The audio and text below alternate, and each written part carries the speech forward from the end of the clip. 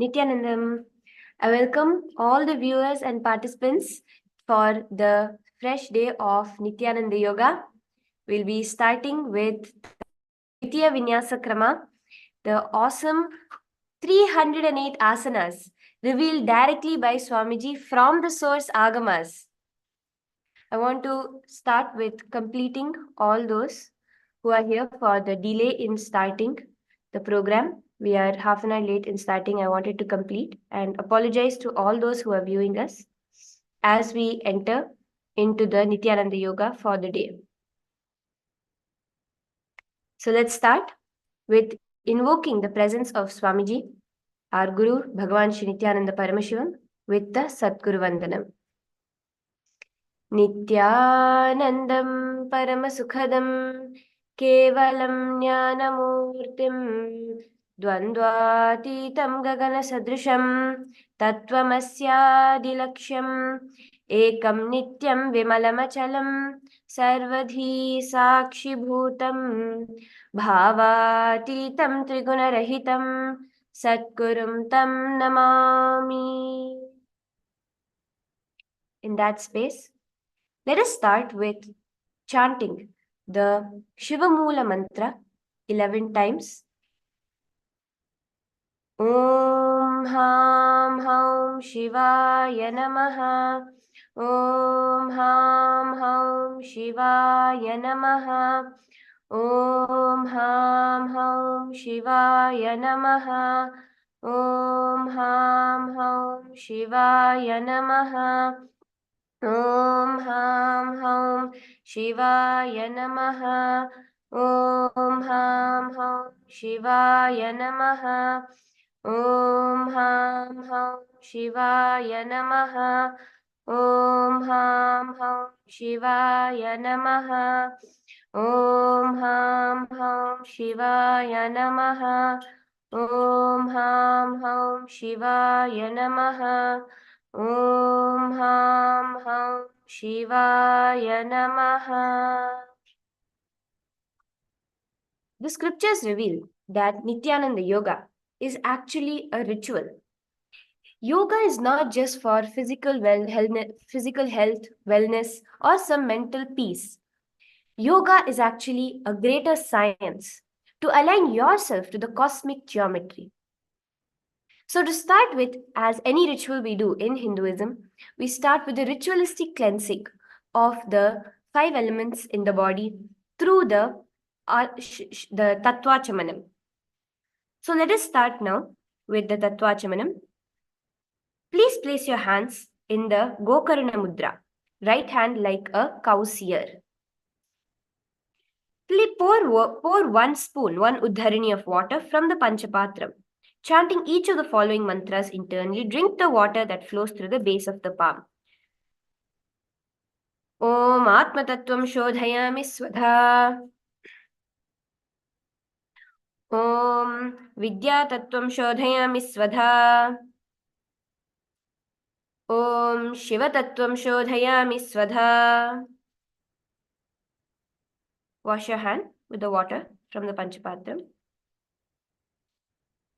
Now, chanting the following mantra internally, wipe the upper and lower lips twice using the base of the right hand thumb, moving the hand from the right to the left of the lips, as you can see the model doing. Om Ham Hridayaya Namaha. Wash your right hand with the water in the Panchapatram. With the tips of the right hand, index and middle and ring fingers touch above the upper lips and below the lower lips. With the tips of the right hand, index finger and thumb joined together, touch the right nostril, left nostril. With the tips of the right hand, index finger and thumb joined together, gently touch your right eye, your left eye, your right ear and left ear. Wash your hand with the water from the Panchapatram. With the base of the right hand thumb and little finger, touch the navel, your right chest and your left chest. With all the tips of the right hand joined together, touch the top of your head, your right shoulder, left shoulder and the heart center. Now, as yoga is a conscious manifestation, it's aligning yourself to experience the cosmic energy. We'll be entering into the Sankalpa Mantra, the conscious declaration. What is it we all want to achieve? What is the reality we want to manifest through doing this yoga today? That is the Sankalpa. Invoking the presence of the cosmos. Let us now enter into the Sankalpa Mantra. Please place your hands on your right thigh, your right hand above and your left hand below in the Sankalpa Mudra. And let us start the conscious declaration. As we start, I request all of those watching us today, all those viewing us, and all the participants of the in glimpses of Paramashivoham to hold within you your sankalpa for this yoga and for the day. What is the intention you want to hold to manifest as your reality today? Let us start. ओम ममोपात समस्त दुरित क्षय द्वारा भगवत श्री नित्यानंद परमशिव प्रीत्यर्थम श्री नित्यानंदेश्वरी परमशिव शक्ति समेत श्री नित्यानंदेश्वर परमशिव प्रीत्यर्थम च शुभे शोभने मुहूर्ते अद्य ब्रह्मणः द्वितीय परार्धे श्री श्वेतवराह कल्पे वैवस्वतमन्वन्तरे अष्टाविंशतितमे नित्ययुगे प्रथमे पादे जम्बूद्वीपे भारतवर्षे भरतखण्डे मेरोः दक्षिणे पार्श्वे शकाब्धे अस्मिन् वर्तमाने व्यवहारिके प्रभवादीनां षष्ट्याः संवत्सराणां मध्ये शोभकृतनाम संवत्सरे उत्तरायणे श्रीलक्ष्मी वेङ्कटेश्वर ऋतौ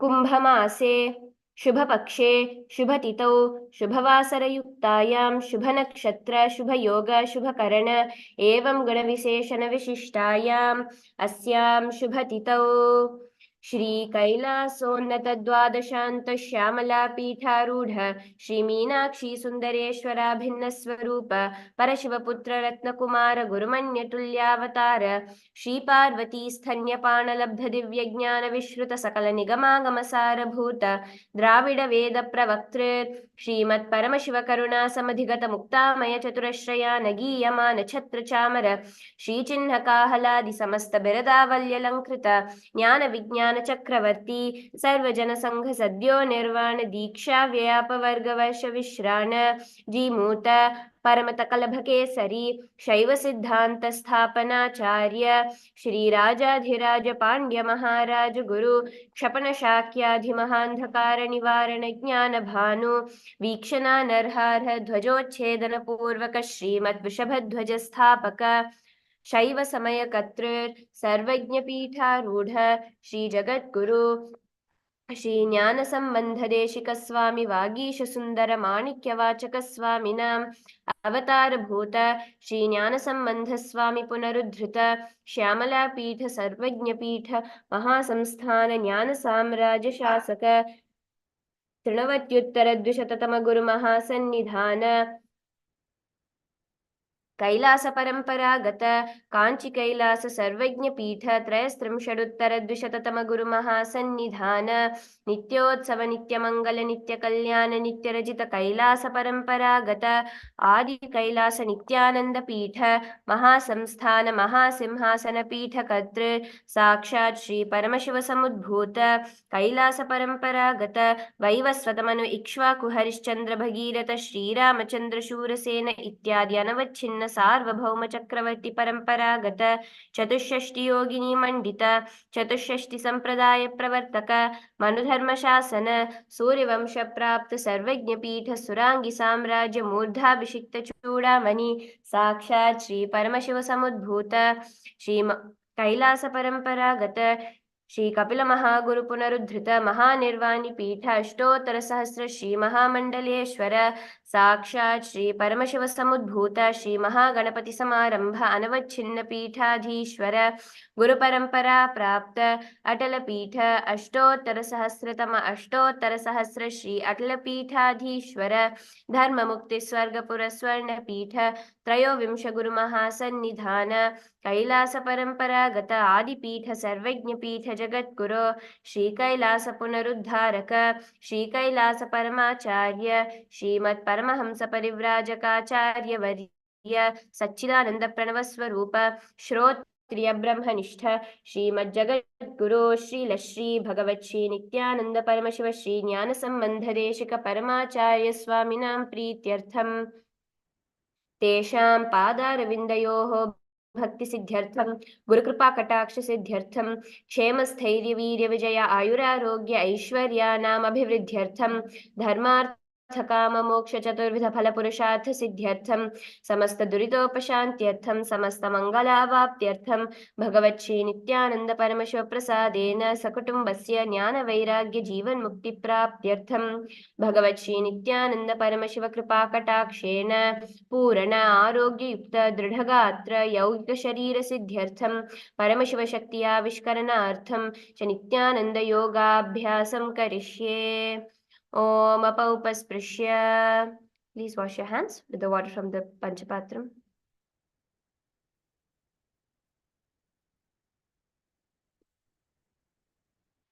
Let us now enter into the first asana, the sukhasana.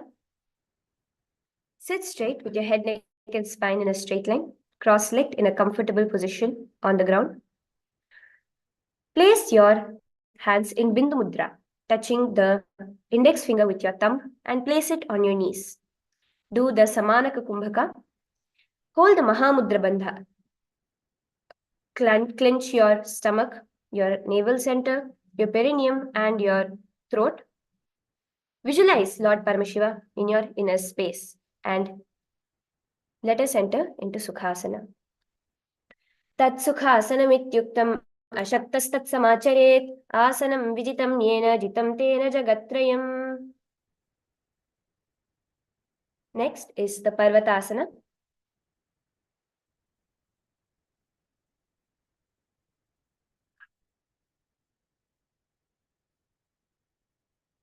Bring the legs into Padmasana now. Cross your legs over your thighs. Bring your palms together, raise them above the head, keeping your elbows straight. Engage all the three bandhas. Clench your neck, your navel, and your perineum. Visualizing yourself as Mount Kailash, hold your hands in Anjali Mudra. Continue the Samana Kumbhaka and the Japa Soham. Atha Mahadev Parvatasana Mangalam Yatkritva Asthirarupi Sya Chakradi Vilopanam. Next is Hali Pavasana. Bring the soles of your feet together in the front. Hold your left hand by the right and place your forehead on the ground behind the heels. Engage all the three bandhas, Mahamudra Bandha, and gaze at your nose. In the Shambhavi Mudra, visualizing the supreme point of Hinduism, Swamiji. Hali Pavasana. Purva Vidhiyahu me jano ubhe pakatali samputithano pishtipachedo karalyavo dachinakaraso vam gahavo. Moving into Nagi Pavasana. Remaining in the same position, bring your hands out in front of your feet and cup your palms, making a hollow. Engage all the three bandhas, lean forward and place your hands on the ground, visualizing yourself as a snake gazing at your nose. Engage. Continue the Japa Soham. Nagi Pavasana. Purabh Vidhi Pariyagane Nichaho Ikaho Niphanasyo Lagai. Moving on to Kokilasana. Here you'll be visualizing yourself as a small kokila bird. Keep your fingers in Prana Mudra and hold the big toes and index with the index and middle fingers. Stretch your legs out straight and upwards. Cross them into Padmasana. Then lean forward and down onto your elbows, engaging all the three bandhas, the Mahamudra Bandha, Kokilasana. Athan Yadasanam Vakshen Siddho Bhavenaraha Kasma Advayu Sancharam Kokilakhyasana cha. The next is Nithyananda. Place one ankle on top of the opposite knee and hold your opposite elbows. Engage all the three bandhas. Rotate your arms in a circle, visualizing Swamiji in your third eye, gazing at your nose.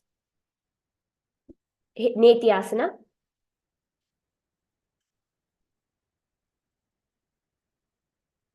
Goda Baba Padki Akh Mahili Soyo Dachchan Kovarlo Tapri Gulfa Samoya. Next is Gajasana.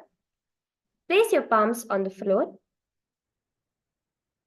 raising your hips up to the sky. Lower your head and chest like a scooping motion, down and again, like the trunk of an elephant. Visualize yourself as an elephant. Nibjam padagre bhumau kritva lambi bhuyat mastakaagre hastatalau nidhaya. In the same position, continue into Rikshasana by keeping your hands pressed onto the ground, alternating, pressing the heel of one foot into the ground while lifting the other heel up. This is a dynamic posture, so do it actively and visualizing yourself as a bear. Ekaikam padamakuncha gajasanam kuryat Rikshasana bhavati. Now stand up straight into Vaishyasana.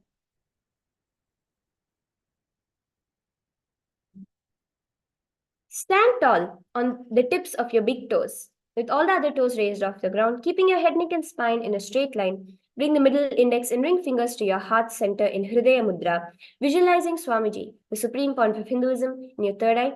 Engage the Udyana Bandha and the Mula Bandha. Vaishyasana. केशेन पादयुगलं बद्ध्वा तिष्ठेद धोमुखः तव ईशावक्षे यत्कृत्वा सत्यवान् भवेत्. We'll enter into our first karana, the Urdhvajanu karana, one of the beautiful 12 components of Nithyananda Yoga. Stand with your heels touching, toes facing outwards at a 45-degree angle. Sit as low as possible. This is the Aramandi, the half squatting position. Keep your knees bent, both hands at the chest, elbows parallel to the ground. Twist one knee towards the center and raise it up and back across the body to the original position. Simultaneously, follow the movement with your respective hand, raising it up and across the body. Repeat this on the other side. This is the Urdhvajanu Karana. Now, let us move into Balalinganasana. Here, you'll be visualizing yourself as if you're caressing a baby. Interlace your fingers from the outside in Sarvavashankari Mudra. Hold on to your knee, pushing it up towards your chest. Keep your spine straight, engaging all the three bandhas. Balalingasana. Ekam janurasya lingya sthathavyam balalinganam bhavati. Move into Padapidanasana. In the same position, bring your leg backwards. In Parashumudra, clasping both your hands around your ankle, pull it towards your body in the back, visualizing Swamiji in your third eye. Engage all the three bandhas. स्थित्वैकस्मिन् पादतले कराभ्यां वेष्ठयेतनं पृष्ठे संस्थाप्येन पादपीडनमासनम्. Now, move into Natarajasana. Extending your body forward, respective hand holding on to the sole of the foot from the inside. Extend your body forward, kick and pull the foot back and up while leaning forward, visualizing yourself as Lord Nataraja, engaging just the Mula Bandha. Uttanapadam krauncham cha marichim veerabhadrakam natarajam trikonam cha suptangashthaprasarane. Very nice. Let's now move on to the opposite side of Balalinganasana. Balalingasana. Ekam jan urasya lingya sthathavyam balalinganam bhavati. And Padapidanasana on the other side.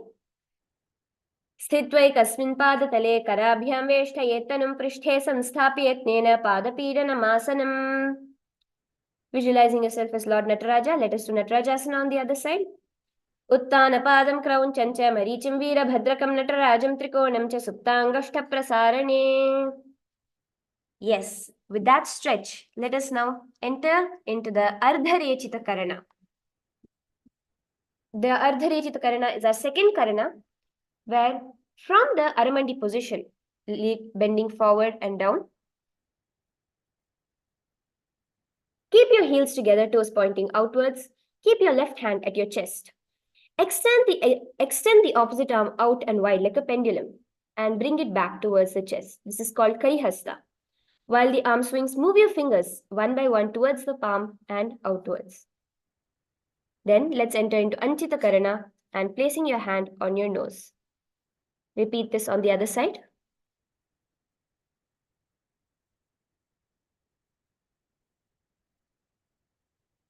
With that Karana, we'll be entering into one of the most exciting parts of the Prathama Vinyasa Krama, the skeleton dance.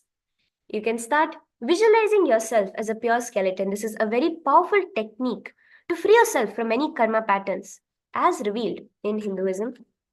So relax your body as a skeleton and start to shake intensely, vigorously.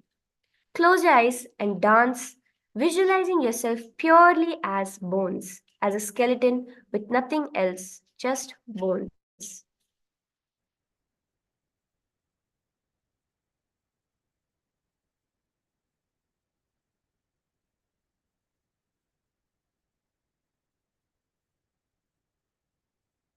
Yes, you can slowly stop, relax down, move on your mat a bit. And we'll enter into the Kati Chinna Karana. Sit in the Aramandi position with your heels together, toes pointing outwards, knees bent. Bring your hands above your head with the arms crossed, palms facing backwards. Now move your hips to one side, simultaneously uncrossing the arms wide above the head. Come back to the beginning position and repeat on the other side. This is the Kati Chinna Karana, which literally means where you are twisting at the hip. With this, stretch yourself tall into Tadasana, visualizing yourself as a palm tree. Stretch your hands up by your ears and get onto your tippy toes. Yes, engage all the three bandhas in Tadasana. महामुद्राबद्धकोनौ ताडासनविभेदकान्विनोत्तानं सदा कुर्यादन्तर्वत्नी पतिप्रिया. And bend deep down into Uttanasana, touching your toes. Lean forward, bringing your hands flat on the ground. Engage all the three bandhas. And as well as you can, try to bring your forehead to your knees. Let the stretch happen completely. Uttanasana. महामुद्राबद्धकोनौ ताडासनविभेदकान्विनोत्तानं सदा कुर्यादन्तर्वत्नी पतिप्रिया.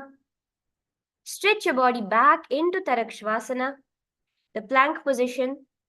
Keep your toes on the ground, your body straight. Rotate your chin to the chest in Jalandhara Bandha and rotate the head from side to side, visualizing Swamiji in your third eye. Tarakshvasana. Gajasana sthitva mastakam varam varam dakshina kukshim savyakukshim naye tarakshvasanam bhavati. Rest down now, relax into Bhujangasana, keeping your stomach on the ground.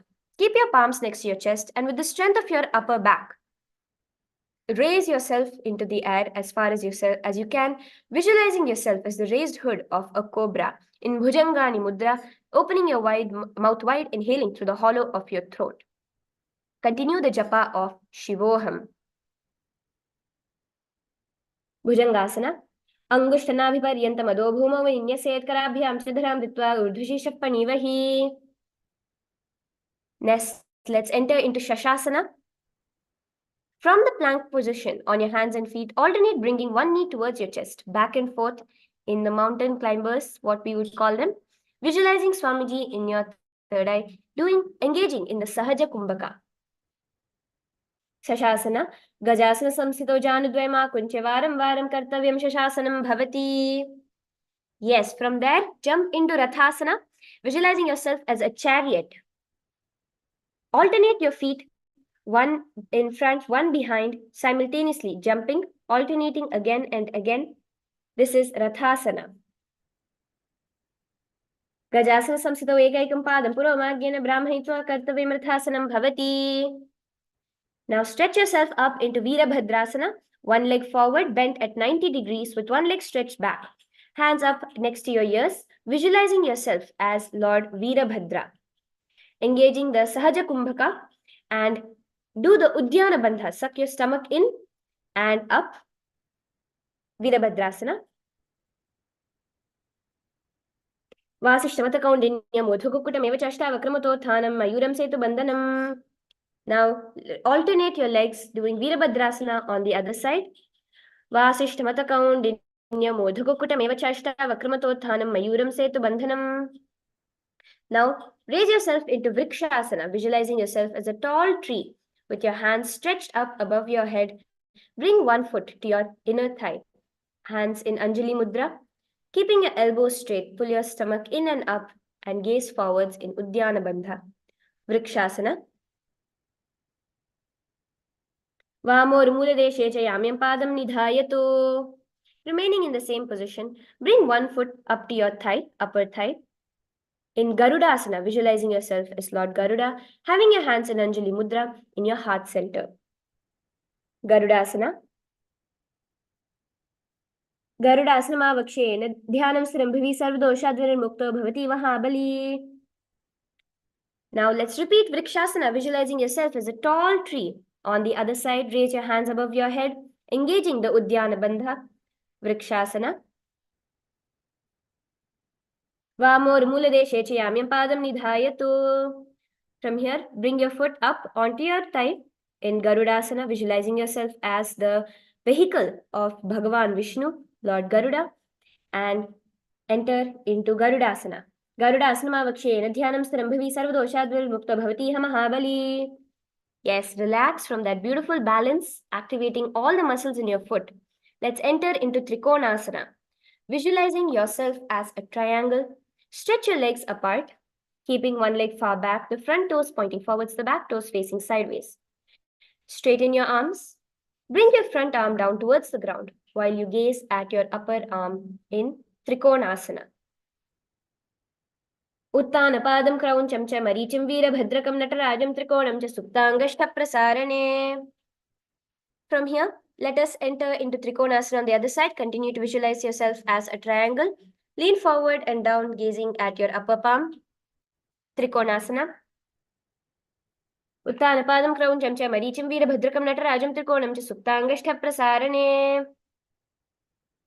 And here we enter into our last Karana in the Prathama Vinyasa Krama sequence, the Nikuttaka Karana. Sit in Aramandi and alternate your feet, placing your feet down, alternate raising the heels of your feet off the ground while facing your palms together and alternating between up and down in Nikuttaka Karana. Bring your feet together now, standing straight. Sit down on your heels under the perineum. Sit on the back of your heels in Anjali Mudra, keeping your hands in front of your heart center. Here we'll be doing the pranayama, Bhramari Kumbhaka, where you'll be making the sound of a bee. Engage the Mula Bandha. Angushtasana. Kabandhasana mityaho gorakshasana meva changushtanavipari angushtamushtikam nyem brahma prasaditam tata. Stretch your legs into Saurasana.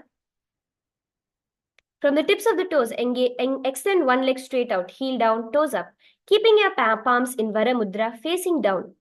In engaging the visualizing Swamiji in your third eye, engaging the Mula Bandha, continuing the Kumbhaka of the Brahmari Kumbhaka. Saurasana, Prasarya Ekampadalam Samsthapya Tveka Padakam. Now stretch forward into Vidhunanasana and hold your feet, visualizing Swamiji in your third eye. Your hands in Prana Mudra, clasp your toe with your ring finger and index finger, keeping the opposite hand on the back heel in Vidhunanasana. Gulpasopadam ekam prasarita tatpadagram samsrishe tatkarena. Now repeat Saurasana on the other side. Stretch the other leg forward. Hands in Vara Mudra by your side, visualizing the Supreme Pontiff of Hinduism. Prasarya ekam padatalam samsthapya tveka padakam. Lean forward, clasp your hands into Vidhunanasana in the Prana Mudra, continuing to visualize yourself as the SPH. Gulphasthito padam ekam prasarya tatpadagram samsrishe tatkarena. Now come backwards. Keeping your heels together, your knees together in Brahmajarankushasana, place your palms facing upwards on your thighs. Engage the Jalandhara Bandha, tuck your chin in, visualizing yourself as the Supreme Pontiff of Hinduism in Brahmajarankushasana. Do Pranapana Hoya Vese, do Edi do Gula Nivese, Korpakathalyanki Mahili, Aismahira Shemili. From here, rest your knees onto the ground, spreading your legs far apart, visualizing yourself as Maharishi Kapila Muni. And gaze at your nose, engaging the Udyana Bandha, suck your stomach in. Kapilasana. Ubhay pagatali samatahirave, tuniki mahili kor milave. From there, let's enter into the Bhadra Gorakasana, switching your gaze to the third eye. You can relax the Udyana Bandha, just engaging the Mula Bandha, visualizing yourself as Swamiji in your third eye. Bhadra Gorakasana, do pagathali samputakara, korvarili bhu paridhare, korvarili rakhe se, tapri Mula Dwara tiki bese. Now, raise yourself into Suryasana. Put your hands up into the air in the Padma Mudra and gaze between the gap in your palms. Engaging the Udyana Bandha, Tuck in your chin, tuck in your stomach in and gaze at the hole between your palms in Suryasana. Edi do gudatariyane phanapani betuku punithane. Now relax into Mandukasana, visualizing yourself as a frog here, awakening all the DNAs from the time you came into existence. Sit with your toes flat, perineum on the heels. Keep your hands on top of your knees, lifting your tongue up to the roof of your mouth in Manduki Mudra, visualizing yourself catching the nectar from the third eye, the eternal nectar of Amrita. Mandukasana. Padatalo Prishtadeshe Angushthedve Samsprishet. Here, raise your hands behind your back, continuing to visualize yourself as a frog, engaging the Manduki Mudra. Tuck your stomach in into Udyana Bandha in Uttana Mandukasana. Mandukasana madhyastham kurparabhyam dhitam shirah etadhekavaduttanam etaduttanam mandukam.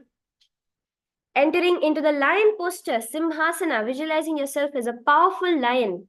Cross your ankles and sit on your feet, keeping your knees wide, fingers spread on top of your knees. Open your wide mouth, stick your tongue out, and exhale forcefully. As like a lion, gaze at the tip of your nose, repeat several times. Dakshinam savigulphena dakshinena tathetaram. Now, let's enter into Bhadrasana, visualizing Swamiji in your third eye, gazing at your nose. Cross your legs behind your back, your toes, and cross your hands opposite, holding the opposite toes in Prana Mudra with your index and middle finger. Applying the Jalandhara Bandha, tucking your chin in, gazing at your nose. Gulphau cha Vishasyaadho Vikramena Samahitah Padangushthokrabhyam cha Dhritva cha Prishtadeshatah. Moving into Kakabusandhyasana, get onto your feet. Squat and keep your feet flat on the ground with your knees opened wide. Bring your arms in around the back, interlacing your fingers behind you. Gaze at your nose, visualizing yourself as as a crow, Kakabusandhi. Continuing the Brahmari Pranayama with your hands in Parashumudra. Kakabusandhyasana, Prathame Veskuttane, Do Hatpagavich Ane. Now from here, let's enter into Kani Pavasana. Starting to get into the difficult postures, the challenging postures. Raise yourself onto your palms, placing your palms on the floor with your shoulders with your shoulder width apart. Bring your knees to the backs of your arms towards your elbows, above your elbows. Lean your chin forward. Gaze ahead, visualizing yourself as the supreme pontiff of Hinduism, and raise your feet off the ground. Asana Koguna Ashi Dushta Hoi Toachi Hoi. Relax here. And we'll be entering into Kapalyasana, the first headstand. Placing your hands on the ground and your head as a tripod, shoulders width apart, bring the top of your head to the ground. Raise your feet up into the air, visualizing Swamiji and gazing at your nose in Kapalyasana. Sisha Sisha Dharti Teki Pagado Miliva Unchaku Kare Pagatili Akash Dishi Sanmusharashe Do Hat Kihate Lido. Now release yourself, relax down.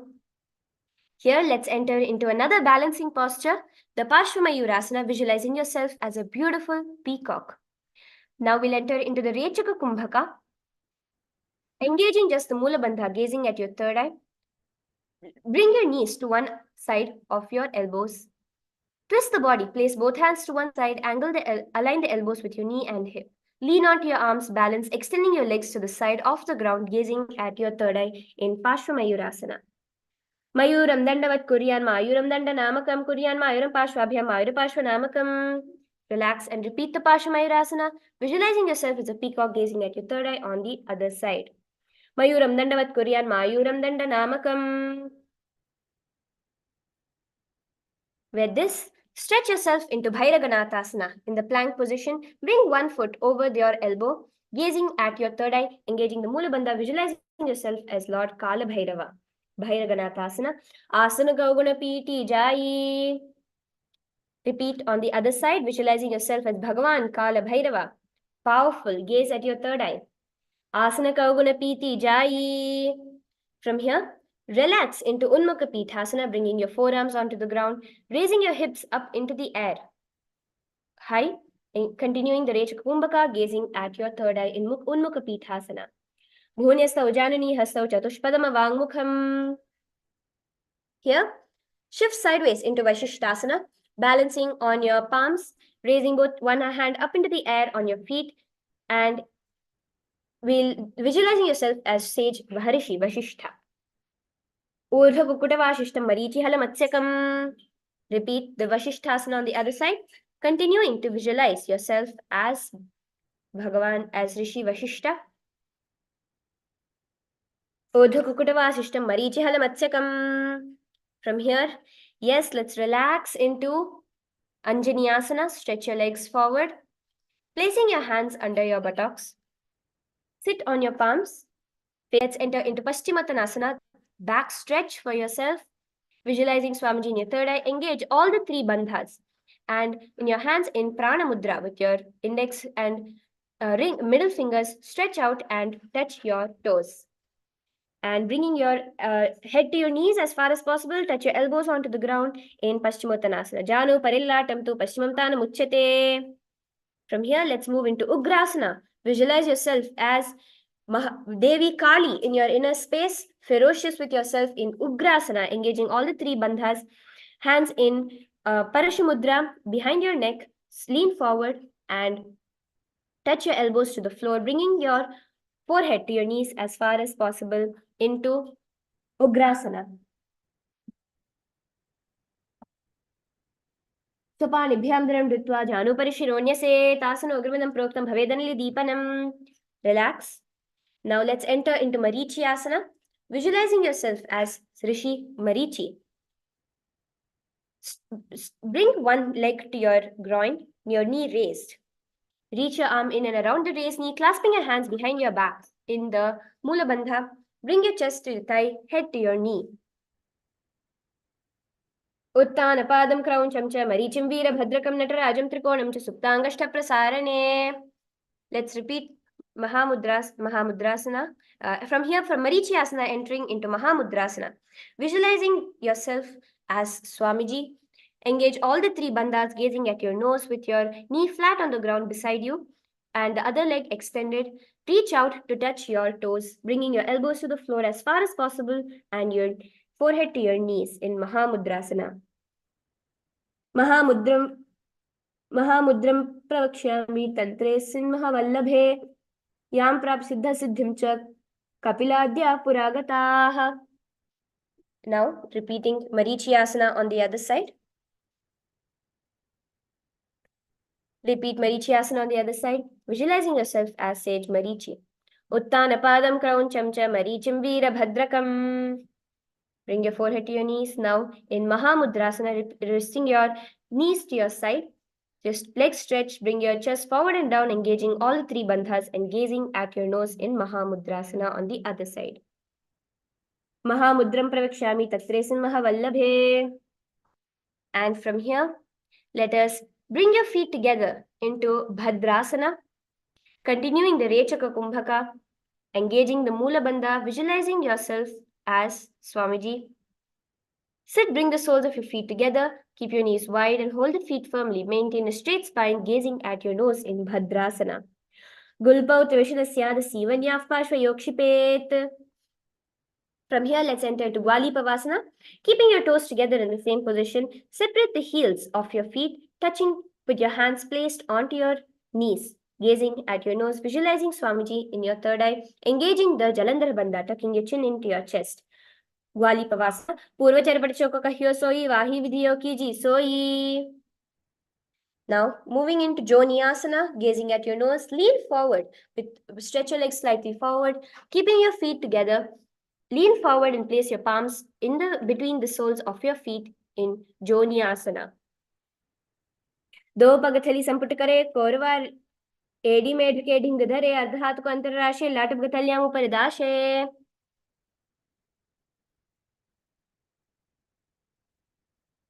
Now relax. Move into Midiki Pavasana. Stretching your hand to lean forward. Do your best as much as you can. Put your head onto your feet in Midiki Pavasana. Bring your forehead to the ground and gaze to the nose. Pura Vidhi Paripagatali Samputishole Dhimili Rashe. Now from here, move into Siddha Samadhi Asana. Bring your hands underneath your feet, underneath your joined legs, gazing at your nose, and lean your forehead towards the ground. Visualizing Lord Surya in your inner space, gazing at your nose in Siddha Samadhi Asana. Do pagathali samputikare, sole medh agame dhare. From here, Let's move into Chiniki Pavasana, continuing to keep your feet together. Raise up with your back straight, continuing to gaze at your nose in the Rechaka Kumbhaka with the Japa Mahasadashivoham. Separate, opening your feet like a book, holding them out apart, gazing at the nose with your elbows to the thighs on the thighs towards the knees. दो पगा की एड़ी धरती मगिवा मेढ़ लगावे. Raise up now into Charapata Chokasana. Keeping your feet together, place your palms onto your elbows, pushing your knees towards the ground lightly, gazing at the third eye in Charapata Chokasana, engaging the Uddiyana Bandha, tucking in your stomach. दो पग थली संपुट धारे आगाने करजोर पसारे. Let's move on into Bhairavasana, bringing your heels up onto your toes, bringing your soles of your feet facing together, knees wide, lift the heels up, bring the toes down onto the ground, gazing at your third eye. Place your palms in the Bindu Mudra, your index and thumb joined together onto your knees, engaging the Uddiyana Bandha, sucking in your stomach. In Bhairavasana, visualizing yourself as Bhagavan Kala Bhairava. Gulpau sampiricha nyonyam vittameno chitam shanaihi. Relax now. Let's enter into Samanasana, visualizing yourself as the supreme point of Hinduism. Gaze at your third eye. Bring one with one heel at your perineum. Lift and hold the other foot, pushing the sole of the foot onto the chest. Gaze at your third eye, holding the breath in the Mooladhara Chakra in Samanasana. Samanasana Siddhamantradi Sadhana Tekapadamro Dattva Guhyonyalinga Vaktrake. From here, bringing the raised foot onto your shoulder. In Apanasana, lifting the other leg towards the sky. Gaze at your third eye, repeating the Japa Mahasadashivoham in Apanasana. Kevalam Palame Kanchas Kandhecharopi Yatnataha. Now relax. We'll be repeating Samanasana on the other side, gaze at the third eye, visualizing Swamiji, holding the breath in the Mooladhara Chakra in Samanasana. Samanasana Vakshe Siddhamantradi Sadhanat.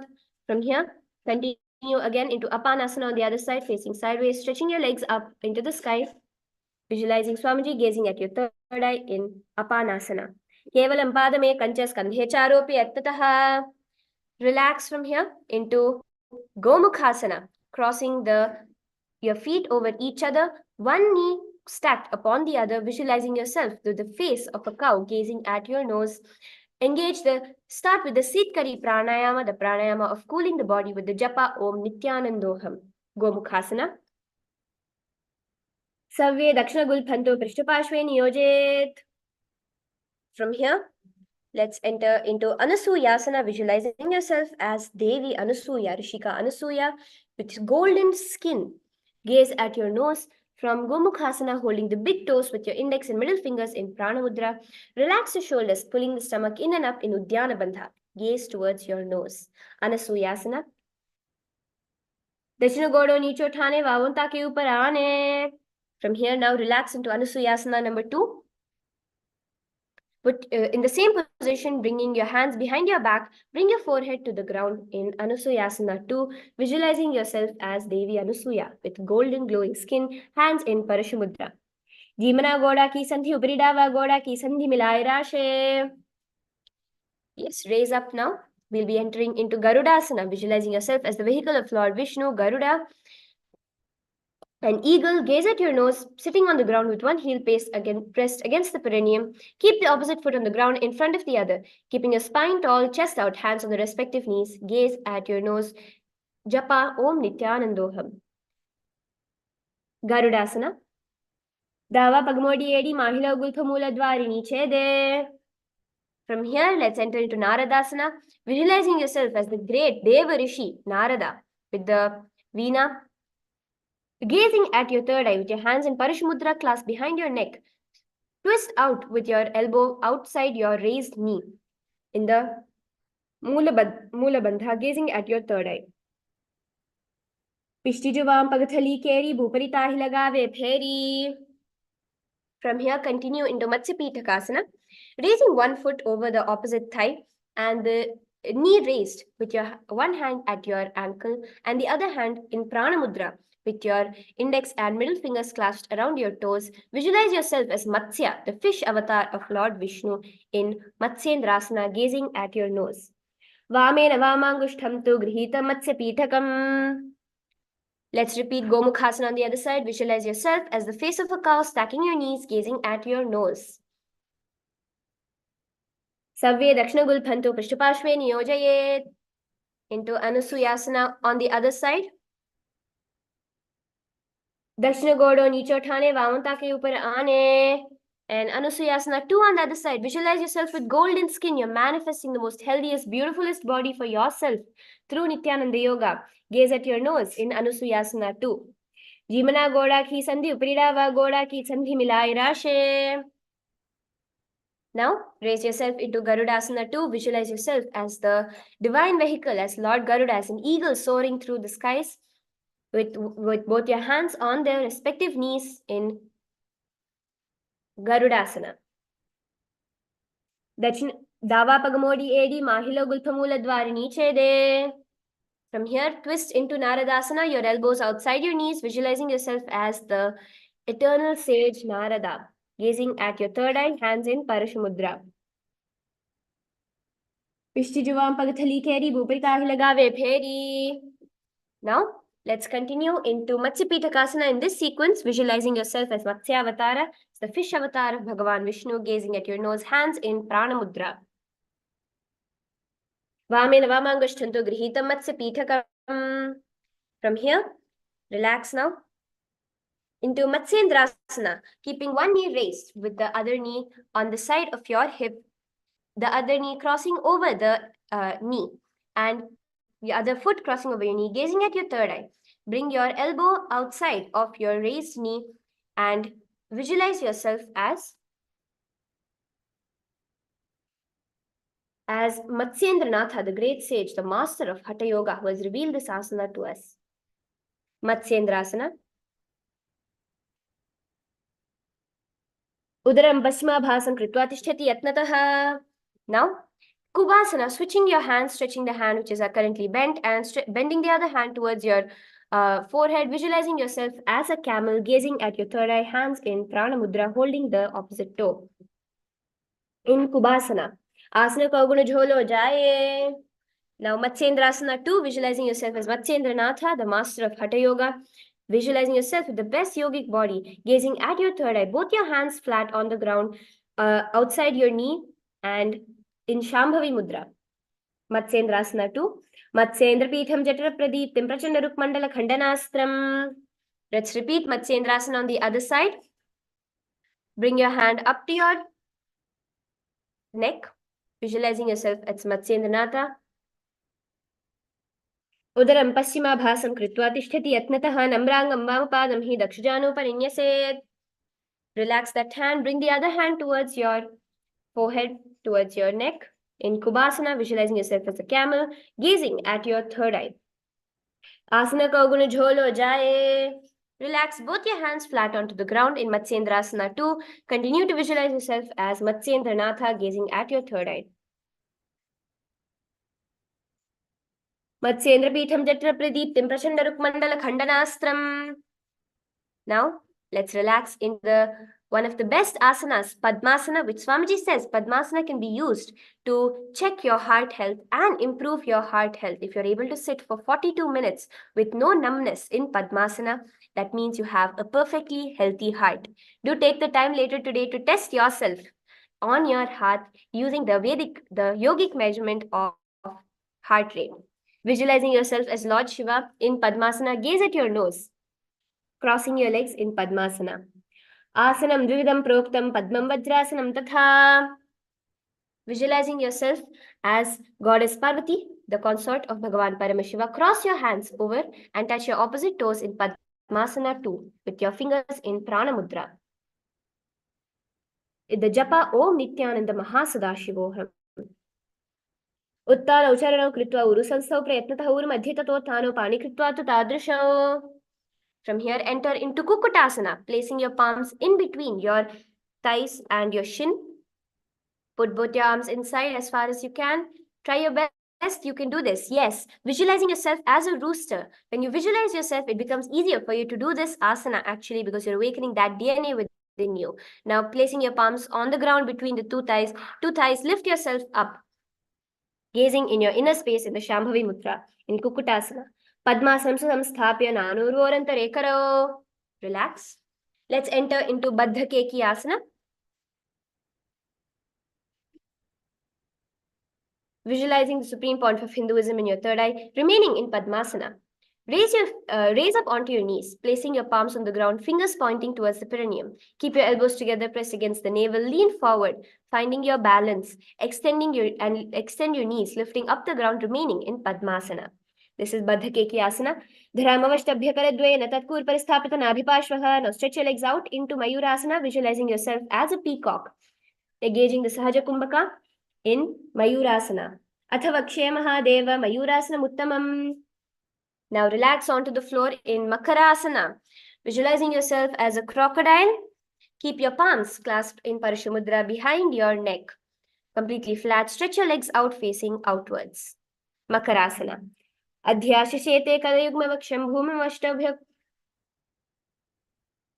Bhumo Chapado Chapisarimano Shistitva Kalendiyug Medehagnikara Makarasanam Tate. And from Makarasana, raising yourself into the locust pose, visualizing yourself as a locust in Shalabhasana. In the Sahaja Pranayama, the japa of Om Nithyananda Mahasudashivoham. Adhyasyete Karigmavaksho Bhumavashtabhyakarayostalabhyam. From here, bring your feet towards your back, holding onto your feet, pressing it towards the ground and the side of your hips, visualizing yourself as a camel. In Ushtrasana. Adhyashashete Padiyugmavashtam Prishte Nidhaya Pidhatam Karabhyam. Now, stretch your back, raise yourself, visualizing yourself as Bhagavan Paramashiva's bow, a drawn bow, gazing at your third eye. Lift your chest off the ground, raising your head up, gazing at your third eye. Prasare pado bhigandarupa ukaraucha prishthe drita pada yugmam. Now relax your on the floor and raise yourself up into the 100th asana, Bhagasana. Gazing at your third eye, bringing both your knees together, sitting on your knees with your head, neck, and spine in a straight line. Putting your palms on your knees in Bhagasana. Visualize Swamiji in your third eye. Uluta modi pavado vaise, bahuro jugati kare ek vaise. Moving on into Gohi Asana. Bring your hand onto the floor. Bring your palms onto the floor, shoulders width apart. Placing your palms, fingers interlaced, elbows shoulder width apart. Place the top of your head on the ground. And walk your toes forward, raising your hips up. And raise your feet towards your chest, balancing in a headstand posture, half headstand posture, Gohi Asana. With your hands in Parishamudra. Do hati kahuni joy, punhikalai jane doi. Stretch your legs up into Shirasasana, visualizing the supreme point of Hinduism, gazing at your nose in Shirasasana. Viparitam mandalam cha didhayoidatam hinaha. Relax now. Relax your feet onto the ground slowly, safely, carefully. And let's raise into Podhyasana. Visualizing the supreme point of Hinduism, stretch your legs up with your hands behind your shins and ankles, pulling your knees towards your forehead as far as possible. Stretch yourself. Be authentic in your yoga. Do haath pag bahar aane, goda tere kank seethane. Relax into Parighasana, bringing your hands behind your shoulders, visualizing yourself as a mace. Stretching your legs up in Parighasana, gazing at the third eye. Uttana Shayanam Kritva Pado Militva Prasarya. Now relaxing into Naukasana. Place your elbows on the ground. Visualizing yourself as a boat crossing this ocean of samsara, gazing at your third eye. Uttana Shayanam Kurparabhyam Bhumavashtabhyasto Nitambam Nidhaya. Now, raise yourself into Rudrasana, visualizing yourself as the ferocious form of Bhagavan Paramashiva, as Lord Rudra, gazing at your nose. Engage the Bhastrika Kumbhaka, visualizing yourself as bellows. Lift your feet up, keeping your hands right under your feet, holding it towards your chest. In Rudrasana. Pagathali Samputikari Hatasya, Paguchai, Pagakangutha Daule, Parlikane Talave. Now relax into Unmukha Pithasana. Lay on your back with your knees raised, visualizing yourself as the supreme pontiff of Hinduism. Bringing your knees up, clasp your feet and raise your hips up towards the sky. In Unmukha Pithasana. Urdhve Januni Kritva Shaidvodvamukam Tatha. Now relax into Shavasana, visualizing yourself is dead, as a dead body being liberated by the supreme pontiff of Hinduism. Engage the Shakti Chalan Mudra, visualizing the energy flowing through your entire body. Unclutch from any micro movements of the body and the mind. Exactly as a dead body, chanting the japa, Om Nithyananda Paramashivoham. अथ शवासनम् उत्तानं शववद्भूमौ शयनं तु शवासनं श्रान्तिहरं चित्तविश्रान्तिकारकम्. Let's take the break here. Relax in Shivasana. We finished the first part of the sequence of Prathama Vinyasa Krama.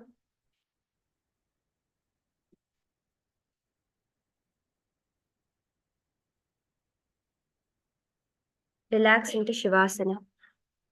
For a few minutes, we'll take a short break now.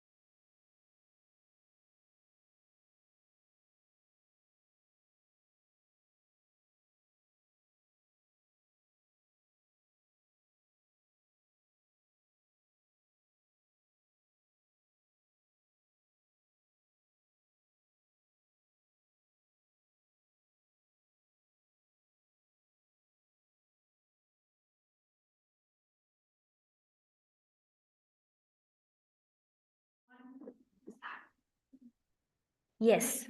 So after that beautiful, refreshing Prathama Vinyasa Krama, give yourself a round of applause for completing the first 108 asanas. We have another 200 more to go. The Dvitiya Vinyasa Krama, stretch ourselves to our limit to manifest the reality, our authentic best. So let's start with Yathasanisthasana. In this posture, you can be seated in any way which is comfortable and relaxing for you. Keeping your hands in the Bindu Mudra with your thumb and index finger joined together. Visualizing Swamiji, the Supreme Pontiff of Hinduism. Paryankam Tatsavakhyatam Yatha Samsthayatha Sthitihi. Now, moving into Samasana. Sitting with your legs cross-legged, your thumbs and index finger touching in Bindu Mudra, visualize the Supreme Pontiff of Hinduism in Samasana. Idanim Garbhinam Yogabhyaso Yata Laghu. Now, entering into Muktasana. Visualize yourself as a state liberated by the Supreme Pontiff of Hinduism, gazing at your nose in Muktasana, placing the left foot against your genital region, pressing the right foot on top of the left, hands facing downwards on top of your knees, gaze to your nose. In Samasana, in Muktasana. Nipidya sivinam sukshmam dakshine tattara gulphataha. Now, moving into Siddhasana, visualize Swamiji gazing at your third eye, maintaining the same position as Muktasana. Gaze at your third eye. Siddhasana.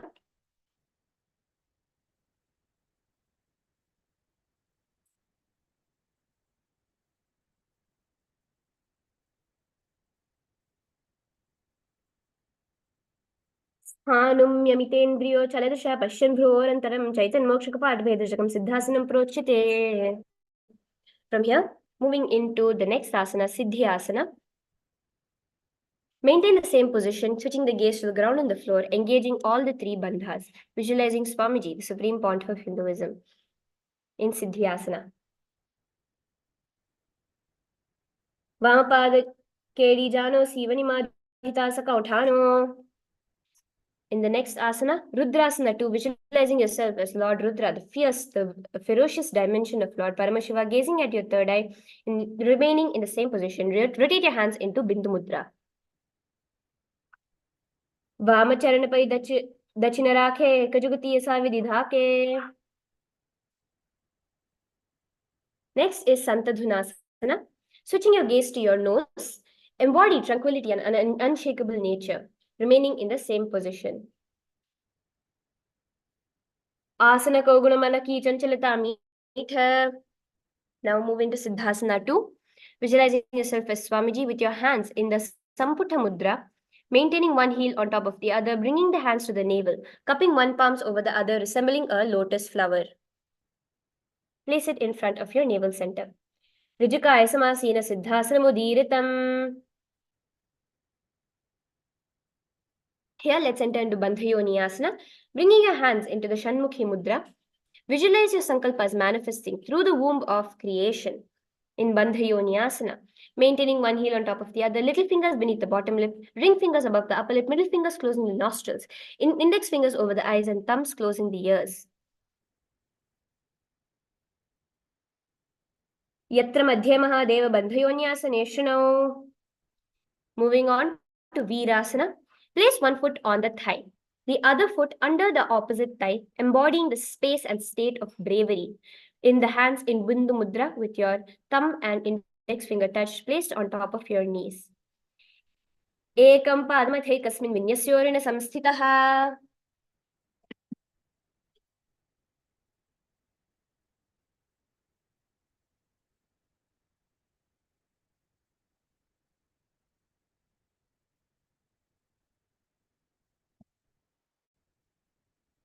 From Virasana, let's move on to the next asana. Keeping your left heel on the right side of the generative organ, toes under the thigh, right foot on the left leg, toes by the knees. Hands on your knees, thumbs and index finger touching, gaze to your third eye with your fingers in Bindu Mudra. Dava pag ki pagathali punyedi hai joya. Now, moving into Joni Mudrasana, visualizing the representation of Goddess Devi and Shakti, is representing the creative energy of the universe in Joni Mudrasana. Keep your legs in the same position with switch your gaze to your nose. Keeping your palms on your knees, flat on your knees.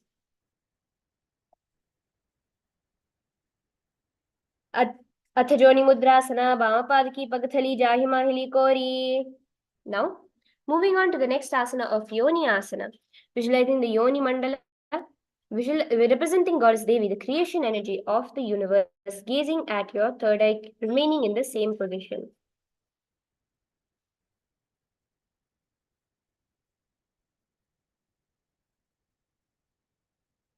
Yonyasanam parvatena yogam yoga phalenilam. Moving on to the next asana here. It starts off with a lot of sitting asanas, but yes, we get into the more exciting and interesting asanas later in the sequence, so stay tuned. Visualizing Lord Veerabhadra in your inner space, sit bringing the soles of your feet together in Aghorasana, holding with both hands. Bring your knees down towards the ground in Bhadrasana, gazing at your nose. Atha Bhadrasanam Ghulpau cha Vishanasya Sivanyah Pashva Yokshipet. From here, entering into Aghorasana, visualizing yourself as an Aghori of Paramashiva, bringing your hands, one hand in Nadi Shodhana Pranayama to your nose, the other hand on your knee. Gaze at your third eye in Khechari Mudra with your tongue pressed up on the upper palate upside down. Aghorasana. Purvaka hubhishtaka johi vahi vidhijo ki jai soi. From here, move into Kaneri Pavasana. Stretch your heels a little bit forward, keeping them together, bringing your elbows onto your knees, onto your feet. Lean your chest, your elbows on the heels, leaning your chin on your palms. Engage the Udyana Bandha, gazing to your nose, visualizing yourself as an elephant drinking water. ग्वाली पव आसन कहियो सोई है जैसे यहाँ हो जाने विच जैसे. Now, moving into Parasana. Raise yourself up. Bring your hands under your knees and clasp both your palms together, visualizing Swamiji, the Supreme Pontiff of Hinduism, your hands in Parashumudra.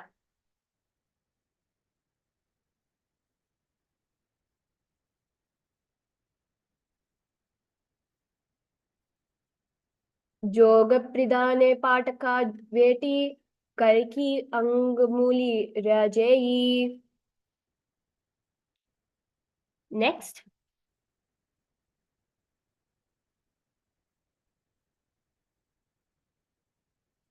Moving into Gopi Chandasana. Clasp your hands around your feet, embodying the state and space of a king. Interlace your fingers around the feet with your soles together.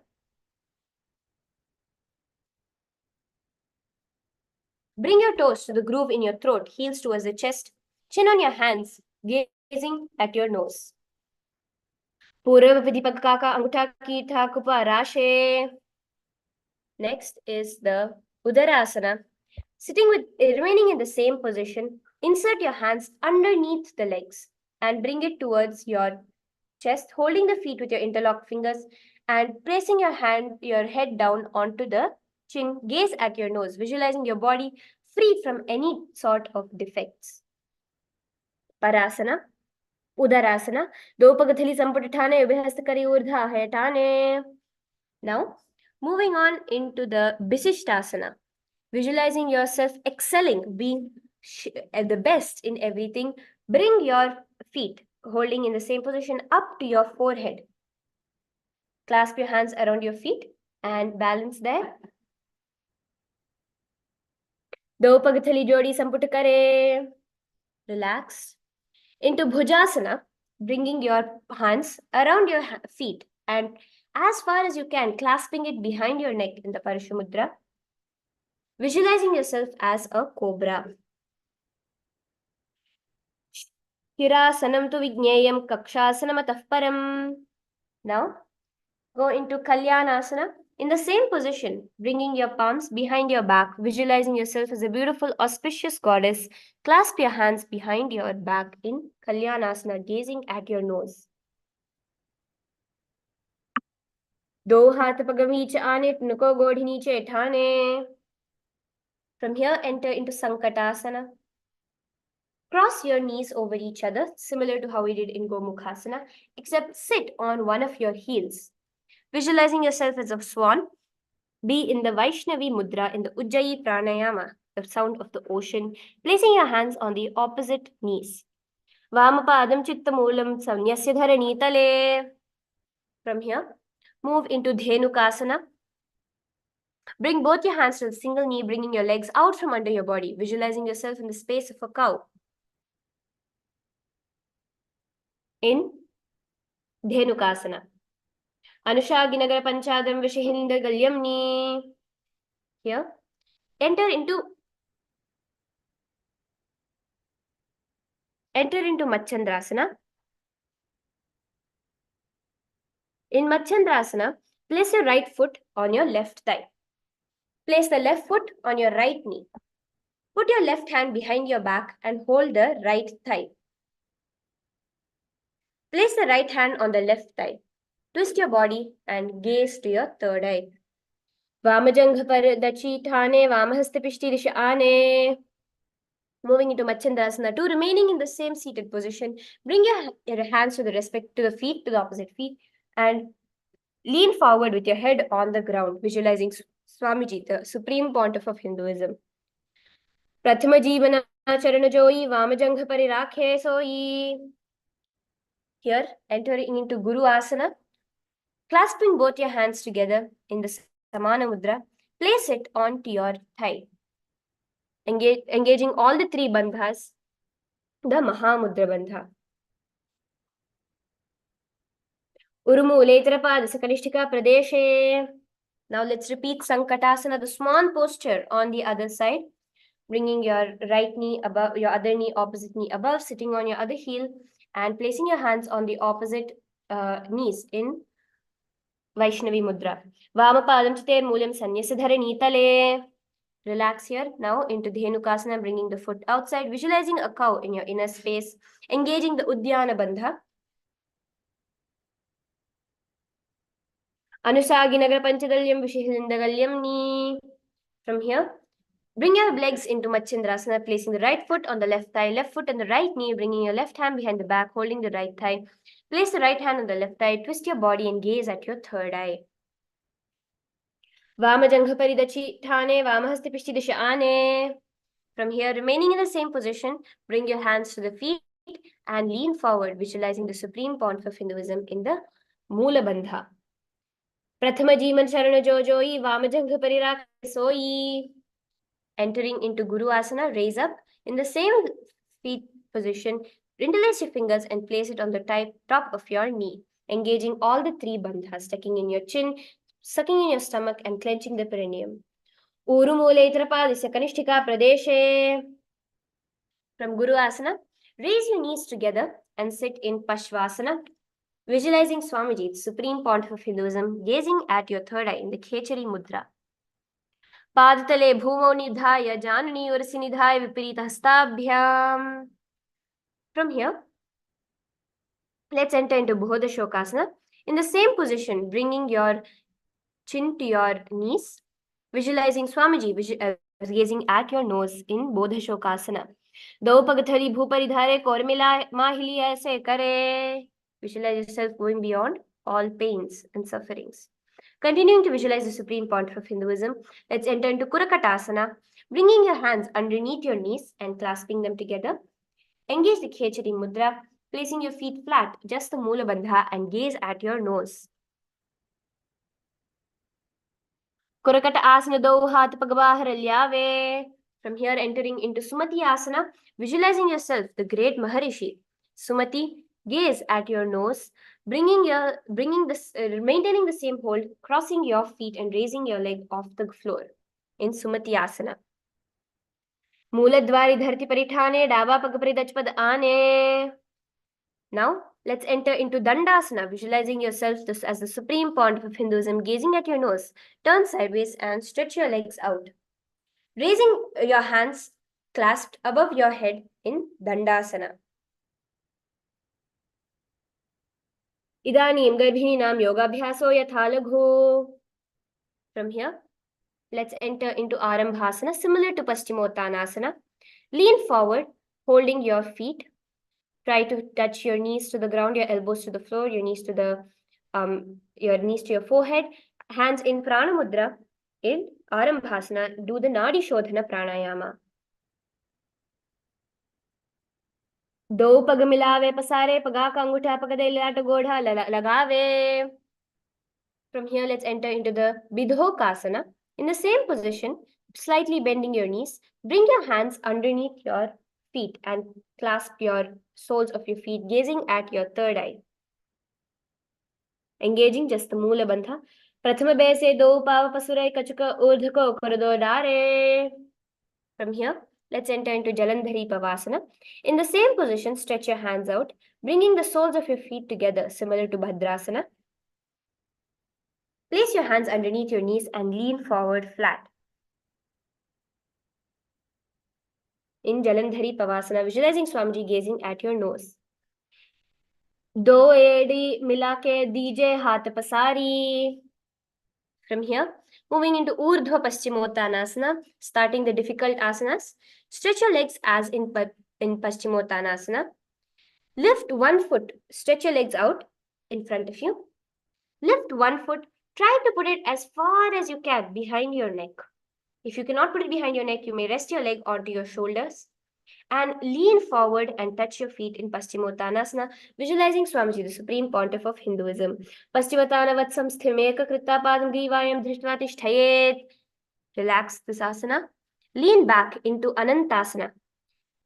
Continue to remain with one leg behind your head, visualizing yourself as endless, the eternal one gazing at your nose. Uttana Shaini Ekekam Pai Grivayam Vinyasitrahastena. Here, turn sideways, keeping your foot behind your head. If you're not able to, you can rest it on your shoulder into Ankushasana, gazing at your nose, feeling in complete control. Uttana Shaita Ekekam Padam Grivayam Kurvan. You can now raise up. Put your knees together over your chest in Drishasana. Visualizing Swamiji clasping your hands over your knees. Let's relax for a few minutes. Slightly rolling towards your left and the right. Uttana Shayanam Januni Hridaye Vastamba Jangha Sahita Uruni. Yes, let's raise up now to repeat Urdhva Paschimottanasana on the opposite side. As far as possible, bring your leg behind your neck and lean down into Paschimottanasana. Paschimottanavad samstameka padam grivayam dhritva tishtet Urdhva Paschimottanam bhavati. From here, lean back into Anantasana, visualizing yourself as eternal. Uttana Shayani Ekaikam Pai Grivayam Vinyasya. From here, turn sideways into Ankushasana, feeling in complete control. Uttana Shaite Ekam Padam Grivayam Kurvanitramastam Karnamule Sthapayet. Here now, bringing both your feet behind your head, try your best, stretch yourself to bring both your feet behind your head in Yoga Nidrasana, gazing at your nose, engaging bringing both your hands behind your lean back onto your back, bringing both your legs behind your head, clasping your hands around your back. Padabhyam veshet kanthamastabhyam prishtabandhanam. Let's enter into Atma Ramasana, visualizing Vishnu blessing within your being. While laying on the back, raise your legs towards the head, wrap your hands around your legs, interlacing your fingers behind the neck, gazing at your nose in Atma Ramasana. Atma Rama Asana Prathama Siddho Sove. From here, let's enter into Kochichikasana. Kochikasana. Resting your knees onto your chest, raising your feet towards the sky. Stretch your palms out sideways.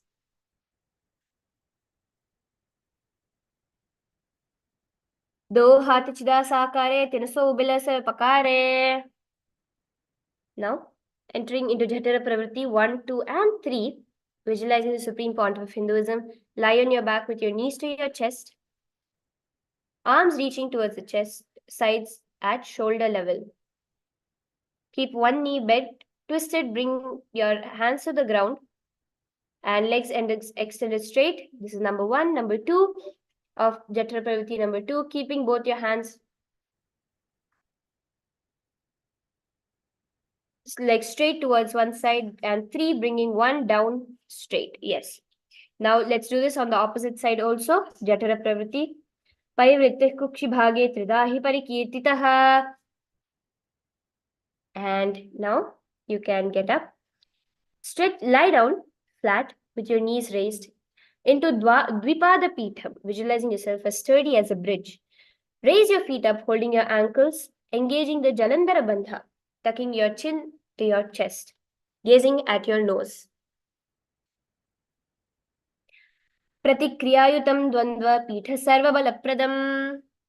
From here, let's enter into Paryankasana, visualizing yourself as stone furniture, putting your one hands behind your back, raising yourself up over the ground like a bent, lifting your entire body up, bringing your arms over your head in Paryankasana. Uttanashayam hastatalabhyam bhumavashtabhyapadatalabyam. Now relax into Sotanasana, bringing your knees to your chest, keeping your hands behind your shoulders, and moving your hips in a circular motion, visualizing yourself as an upside down dog. Shavachariram samsthapya januni sammilya bhavamniya. Yes, from there, let's enter into Viparita Karani, visualizing Swamiji, the supreme point of Hinduism. Lying down, raising your hips and legs up into the sky, keeping your hands flat onto the mat below, helping balance the body as the legs raise up straight, and rotate your legs, engaging the Jalandhara Bandha in Viparita Karani. अथ विपरीतकरणी मुद्रा भूततले शिरोद्धत्वा खेल्यचेत् charanadvayam. From here, before stop the movement, remaining in the same posture, keeping your legs straight up.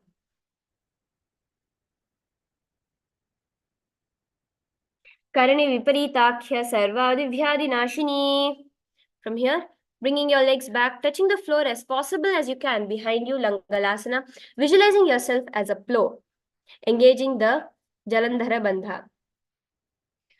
ग्रीवाकण्ठेन भूमिं विष्टम्भपादग्रद्वयम् ऊर्ध्वमुन्नयेत् नरकासनं भवति. From here, go into Shaita Paschimottanasana, holding your feet, resting your back onto the ground as far as possible. This is one of the 84 different asanas revealed directly by Lord Paramashiva himself. Tana Shaitantukurvita Shaita Paschimotanakam.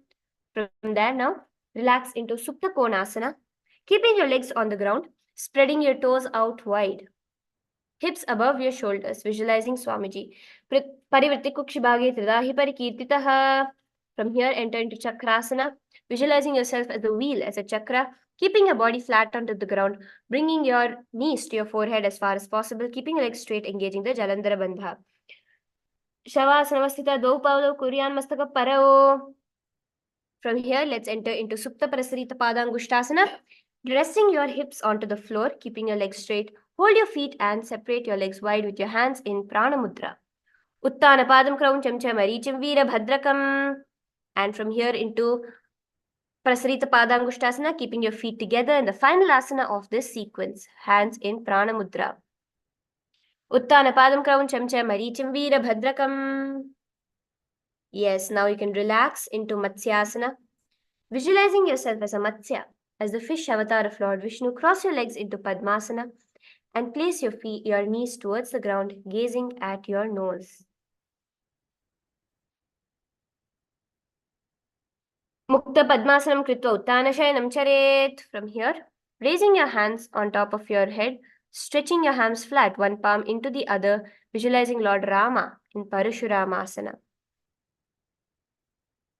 Prathama Kare Padmasana Ache, Sudha Soi Bhuparitache. From here, raise your hips up into the sky in Sarvangasana, remaining in Padmasana. And cross your legs into Padmasana, engaging the Jalandhara Bandha, tucking in your chin to your chest. Lift your legs and hands up, with your hands supporting your hips, elbows on the floor, gaze towards your nose. Adhava Kshetra Samkshepat Sarvangasana Uttamam. Here, relax now. Onto your back. We'll be entering into Vrishtikasana, the first Vrishtikasana of the sequence, in Murcha Kumbhaka, Jalandhara Bandha, crossing your legs into Ardha Padmasana with one leg over your thigh, the other leg stretched out. Raise your hands into Vrishtikasana, visualizing yourself as a scorpion. Repeat this now on the other side. Prathama Shayana Sudho Sisha Kanduki Sandhi Sudakhe. And from here, Let's enter into Vrishapadakshepasana, visualizing the supreme point of Hinduism. Lie on your back, interlace your fingers around your neck, lift both the feet off the ground, extending one leg straight and the other knee to your chest, alternating, extending, and raising the knee again and again, similar to your bicycle push-ups. With your hands in the Parashumudra. Uttanam shayanam kritva angulibhiv kandhara bhadva. From here, into Marathonasana, laying flat onto the ground, raise one foot touching the opposite ear with the knees. Swottanasanamasya kritva janudvaya paryayena karnayoho samshvet marottanam bhavati. From here, entering into Brikasana, visualizing yourself as a wolf. Laying flat on the back, place the soles of your feet flat on the ground, raise your knees, and stand up, sit back down, and lie down. Repeat this a couple of times. अथ उत्तानं शयनं कृत्वा पादतलाभ्यां भूमिं धृत्वा उत्तिष्ठेत् वृक्षासनं भवति. And now, from the lying down position, if you can, do a back somersault. Quickly throw your legs above your head, completely roll over, finishing in a prone position into Luthasana, visualizing the supreme pontiff of Hinduism. Stretch your body forward. Now into Sarathasana. Lie on your belly with your toes extended, hands on the ground by the shoulders. Contacting your lips, making a sound like a flute whistling while inhaling. Visualize yourself as a chariot carrying warriors into battle for dharma. Nubja shayanam kritva nabhim bhumau nidhaya. Now from Sarathasana, entering into Dehalyulanghanasana. Contract your body and bring your legs in between your palms, stretching yourself both front and back, feeling yourself going beyond the body and the mind. Hastadvayam badhva tanmadhya charanadvayam uddanaiva bahirniya.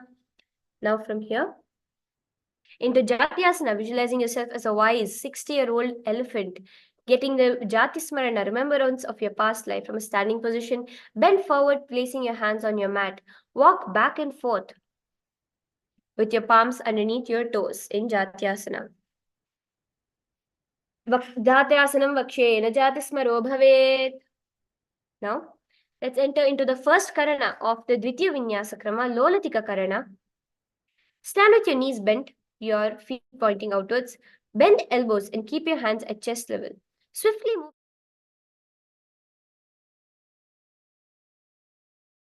towards the sky, moving the head in all directions. Now, from here, let's enter into Sarpasana, visualizing your Kundalini Devi raising and curling up and around your body. Stand erect like a rod, arms at the side, hands touching the thighs. Visualize Devi raising up within.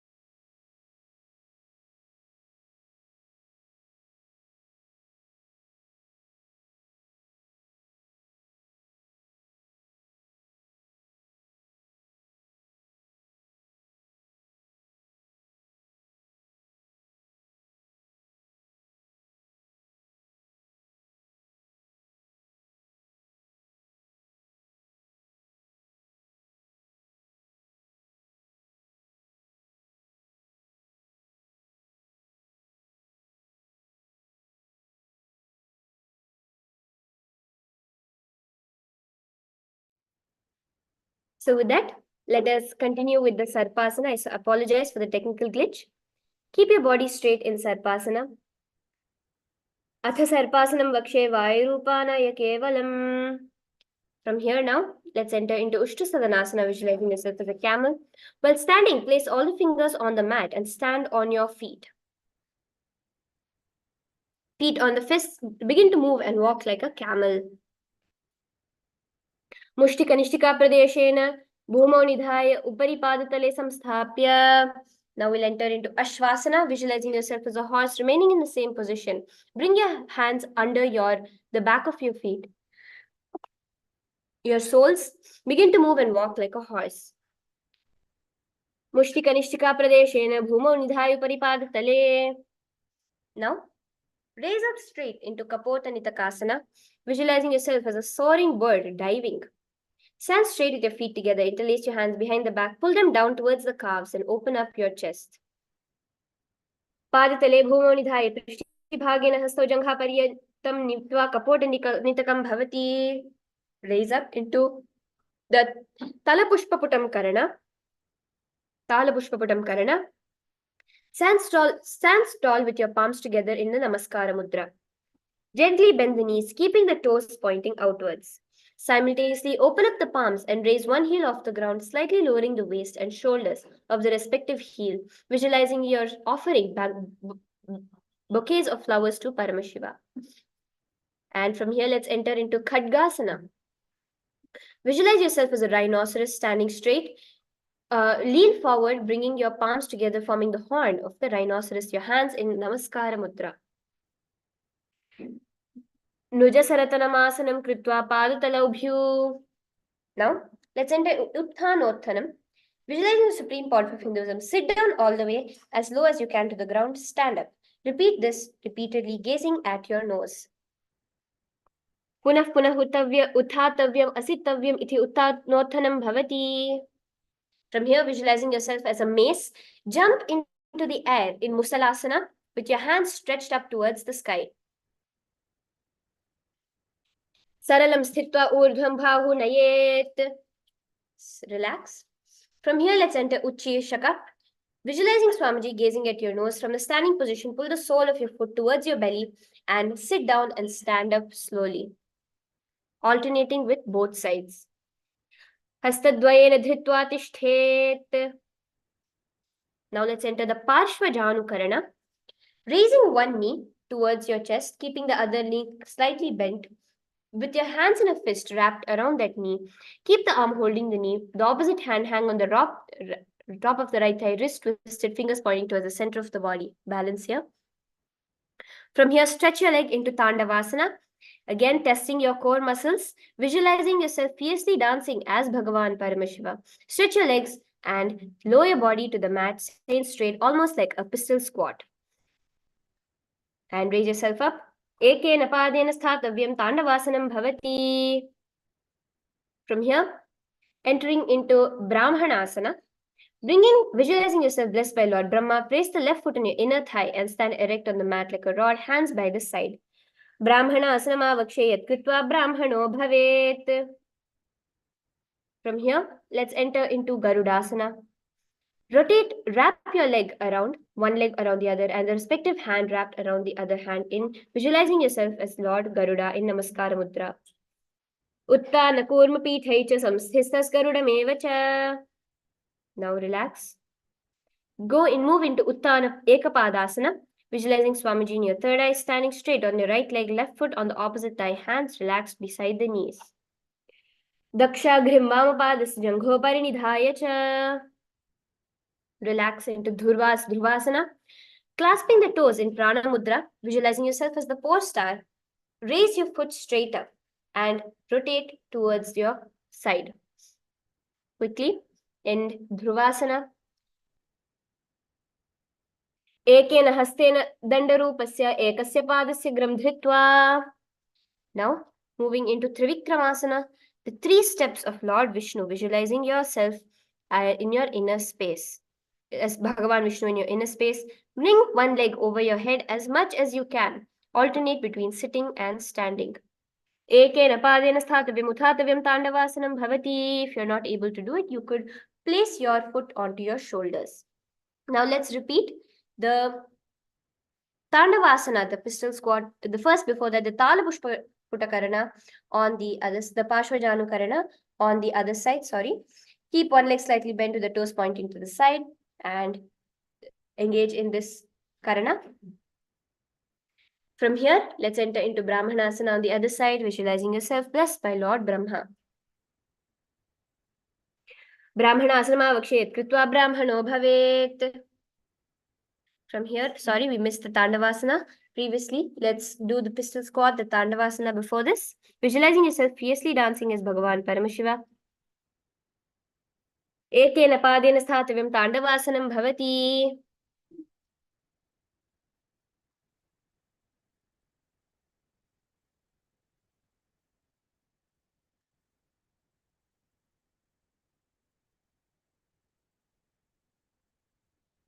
From here, let's enter into the Brahmanasana on the other side, moving into Garudasana, wrapping one leg over the other.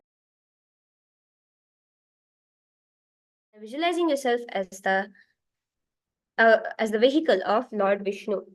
Uttana kurma pithe cha saimhascha garunameva cha. From here, moving into Ekapadasana on the other side, standing straight with your leg over your thigh. Dakshagrimapadas janghopari nidhaya cha. Now, Dhruvasana on the other side, visualizing yourself as the North Pole star. Stretch your legs out and rotate quickly towards your side. Ekena hastena dandarupena ekasya padasya gram dhritva. Relax. Now, Trivikramasana, visualizing Bhagavan Vishnu, the form of which took the 3 steps as Vamana. Standing on the right leg, lift your left foot behind your neck and stand tall. Alternate sitting and standing. Can place your foot on your shoulder. Ekena padena sthatavim uthatavim dantandavasanam bhavati.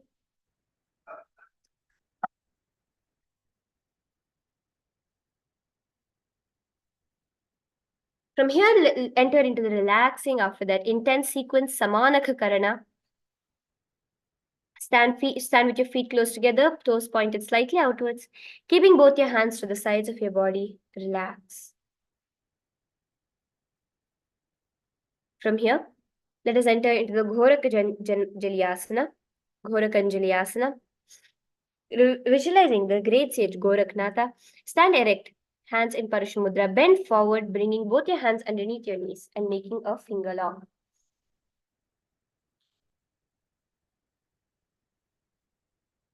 Pratham hi ubhe ubhoya bahuri niche upanihoye. From here, moving into Kanchyasana, remaining in the same position. Bring your hands to the sides of your thighs, keeping your chest upright in Parashumudra. Urmadhyathasto niveshanitam bamdhritva. From here, let's enter into Bhairavasana, visualizing Bhagavan Kalabhairava, the Lord of Time. Bring your knees together, clasping your hands behind your back in Bhairavasana. Dopagaki talyaki mahili kaure. From here, enter into Varahasana, remaining in the same position. Bring your hands behind your back, clasping it in the Anjali Mudra, visualizing a boar, one of the 10 incarnations of Mahavishnu, in your third eye. Pagathali ki mahili kore milai phana pan ukad baise. In the same position, move into Prapitasana, visualizing the supreme point of Hinduism. Keep your heels touching. Bring your hips to the same level as your knees. Clasping your feet in Prapitasana, having your fingers in Prana Mudra. Atha uttanasana sani prishnidvaya sammilya sthitva. From here, moving into Bakasana. Rest your palms onto the floor, visualizing yourself as a crow. Place your knees to the back of your elbows, raising your feet off the ground. Hastabhyam amnivashtabhya janudvayam nabho sammilya. Relax. From here, entering into Shashtanga Kapalyasana. Kneel down, put your head on the ground, palms spread out for support in a tripod position. Raise your body onto your head with your legs in Padmasana, in Shashtanga Kapalyasana. Asana Kaugana Kapal Acha Hoi. Relax from here. into Guptasana, similar to the Vajrasana position. Visualize you're sitting on the secret seat with Paramashiva and your Guru, keeping your toes flat, touching your opposite feet. Sit down between your feet, let your heels come outside your hips, hands on your knees, sit straight, gazing at your nose in Guptasana. Janurvorantare pado kritva pado cha gopayet.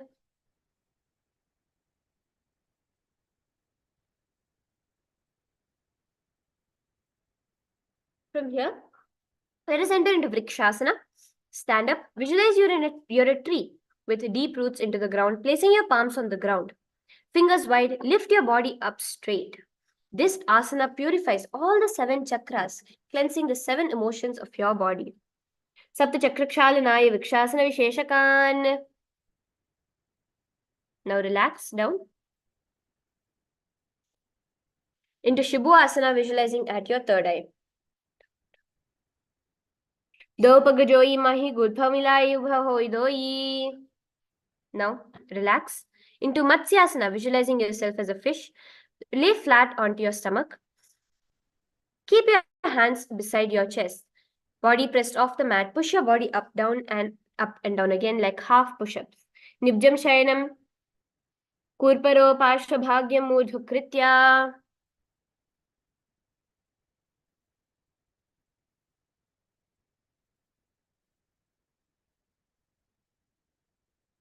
From here, let's move into Sarpasana. Visualize and move your body like a snake, laying flat onto your stomach with your hands behind your back.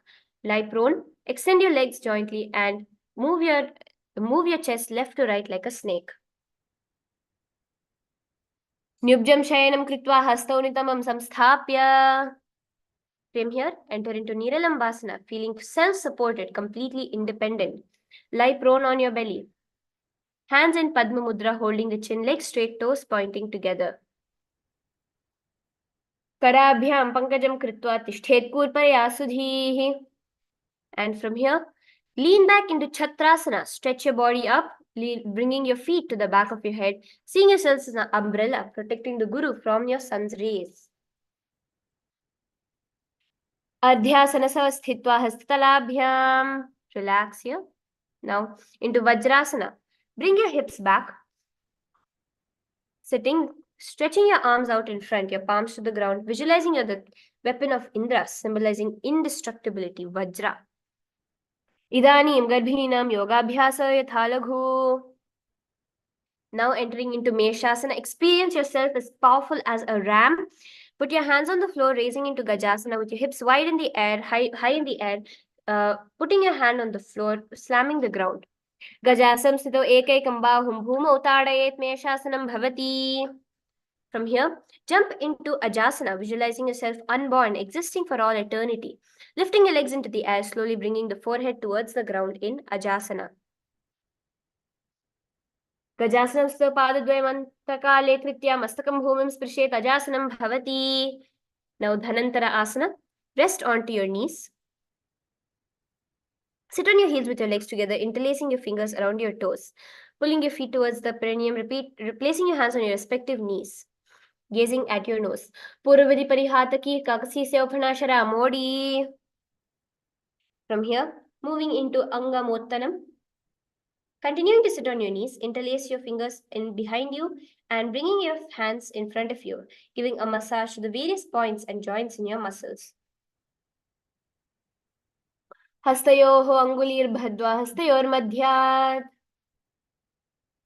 Next is Garudasana 4, visualizing yourself as Lord Garuda, flying Lord Vishnu and Lakshmi on your back, sitting the heels in Vajrasana, feet turned out to the sides, thighs and knees resting on the ground with your spine straight, your hands on your knees in Garudasana. Janghorubhyam dharam pidya sthirkayo dvijana. Now from here, let us move into Ananda Mandirasana. In the blissful space of a temple, sit with your legs folded back, knees wide apart. Sit on the ground with your gaze towards the third eye, your hands wrapped around your ankles. Athava Ksheviranatha Ananda Mandirasanam.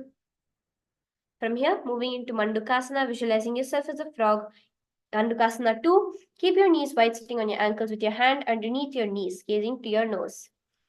पृष्ठं सम्पीड्य गुल्फाभ्यां जान्वङ्गे सवलयाकृतिः. From here, entering into Narasimhasana, visualizing yourself as Narasimha, half man, half lion, with one of the 10 avatars of Vishnu gazing at your nose. Stick your tongue out and breathe deeply, keeping your toes on the mat, heels up and together, placing the perineum on your heels, placing the palms on the ground, fingers spread wide apart. Atha दो फणा फानी होय वैसे AD में गुड़ानी वैसे. From here, entering into Bhishrakasana, remaining with your knees on the ground, bring your palms to your mouth, cupping over your face, visualizing yourself as Devi, presiding over all minuscule fears, gazing at your nose. Do pagaki eri joy goda phana vamo phuni. Next, moving on into Makadasana, one of the funniest asanas in the Dvitiya Vinyasakrama sequence. Visualizing yourself as a playful monkey, sails together, top of the feet on the ground. Visualize yourself as a monkey scratching your armpits, gazing at the third eye. दो पगथली संपुट आने तिनकी पिष्टि भूमि पर इठाने. From here, let's move into Vajra Sangharasana, embodying a diamond, like the strength for your Sangha, your spiritual community, and yourself. Standing on your toes, soles of the feet together, sit on your heels, knees wide and off the floor. Hold the elbows behind the back, gazing towards your nose. Prathama Phalapani hoye vaise, do yedi gulani vaise. Furthermore, moving into Khanjanasana, relax now your toes onto the ground. Placing your palms beside your body, visualize perfect health beyond any physical and mental ailments. Visualize gazing at your nose. Khanjana asanama vakshe yat kritva susthiro bhavet. From here, let's move into Kurmasana, visualizing a turtle with a stable body and mind living for hundreds of years. With your toes flat, crossed feet, placing the perineum on the back of your heels, keep your knees wide on the floor. Rest your hands on your knees in Kurmasana. Gulphauch Vishnasyaadho Vikramena Samahito. From here, moving into Yogasana, remaining in the same position, gaze towards your nose, visualizing Swamiji. Gudam Niyamya Gulphabhyam Vikramena Samahitaha. From here, let's move into Vijogasana, visualizing eternal space of oneness, Advaita, with your Guru. Raise up onto your knees with your legs crossed, lean back, holding your ankles, gazing towards your third eye.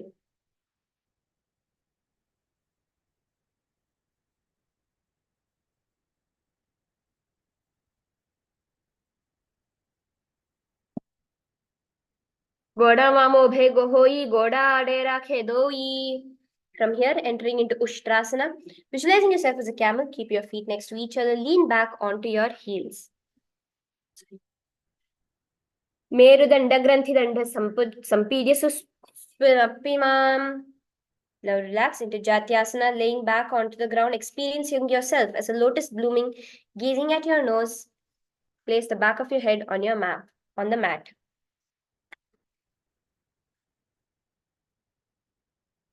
Do yedi samputakare sole mooladwari tari dhere.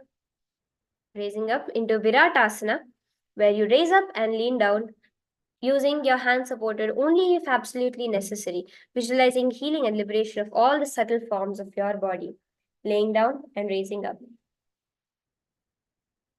Jangha pratibhumo nidhaya, jangho dhare urni samsthapi pishthivamsham. From here, entering into Kapotasana, visualizing yourself as a beautiful dove. Raise up onto your knees. It's a nice back bend we're going to be getting here.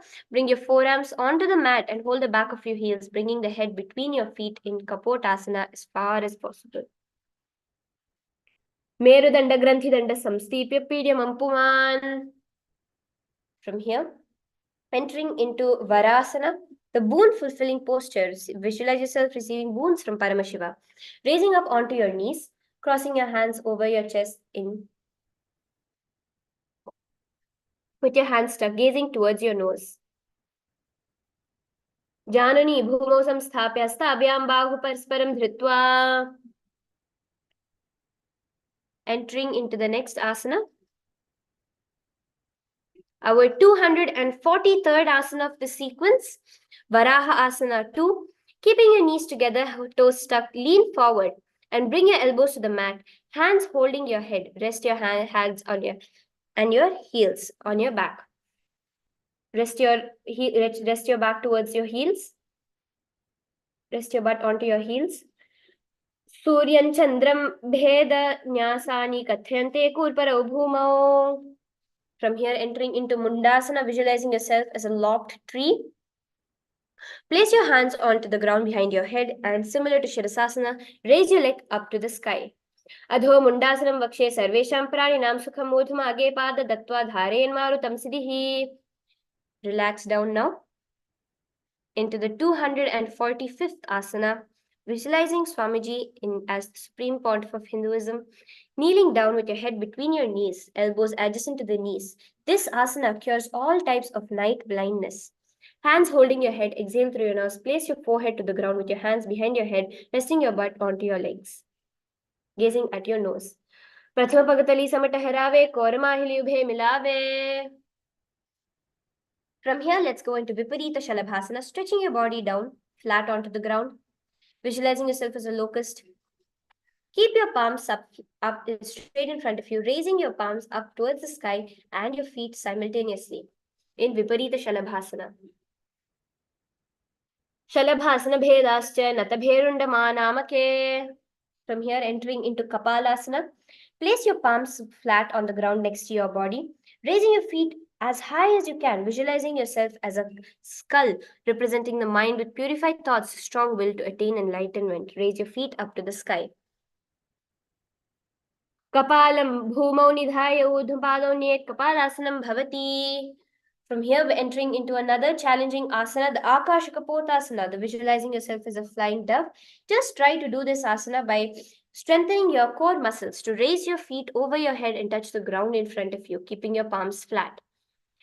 Ushtrasane sthitva charano bhumeru sthapet mastakopari nitva. From here, entering into Chatakasana, visualizing yourself as a sparrow. Bring your knees towards your chest, resting your forearms on the ground in Chatakasana. Kurpara Abhyam Tau Hastau. Resting your forearms onto the floor, your elbows and palms in Chatakasana, visualizing yourself as a sparrow. Kurpara Abhyam Uttau Hastau Dharam Avashtabhya Januni. From here, entering into Vrishchikasana 2, another challenging balancing posture, visualizing yourself as a scorpion. In the same position, pressing your forearms onto the ground, raise your feet up towards touching your head, balancing over here. Be careful not to fall down and take care of yourself while doing this asana. Vishtitva Pricha Pratimangri. From here, let's enter into Vrishasana. Visualizing yourself as a bow, sit onto one leg with your other foot outside in Vaishnavi Mudra. Yamya Gulphe Padamule Vamabhage Padetaram. From here, raising yourself up into Lolasana, visualizing the supreme pontiff of Hinduism, doing the Antaranga Kumbhaka. Knees lifting off the ground, crossing the toes left, overtopping the right, and balancing over the mat. Lola Samsla Kuryad Vayulola Paghatanat. From here, resting onto the other side of Drishasana, visualizing yourself as a bull.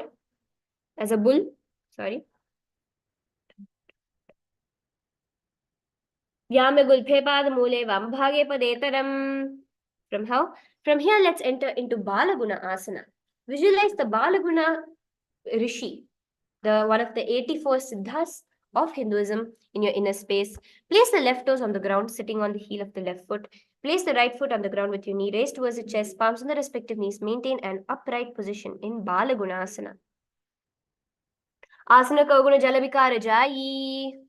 From here, enter into Grahasana, visualizing yourself as an entire planet. Rest with both your feet on the ground, your hands inside, clasping your ankles from the outside. Padatale bhumau samsthapijanu madhye kurparao. From here, entering into Balagunasana on the other side, visualizing yourself as the Balaguna Rishi. Asana Kaguna Jalabikara Jayi. From here, let's enter into Utkatasana, visualizing the supreme pontiff of Hinduism. Get onto your knees, stretch your knees forward, similar to Angushtasana, placing your palms flat on your thighs. Keep your spine straight. Yujjasphijoस्थीयत urdhvajanutrayane. From here, entering into Vajrasangarasana. In the same position, spread your knees outwards, clasping your elbows behind your back, visualizing the supreme pontiff of Hinduism in Vajrasangarasana number 2. Prathama Phanapani hoye jaise, do yedi gulani vaise. From here, continuing into Anilasana, placing both your palms on the ground and placing your feet over the back of your palms, gazing at your nose, visualizing you're able to live on air alone. दो हाथ भूमि पर ठाने कहूनी जाड़ी नाभिलाग आने. From here, let us enter into Padukasana. Place the back of the hands on the mat with the fingers facing towards your body. Visualize you wearing a Paduka and walking across the length and breadth of Bharat. Put your feet on top of your hands and, like a shoe, walk around. Hastatalayoho padatale kritva tishte gachet padukasanam bhavati. Now, entering into Kukutodana, visualizing yourself as a rooster, placing your palms on the ground, raising your body up into the air, jumping up and down in Kukutodana. Hastatale bhumau kritva padatale cha urdhvam uddhanam kritva bhumau patet. Now, Viparita Nrityasana, where you'll be dancing in the handstand position, feeling yourself free from all sorts of inhibitions. Enter into the handstand position and move around on your two hands, dancing. Hastatalabhyam bhumau nivashtabhya urdhva. Moving into the next asana. The 263rd asana, which we are entering into, separating your feet, placing one palm down on the mat with your arms straight. Similar to Uttanasana. And place both your palms on the floor. Bring one hand up to your ear. Athavakshe Mahadeva Kunjarasanam Uttamam. Repeating this on the other side. Athavakshe Mahadeva Kunjarasanam Uttamam. And now, squatting down into the Kadambasana. Visualizing yourself as a Kadamba tree holding onto your ankles.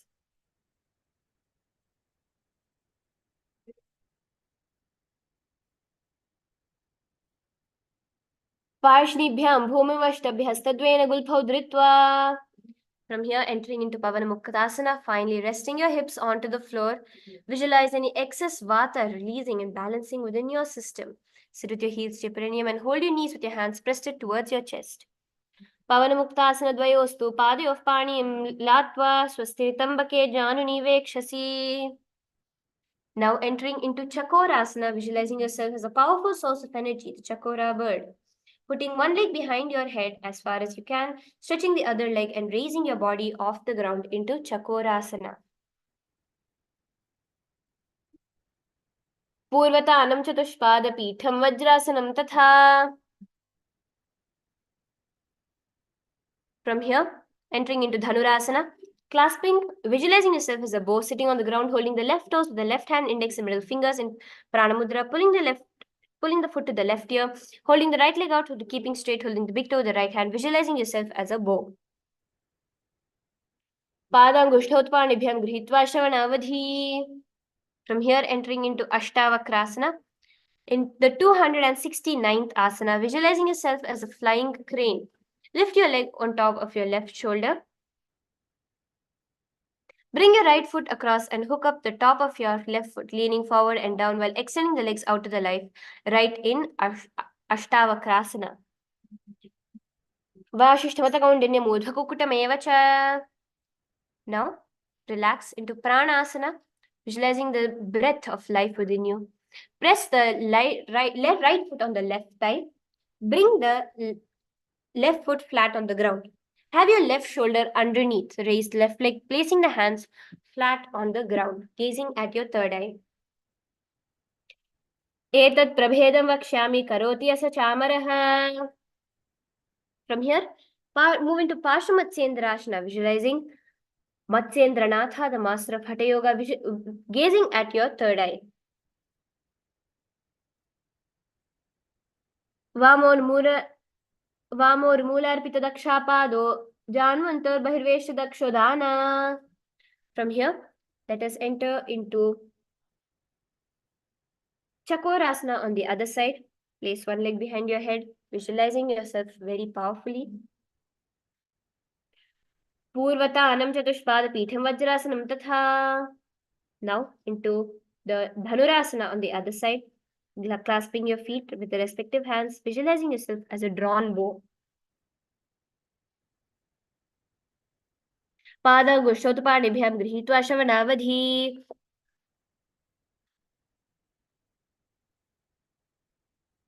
Ashtavakrasana on the other side, raising your body up. Vashishtamata kaundinya modhakukkutam visualizing the great Rishi Ashtavakra entering in the 275th asana, Pranasana on the other side.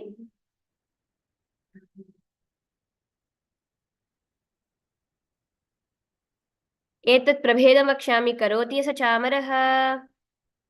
From here, moving into Pashamatsendrasana on the other side. We are coming close to the end of this sequence. From here, we'll entering into Pashamatsendrasana. Vamor Moolarpada Dakshapado Janvor Bahirveshtita Dakshadoshna. From here, into Ardha Paschimottanasana. Visualize the supreme pontiff of Hinduism in your third eye. Keeping one leg straight, press the perineum with the other heel to your chest, forward and down, holding the toes of your feet. Bring your head down towards your knees.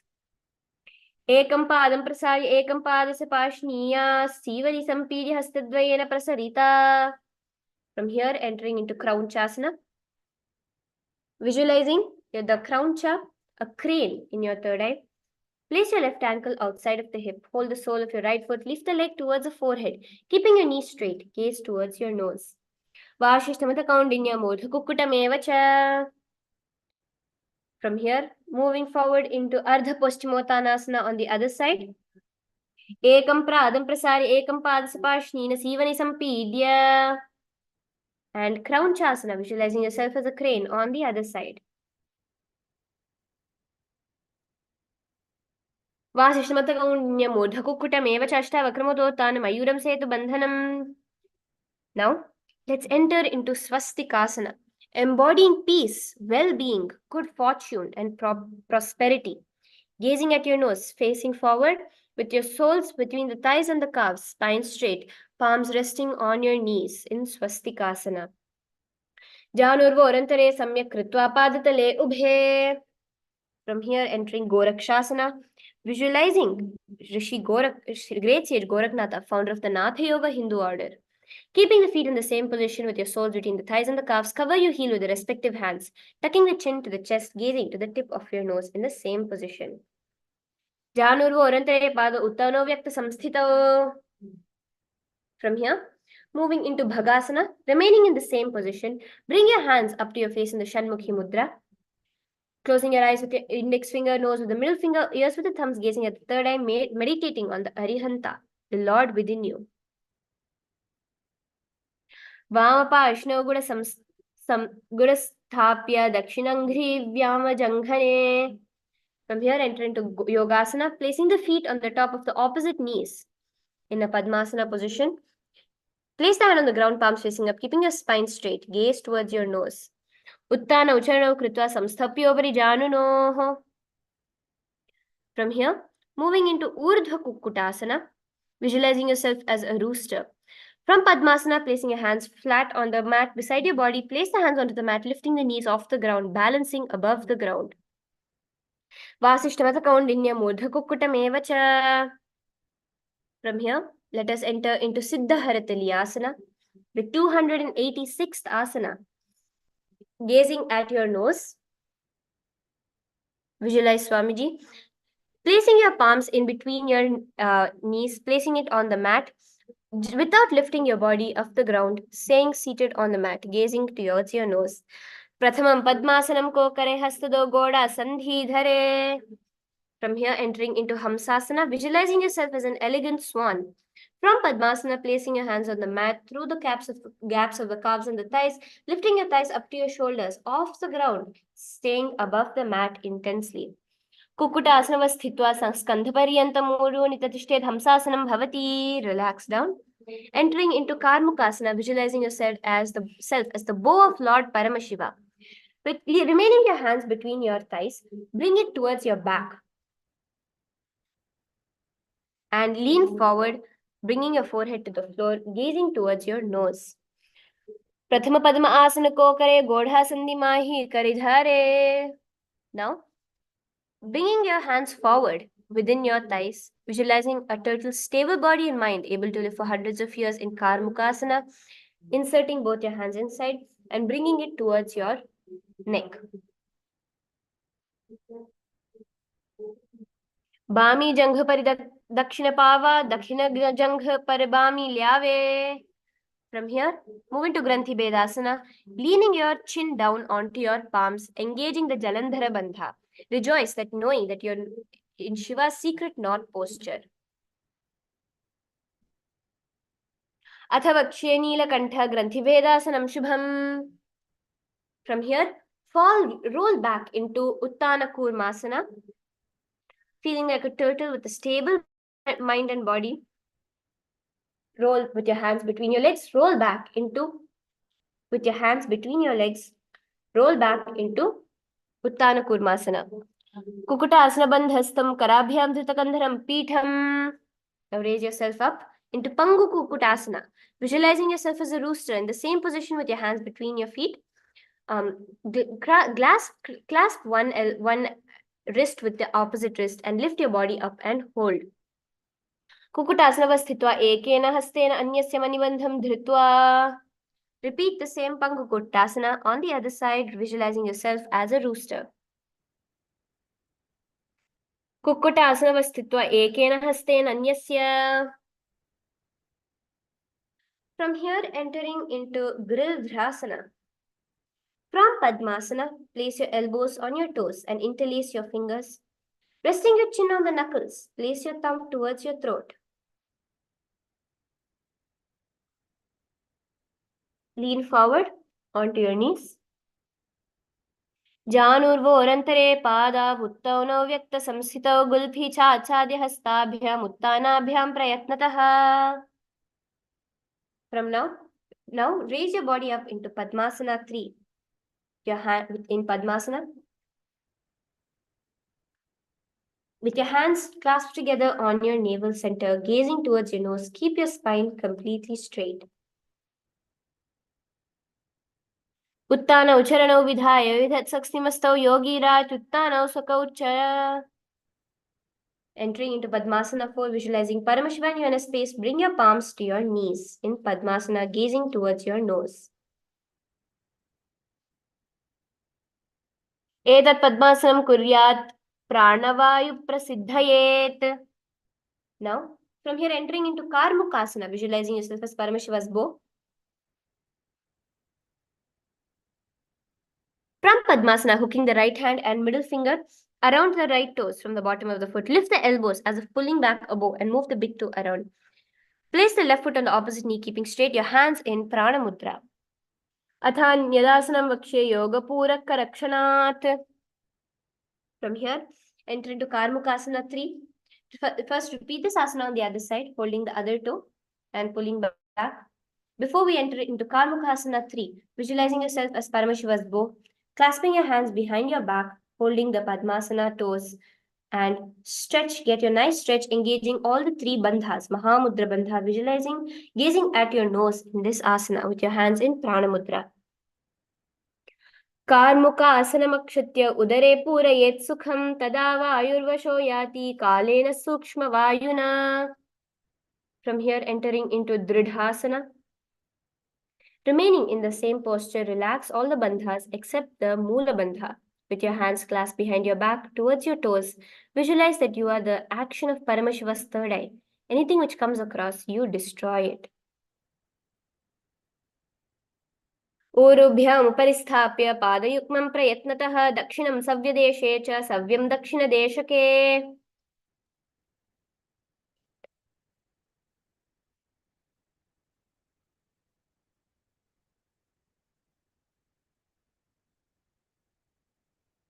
Next, entering into Nagrasana, visualizing yourself as a snake. Gaze towards your nose with the japa, Om Nithyananda Paramashivoham, the Sahaja Kumbhaka, and the Moola Bandha. Place your palms in Prana Mudra, grasping your toes, and lean back onto the mat into Nagrasana with your arms behind your back, as much as possible, trying to clasp your big toes. Lay down on the elbows, thigh, and back, gazing towards your nose in Nagrasana, visualizing yourself as a cobra with your palms behind your back, crossed behind your back. Your arms crossed behind your back. प्रथम पद्म आसन को उठाने, दो हाथ पाछाने आमने. From here, enter into Kandukasana, raising your knees onto your chest in a ball, squeezing your body, visualizing yourself as a ball. Hands in Parshva Mudra, Parashu Mudra, lying on the back. Embrace your knees to your chest. Chapa Om Nithyananda Paramashivoham, engaging in the Sahaja Kumbhaka.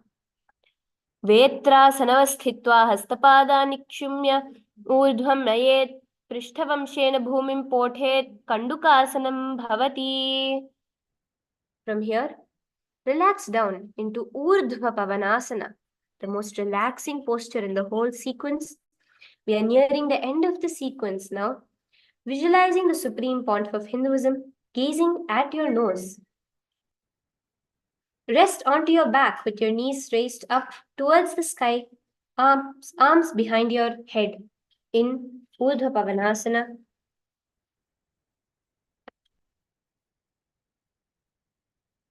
प्रथमे सूधो सेन करावे, गोड़ा उभय राशि मिलावे, Gulf माहिला उंगुष्ठ जो दोई, करे एक सा मेल रसोई. From here, entering into Marakata Pithasana, visualizing yourself as a powerful alpha ape.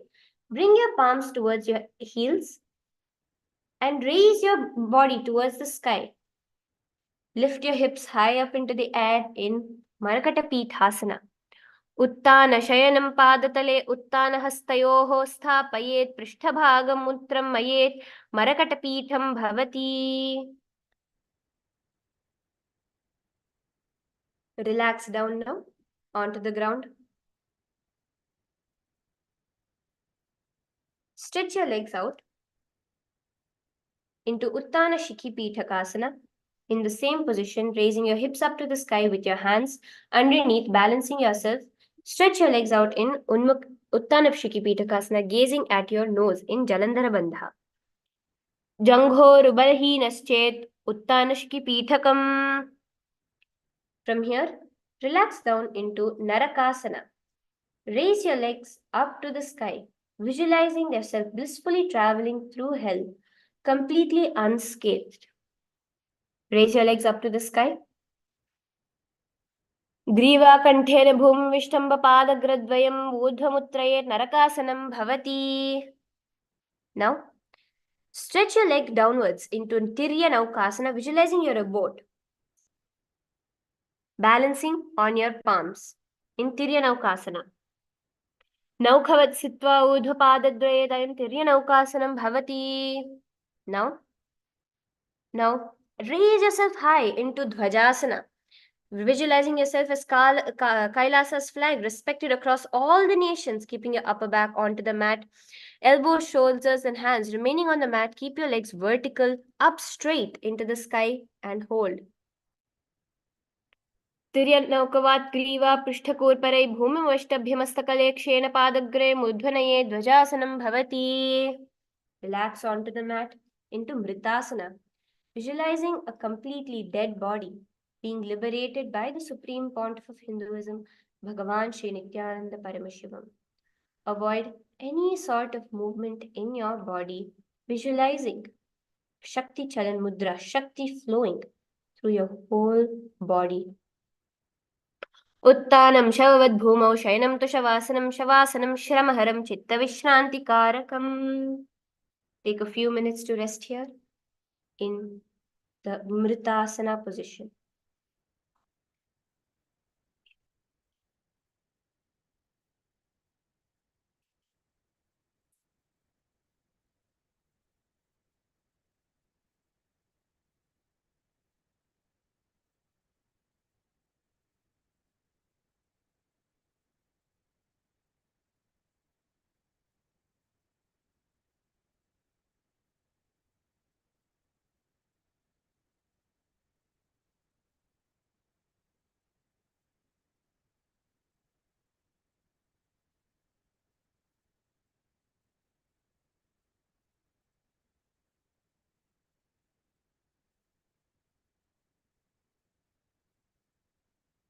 Completely relax, unclutch from anything happening within you, around you.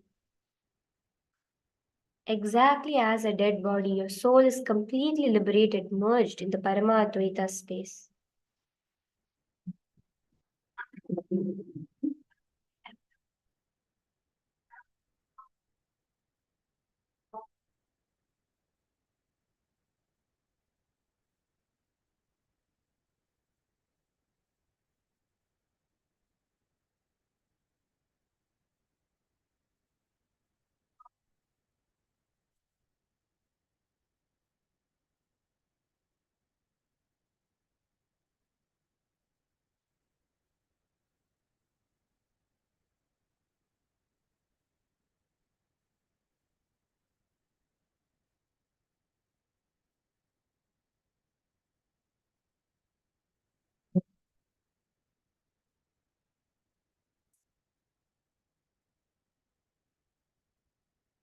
Now, slowly raise yourself, shake your fingers, your toes,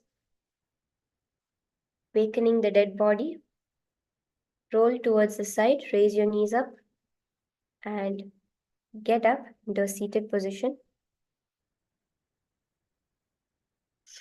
Congratulations to all those who stuck with us throughout the 308 asanas.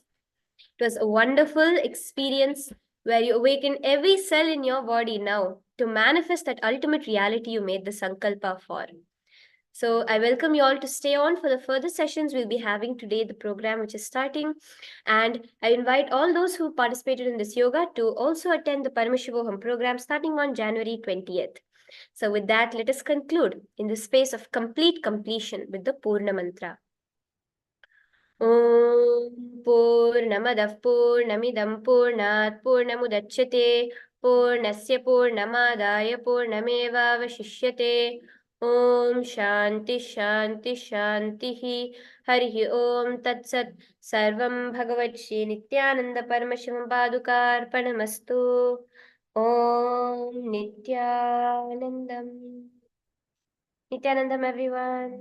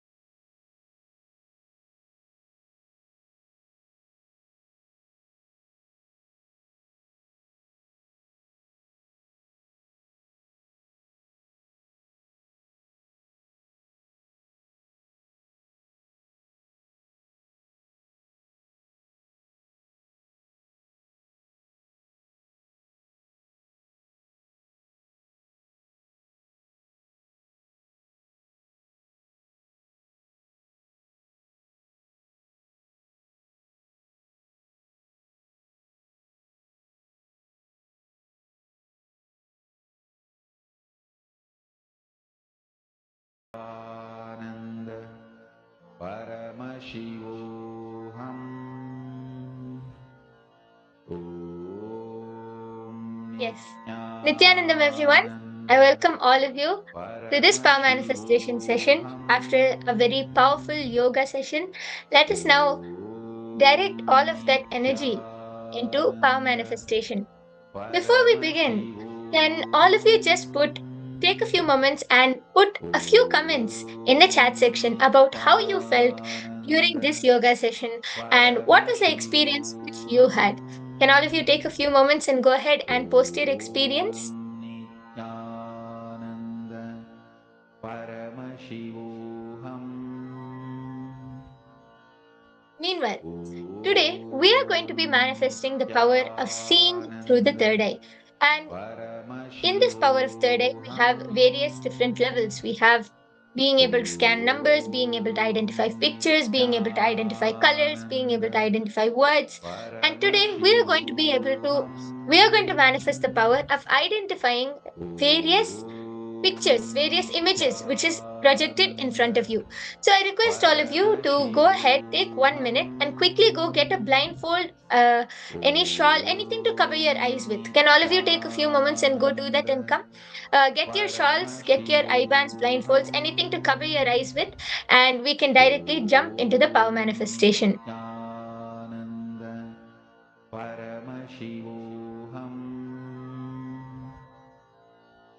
Om Nityananda Paramashivoham Om Nityananda Paramashivoham Om Nityananda Paramashivoham Om Nityananda Paramashivoham Om Nityananda Paramashivoham Om Nityananda Paramashivoham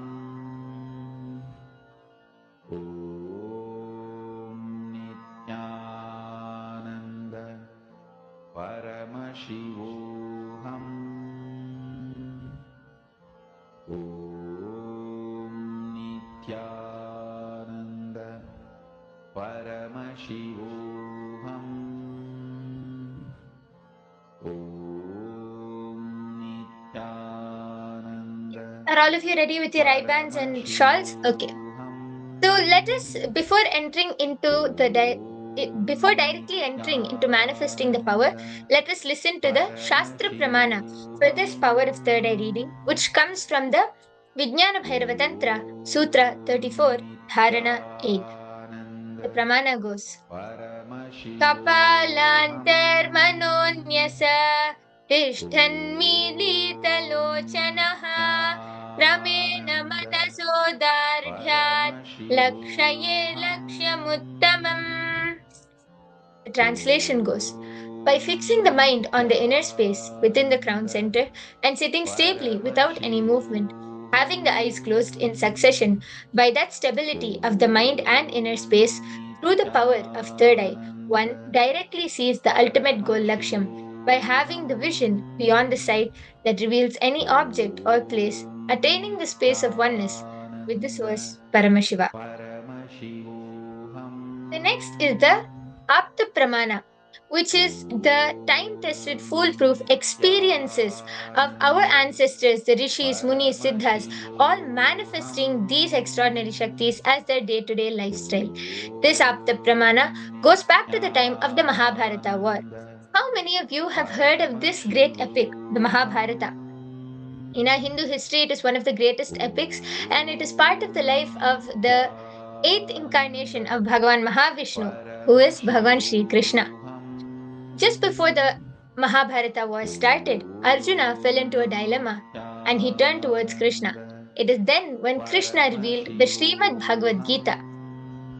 During the revelation of the Srimad Bhagavad Gita, Krishna initiated Arjuna into the third eye for Arjuna to be able to have the darshan, the glimpse of Krishna's Vishwarupa darshan, the vision of his cosmic form. So, in the 11th chapter, 8th verse of the Srimad Bhagavad Gita, Bhagavan Krishna says, न तु मां शक्यसे द्रष्टुम् अनेनैव स्वचक्षुषा दिव्यं ददामि ते चक्षुः पश्य मे योगमैश्वरम्. He says, you cannot see my cosmic form with these physical eyes. Therefore, I grant you the divine third eye vision. Behold my cosmic opulence. The next is the Atma Pramana, which is the experience of none other than the Supreme Pontiff of Hinduism, our beloved Swamiji. At the mere age of 12, Swamiji had the 360 degree vision experience sitting on the sacred hill rock of Pavakundre in Tiruvannamalai. In Swamiji's own words, the first experience that I was able to is that I was able to see everything around me, above me, and the whole 360-degree vision. The 10 directions below me, everything. I realized not only I was able to see, I was able to feel and experience all of that as me.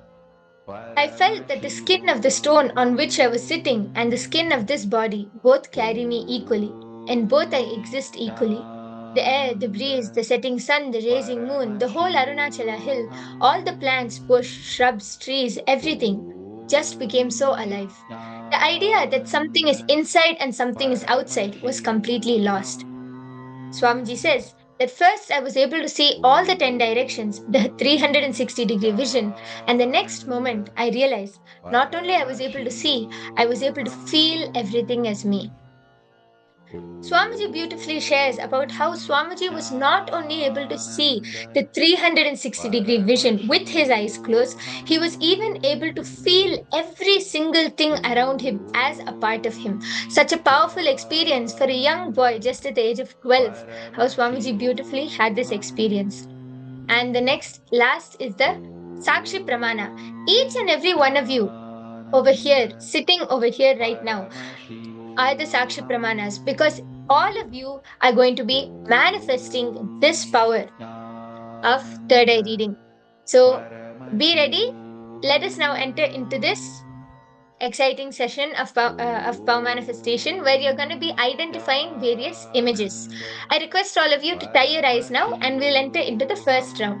All of you, please take your eye bands, blindfolds, shawls, anything, and cover your eyes. Tie your eyes now. Paramashivoham Om Nithyananda Paramashivoham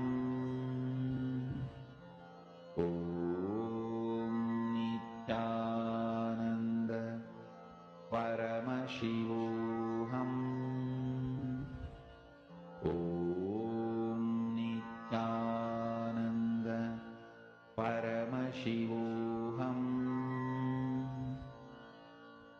Om Nithyananda Paramashivoham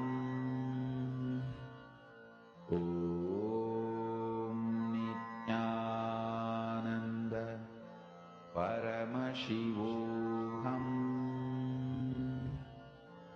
Om Nithyananda Paramashivoham Om Nithyananda Paramashivoham Om Nithyananda Paramashivoham Om Nithyananda Paramashivoham Om Nithyananda Paramashivoham. Yes,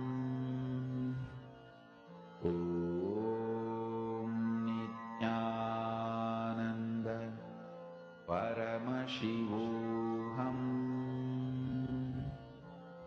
Om Nithyananda Paramashivoham. Om Nithyananda Paramashivoham. Om Nithyananda Paramashivoham.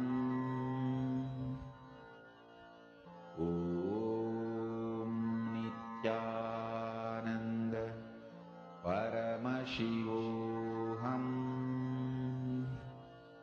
Om Nithyananda Paramashivoham.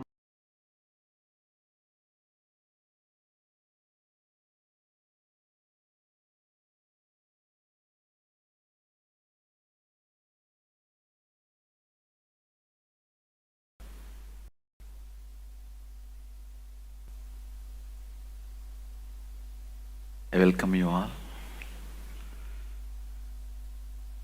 for the experiential session on Jiva. Listen, first let me define Jiva. What you perceive yourself as of now to whatever you can perceive you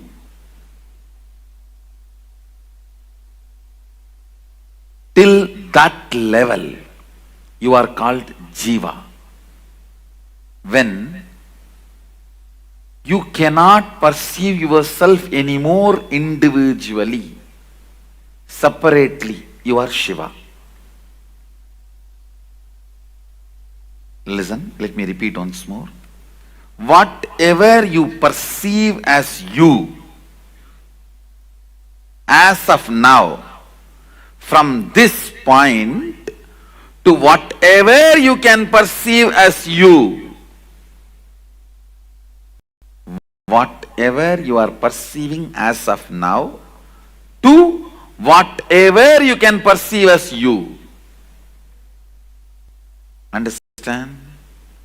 Even if you perceive yourself as Sadashiva, you are only Jiva. It's within the matrix. There will be a space where you will not perceive yourself as an individual. Only then you are Shiva. Listen carefully. I'll repeat once more. Whatever you think as you as of now, from this to whatever you can think of you, perceive you, all that put together is Jiva. There will be a space where you can't perceive you separately. That is Shiva.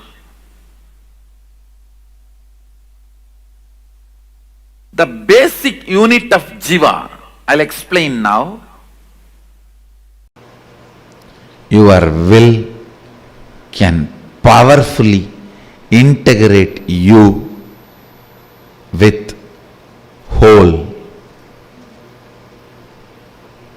Brahman or Sadashiva. The word Sadashiva seems to be more tasty, juicy,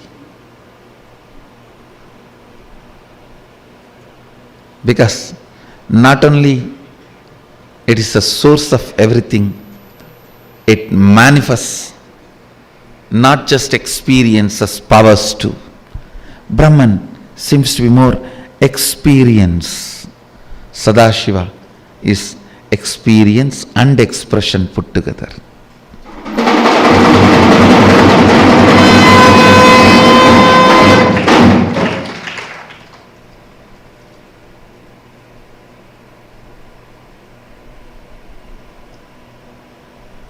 Brahman seems to be shaved face, young boy, okay. Sadashiva seems to be very matured, manifesting.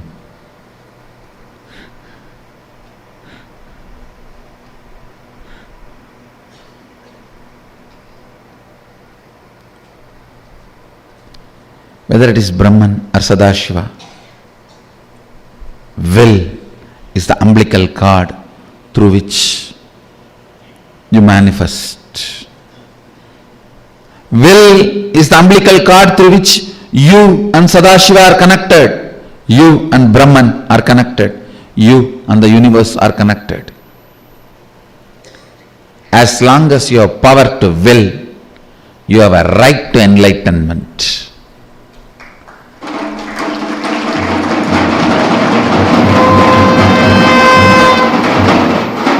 Power to will is the right to enlightenment. When you have the key to treasure, when you have the key to treasury and not enjoying the treasures, you are fool. When you have the will, which is the key to enlightenment and manifestation of all the powers, and you are not manifesting it, you are fool. Don't waste your will. Don't wait. It will be there forever with you, even if you don't use. Don't think. It will be there forever with you, even if you don't use. And don't take your will for granted. When you have it, better use it. When you are having it, better use it. If you don't use it, Sadashiva may think, oh, I think he doesn't need it, and it can be taken away any day. Before it is taken away, use it. Come to Kashi when you have 2 legs to walk. Don't wait for 8 legs to carry you.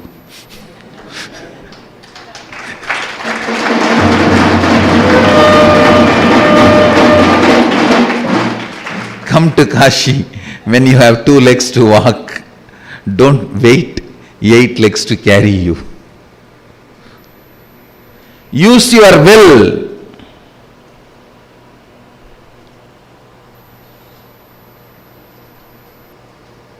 When you are having it.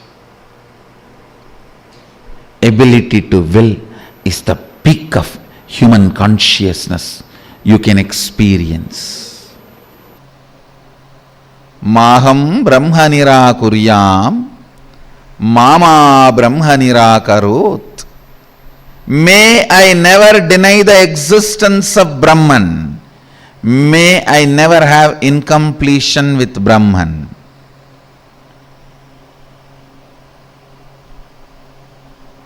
May Brahman never deny me or withdraw its grace from me.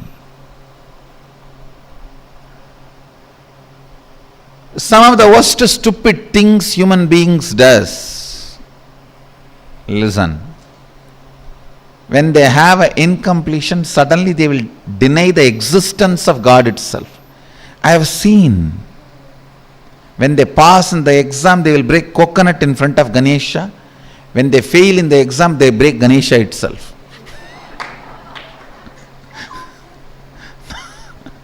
When they pass, they break coconut in front of Ganesha. When they fail, they break Ganesha itself. When you have incompletion, denying very existence is the worst stupidity.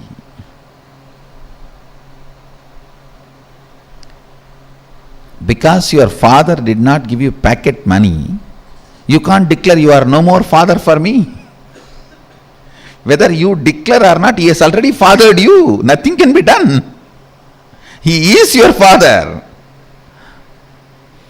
Because you are stupid enough to hold a boards, held a protest. You hold a protest like the stupid atheists do around. All these fellows gather together and put a big board, no, no God, no God. God is going to disappear or what? No. It's like on the board you write, there is no board, no board. On the God only you can even do protest, there is no God. Being completely comfortable, flowing with everything and knowing all the existential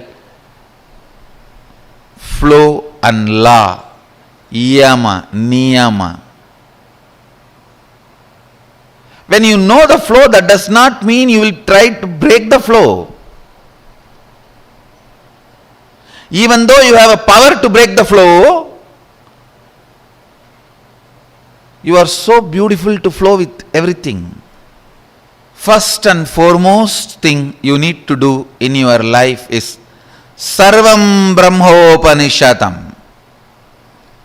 Everything is consciousness. God.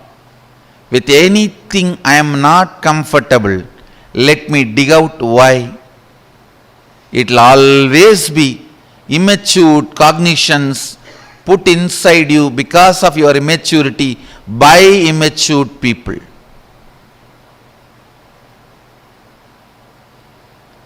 Dig out, at least know it.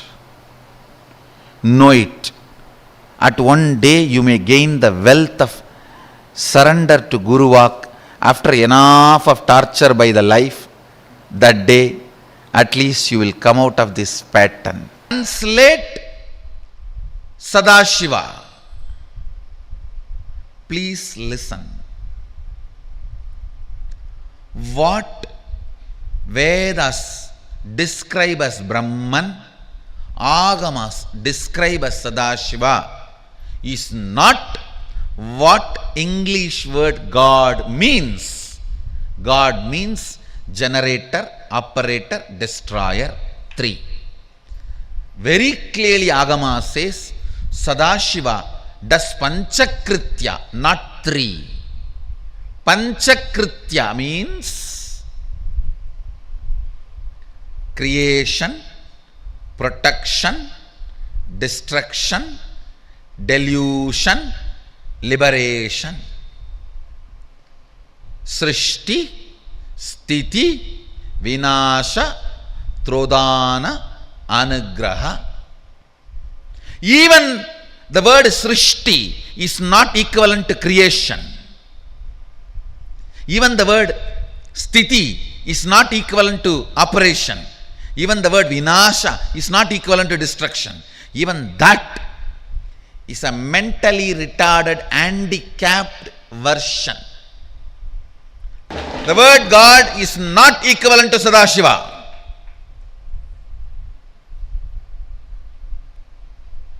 The very scope. West does not understand something called delusion and liberation.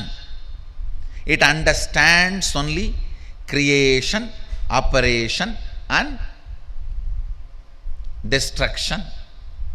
What they understand from their scope, they created their God. Understand what they could grasp, based on that they created their concept of God. What we experienced, from that we expressed Brahman and Sadashiva. So the Brahman in Vedas, Sadashiva in Agamas is not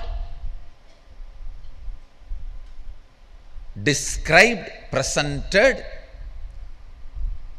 properly by the word God. I am first making this statement clear. So, the moment I have discarded even the word God, where is the question of getting absorbed into that God? Understand, supernatural, paranormal, magical, all these words no way relates with what Agama describes, Upanishad describes as Shaktis. Nothing is supernatural for us. Nature itself is super, or super is nature. Karmas get burnt just by cognizing Paramashiva is real and vibrating even once with his name Shiva. Shiva. Shiva.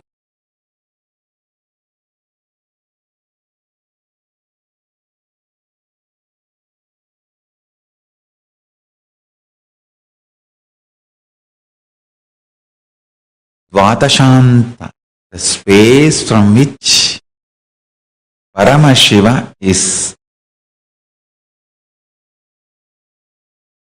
ruling and running the whole universe, the source.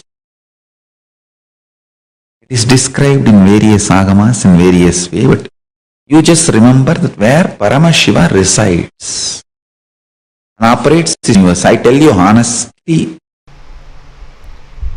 Yan manasa namanute yena hurmano matam tateva brahmatvam viddi nedam yatitam upasate. That which cannot be thought of by the mind with its modified functions of intellect, intelligence, contemplation, cognition, but by which they say the mind is able to think and cognize, being illumined by the light of the infinite cosmic intelligence. You must know that very source of mind, that reality alone as Brahman. Please understand, Upanishad rarely repeats itself. If at all it is repeating itself, the concept, the sacred secret, the truth is too important. If it is not that important, it will not be repeating itself. Sometimes you feel you have not said what you really wanted to say. You feel the whole thing has not yet come out. It is still sitting. You delivered only the first baby. Second baby is still sitting inside. From morning I am exactly feeling like that to deliver the Tamil satsang in the evening.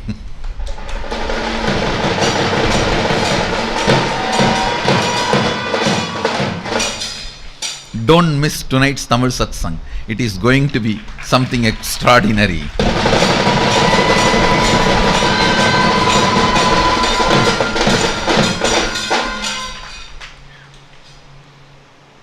I was actually afraid I may just start suddenly speaking in Tamil in the morning satsang,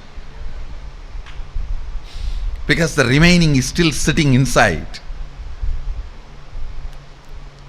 The remaining, the climax part of the yesterday's satsang is still sitting inside. Does not it come out?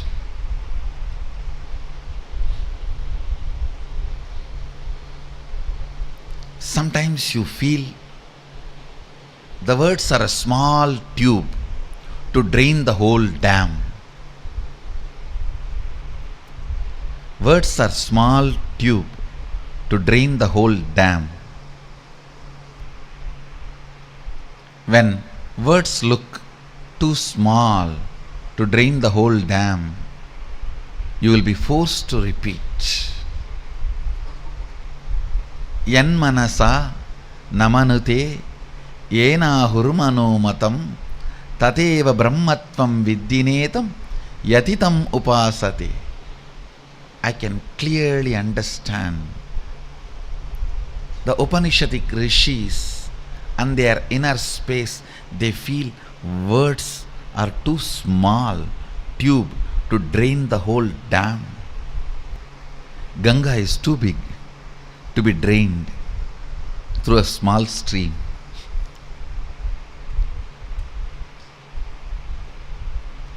Words are too small stream. Ganga is too big. So when it is too big, it yourself. That is why Upanishad is repeating itself. Yan manasana manute yena hurmano matam tateva brahmatvam viddhi etam netam yatitam upasate. Upanishad is repeating itself, giving you one more chance for listening. Upanishad knows human beings are fools.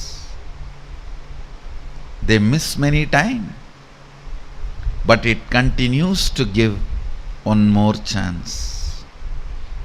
It continues to provide one more chance.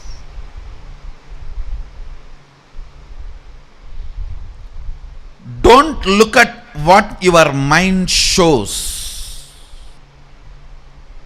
Look at what shows your mind to you. Not what your mind shows, but what shows your mind to you. Listen. Your mind, when it shows something good or bad, don't get trapped. Even if you try to defend, it's a trap. Don't get trapped. Don't even say yes or no. Just be unclutched. That is the only way you can save yourself from any trap. Understand? When your mind says you are a failure, you are wrong, even if you try to solve that issue, you are trapped. No. No. Look who is showing you your mind. Don't look where your mind is showing you. In the first chapter, first part, 23rd sutra, Ata eva pranaha. Breath is very superficial translation for prana.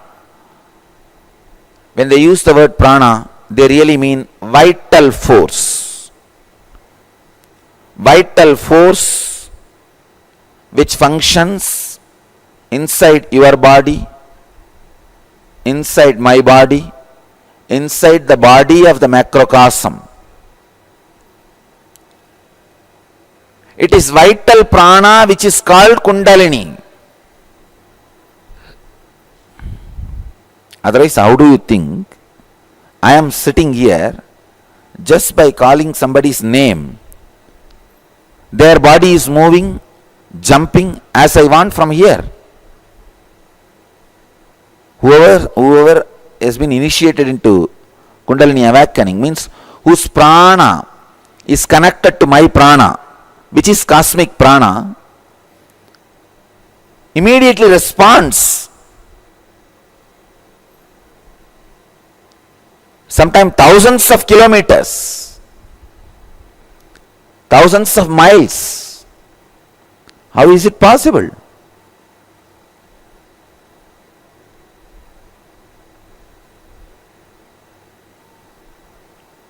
Because prana, the vital force, is connected. Vital force is connected. Vital force is one, which is in you, me, and the whole.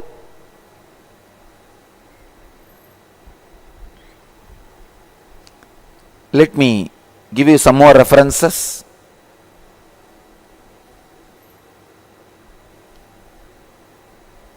Pranasya pranam. The prana of the prana. Brihadaranyaka Upanishad, 4th part, 4th canto, 18th sloka, and Kaundilya Upanishad very clearly says, Prano Brahmeti. Prana indeed is Brahman. 3rd chapter, 3rd sloka.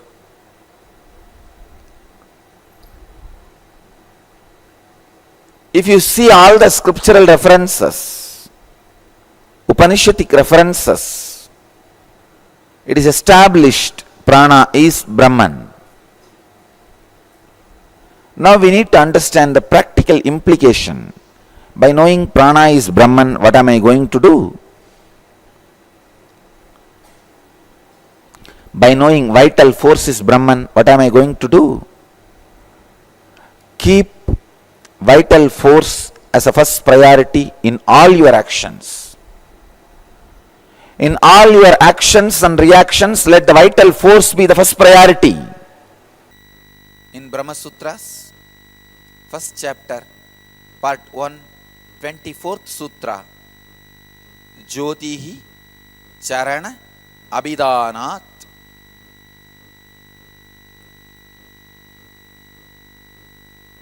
Jyotihi Charana Abhidanat. Here, the word Jyoti, light, is used as equivalent to Brahman. To talk about Brahman, to mention about Brahman, the word Jyoti is used. Now that light which shines above this heaven, higher than all, higher than everything, in the highest worlds, beyond which there are no other worlds, that is the same light which is within man. Let us understand some of the sacred secrets in the sutra. What really Vyasa wants to convey through the sutra. Please understand.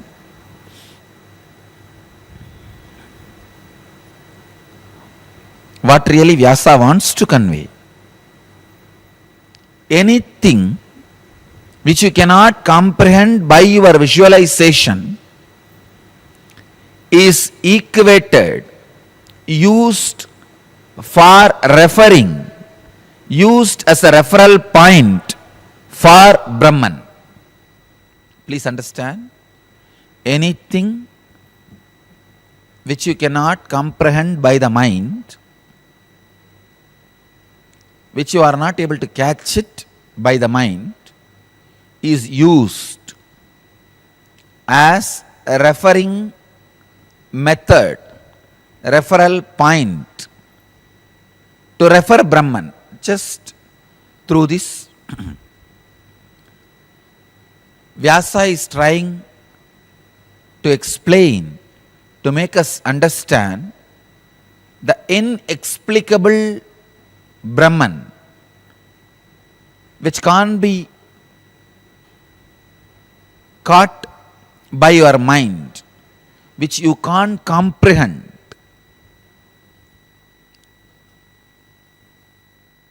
Try to visualize light. How much ever you visualize, you will always feel you not caught it. Visualize, then naturally, the moment you visualize, it becomes dark. Please understand. The moment you visualize light, just because of the boundary, it has already become dark. In Hinduism, light plays a major role. In my own native place, one of the oldest Vedic university, Arunachala, light is worshipped as a main deity. Main deity itself is embodiment of light. Jyotihi, Deepaha, Jyoti becomes the main deity in my own native place. This festival is one of the oldest recorded festival in Vedic tradition, worshipping light. Putting a huge light on the top of the hill and worshipping it. So the light is the center of the worship. It represents Brahman. In almost all traditions, because you can't visualize it. Try to visualize light. Try continuously to visualize the light without boundary. You will disappear into it. Vacha eva ayam jyotishate palyayate karma kurute vibalyate iti. In Brihadaranyaka Upanishad, 4th chapter, 3rd canto, 5th sloka, with speech only as light, man sits. Whatever illumines something else may be considered as light.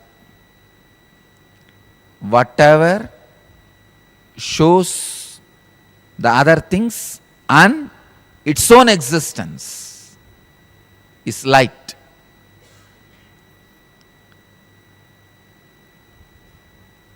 The source of the whole universe is always remembered as light in Vedic tradition. The source of the whole is always remembered as a light, because light is something which you can't visualize. The negation has to be again and again explained. Please understand, the first thing happens to you, or first thing expected to happen to you, is the understanding the qualities of the Akasha is more subtle, deeper, finer, and closer to existence than anything else. Do not trust the forms you are experiencing. Do not trust the taste you are going through. Do not trust the sounds happening around you. Please understand, any sound, any form, any taste happening around you is something lower than Akasha, something less than Akasha. The truth does not get revealed. Any medium which is lower than Akasha, truth gets revealed only in the medium which is equal or deeper than the Akasha. There are some more references. To mention about the qualities of Akasha and Brahman. Let me enter into those references. Jata yevana jayate no nevenam venam janayet puna vinyana manantam brahma ratir dhatu parayanam tishtamanasya tadvida itihi. Brihadaranyaka Upanishad, 3rd chapter, 9th canto, 28th sloka. Brahman is knowledge and bliss. He is the ultimate goal of him who makes gifts. The one more reference from Taittiriya Upanishad, 3rd canto, 6th sloka, in which the Vedas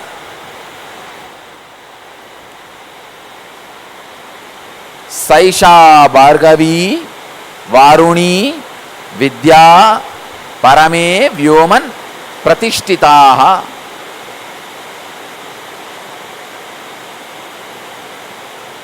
In which the Vedas are in the imperishable one, Brahman the highest, the ether, Vyoman.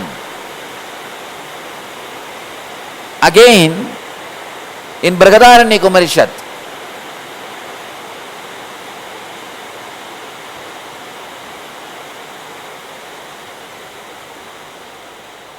Om Kam Tadeva Kamiti Pranancha Hasmai Tatakasham Sochuhu. Om, Ka is Brahman, ether, Ka is Brahman. Chandogya Upanishad, 4th chapter, 10th canto, 5th sloka, and the old ether, Brihadaranyaka Upanishad, 5th chapter, 1st sloka. In so many references, again and again, Smriti, the scriptures say, Akasha is Brahman.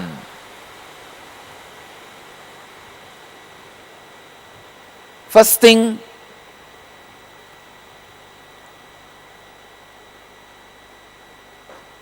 you need to understand, if ether is ultimate, sorry, let me use the word, the soul of the ether.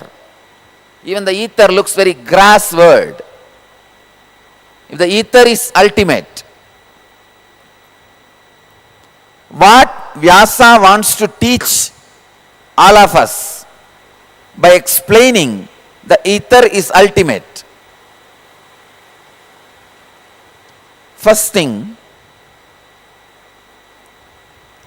all the experiences you go through, whether it's a pain or bliss or the joy, anger, lust, fear, greed, any experience you go through, because of forms and names, sounds, are not ultimate.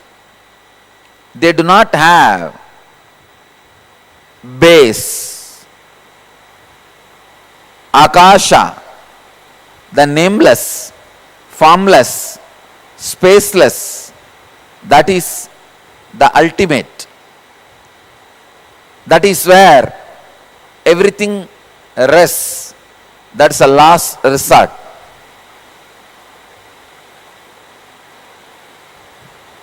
Knowledge, bliss, ultimate, whatever you call, everything resides in Akasha. A great Vedanti like Ramana Maharshi adds his Atma Pramana to the Shastra Pramana. He says, by meditating on the Akasha, ether, even what you want can be achieved. See, he is not saying only enlightenment can be achieved. He goes to the step, even your desires can be achieved. Looks very funny. You meditate on some space where you go beyond your desires, but suddenly you realize even your desires are fulfilled.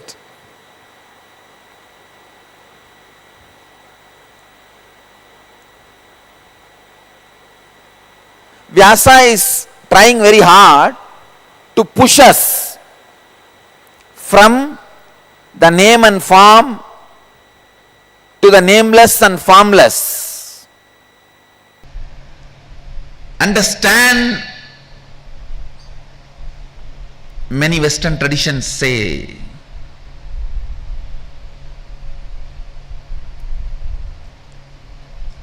the atheist traditions in the West say man made God in his mold. Some of the religious traditions in the West say God made man in his own mold. I say, God, whether he made man in his own mold or not, I don't know. I don't know God. But I know Sadashiva, Godel. He did not make you in his mold. He made you in his own sea. Listen to this word. I am using the word sea. S-E-E. Not S-E-A. Listen to this word very carefully. See is an action. I wanted to say, when I see, one end is me, another end is you, another end is you, that's all.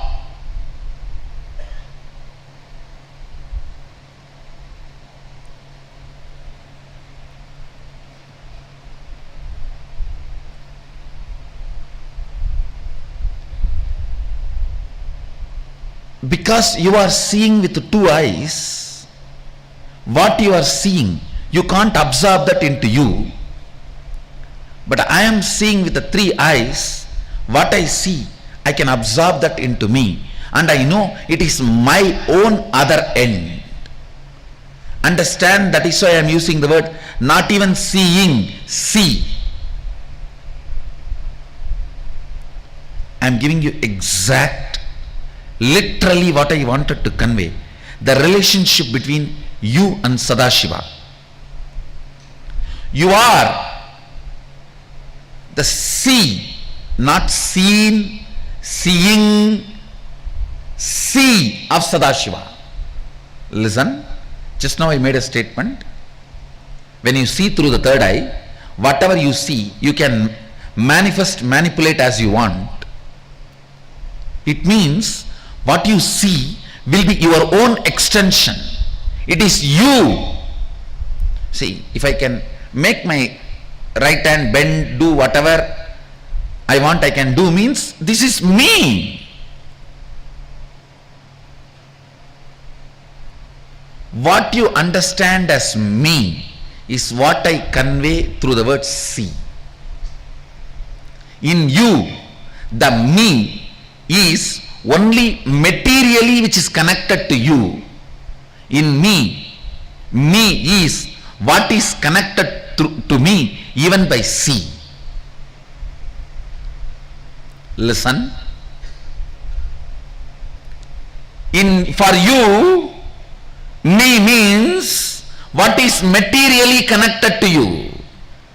For me, me means what is seely connected to me.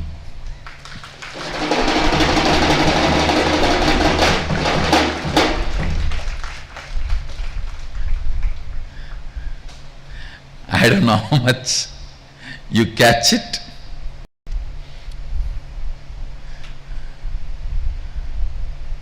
I'll just tell you this small story which really happened.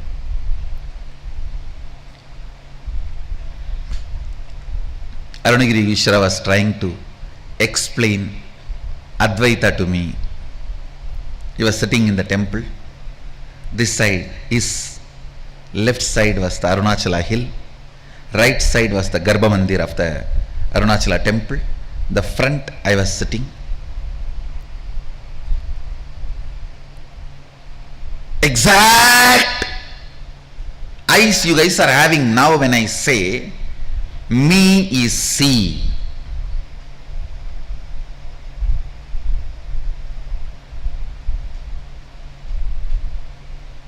How you are? That is exactly the way I was looking at him. He said, see this hill, this Arunachala, you, me, all one and the same. When he put the hand, of course, I was inside the hand. Literally I saw the hill just moving, the Garbha Mandir moving, me moving and disappearing. He, me, hill, Garbha Mandir, all disappearing into him. When Experientially, I saw whatever he was seeing, he is able to Photoshop it. He can just pick it up, put it, and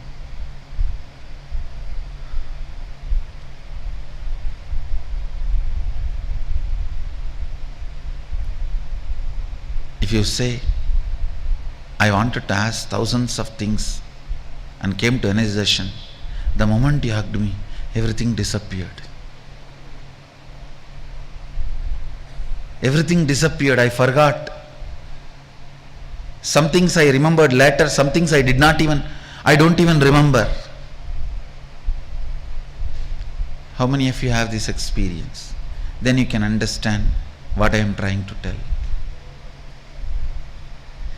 He just merged the whole thing. Listen.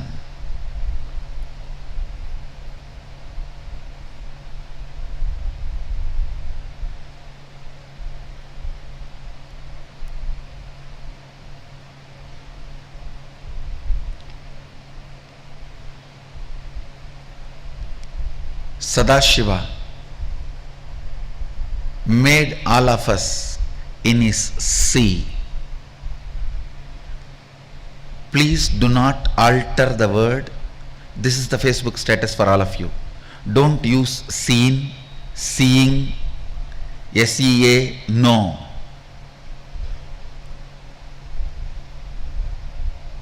Sadashiva made all of us in his sea. Let the statement be understood as it is. Because you need to understand this concept that can be understood only by this grammatically wrong statement. Understand? It's called Arsha Prayoga in Vedic tradition, where the masters do not follow the grammar to explain certain intrinsic deep concept. Sadashiva made all of us in his sea. Not seen, not seeing, not SCENE, not SEA, no.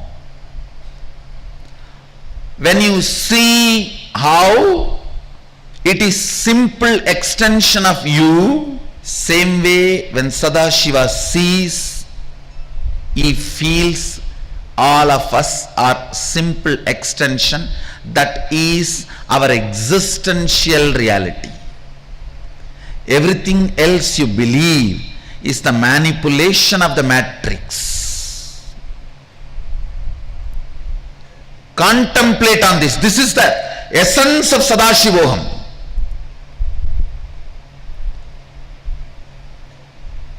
If you see with two eyes, you can only see, you will not have power over it.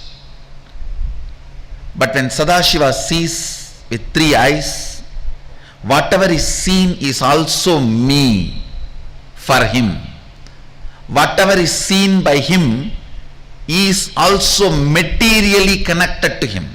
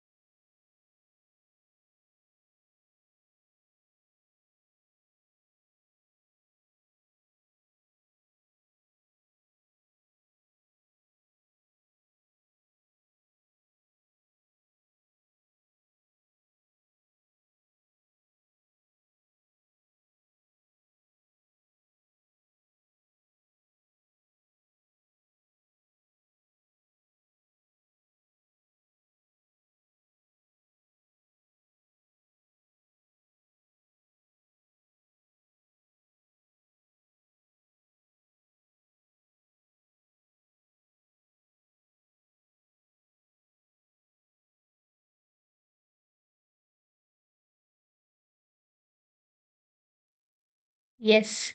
After that wonderful session where Swamiji beautifully explained such amazing, extraordinary truths about Jiva, Jagat, and Ishvara, let us do a little bit of internalization and cognize some of these truths. Are all of you ready? Okay.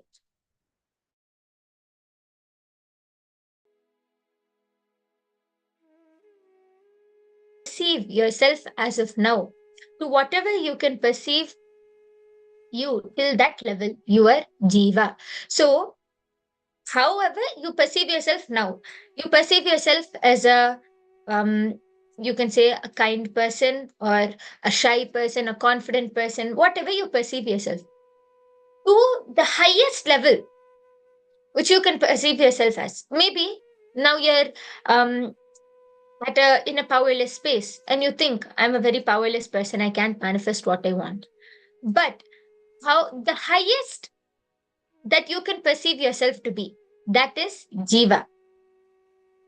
When you cannot perceive yourself anymore individually or separately, you are Paramashiva. Jiva, the individual existence, perceptual, experiential, comparative existence, all put together. Your individual existence is Jiva. And it experiences and it goes through the 25 states of consciousness.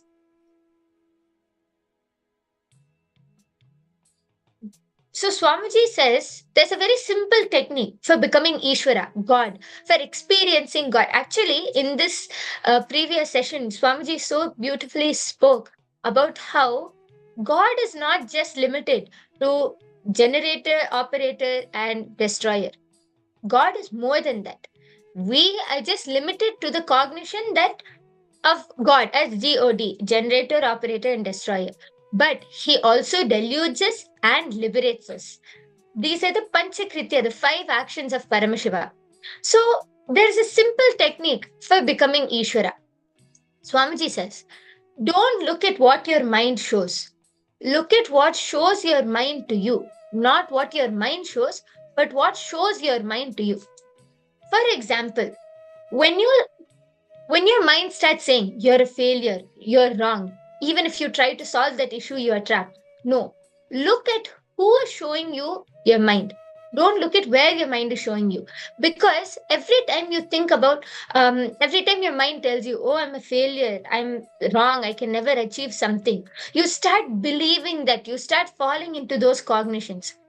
But if you start looking at what shows your mind, then you will start realizing that is not the true you. There is something more than that. There's something beyond that. That is not the true you. And you will be able to, the mind will become irrelevant. You'll be able to keep yourself in that highest state of possibility. So, all of you take a few minutes now and write down three incidents. Why don't all of you go ahead and write down three incidents where your mind like it's not, you don't consciously sit and tell yourself this, but you feel like something is just pressing onto you. You're a failure. You can't achieve anything. You're just a failure. Whatever, all the negative thoughts which keep coming on in your mind. Take a few minutes and start writing that down. Go ahead and write down three incidents. Then look at what is happening during. Okay, first, I request all of you to start writing down these three incidents. Then we'll move on to the next step. Can all of you go ahead and start? Take a pen, a paper, or a pencil and sit and pen down. Even if you're unable to remember, it's fine. Because all of these kind of things would have happened even just 1 hour ago. So, whatever the three incidents which you are able to remember, where your mind is continuously telling you you're a failure or you can't achieve something which your mind is telling you to put you down. Write those three incidents down.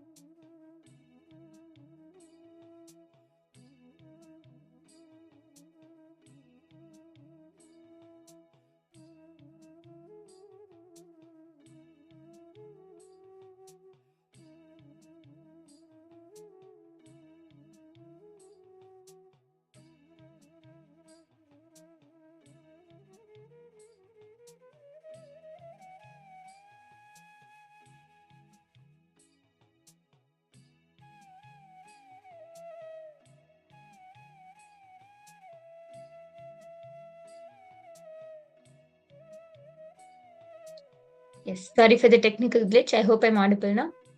Yes, I request all of you to relax. Are all of you done writing?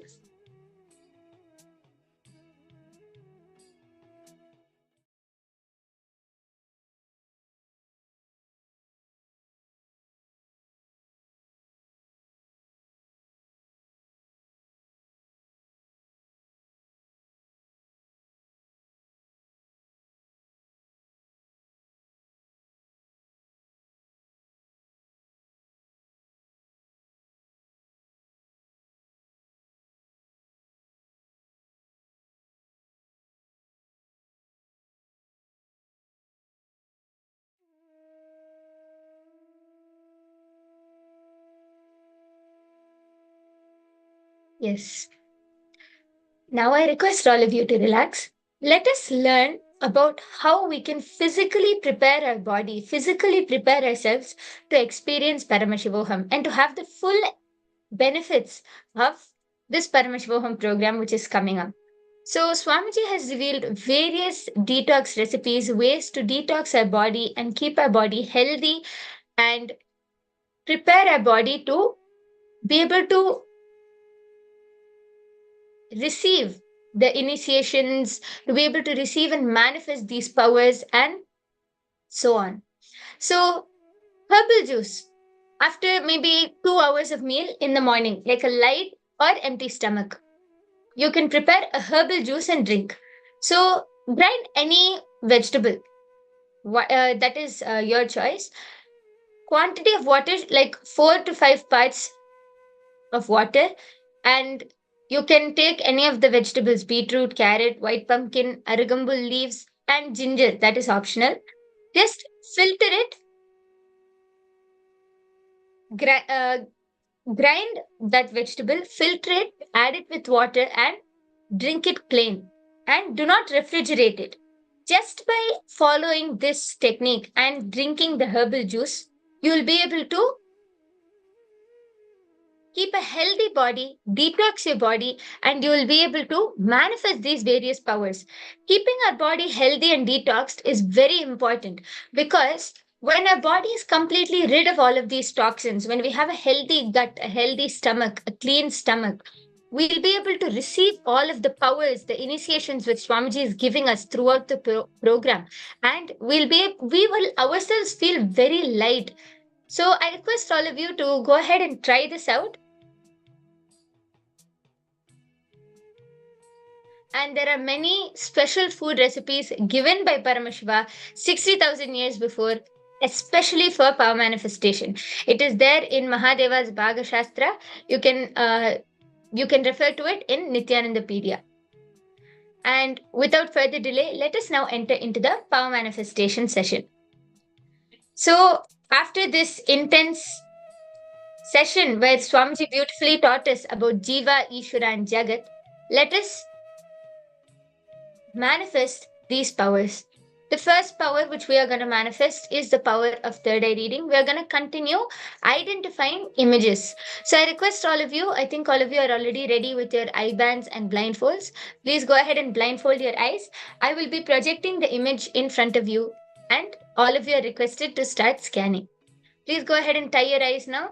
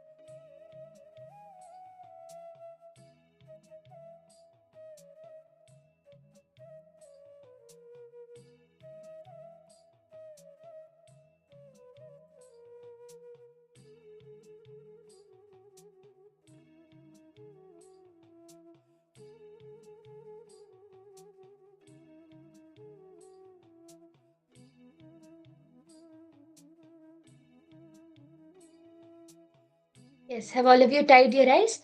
I'm now going to project the first image in front of you, and all of you are requested to close your eyes, connect to Swamiji. Remember, you can manifest these powers just through the space of oneness. Connect to Swamiji. Remember that you are not manifesting these powers, but it's Swamiji who's manifesting through you. And in that space of oneness, just trust whatever Swamiji is revealing to you. It might come to you in shapes, numbers, colors, pictures, letters, words, whatever and however Swamiji is showing it to you. Just surrender and allow Swamiji to flow through you. Let's go ahead and start the first round now. Yes, the picture is projected in front of all of you. Please chant the Mahavakya, connect to Swamiji, and start scanning.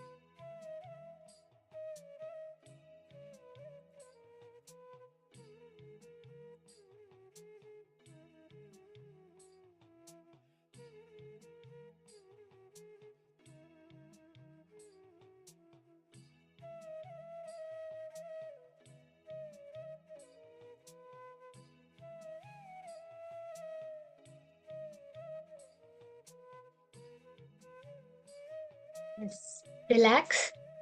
All of you can relax. Slowly relax. Open your eyes. Remove your blindfolds. Yes. I request all of you to go ahead and start posting whatever you were able to see through your third eye. Whatever you were able to see. Whatever color, design, image, picture, words, sentences, numbers, shapes, whatever Swamiji showed you. Please go ahead and start posting that in the chat section and we can go ahead and verify it.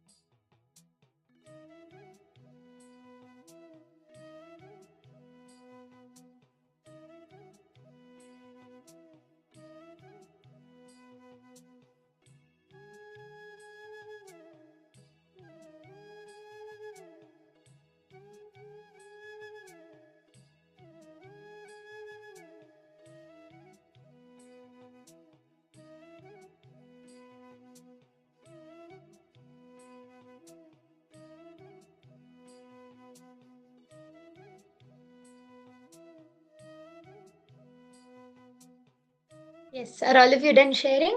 Let's go ahead and verify what was the picture. Yes.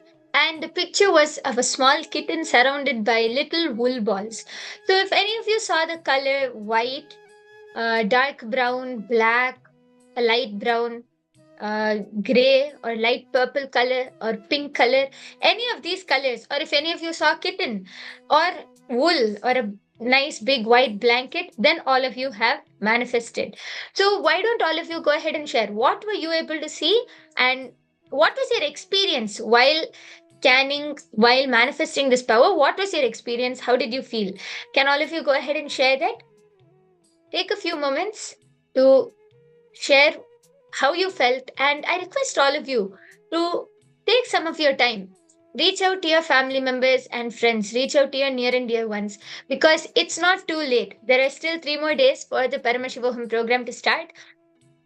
It's not too late. Enrich your family and friends. Give them this opportunity to experience their highest possibility. So I request all of you to take some time, reach out to them, and enrich them. Share with them your experience, how you felt, and bring them here. I request all of you to take a few minutes to do this.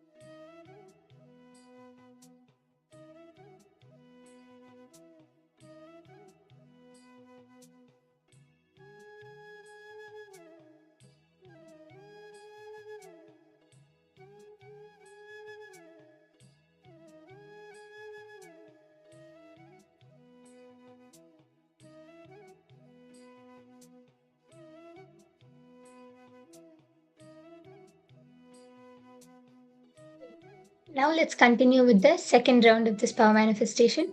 I request all of you to tie your eyes again. Please tie your eyes, close your eyes, connect to Swamiji. I'll be showing you the next image, which all of you can scan. So please go ahead, close your eyes, start chanting the Mahavakya, connect to Swamiji.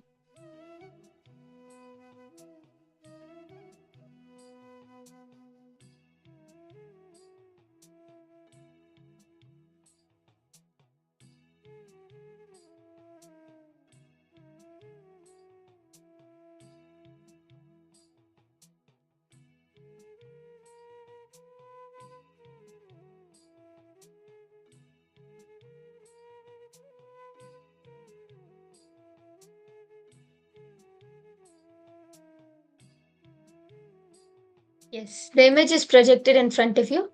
Now please continue to chant the Mahavakya. Request Swamiji to request Swamiji to show you what is in front of you. Please start chanting the Mahavakya. Connect to Swamiji.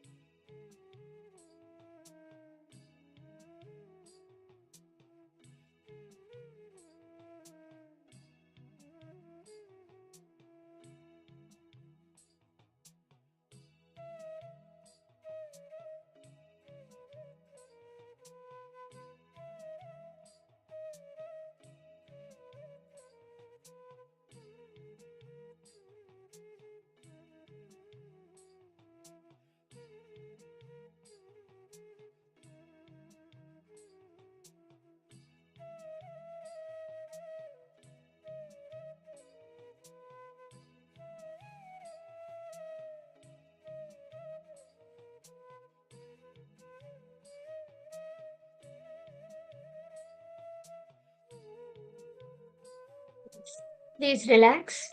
I request all of you to relax now. All of you can slowly remove your eye bands and open your eyes.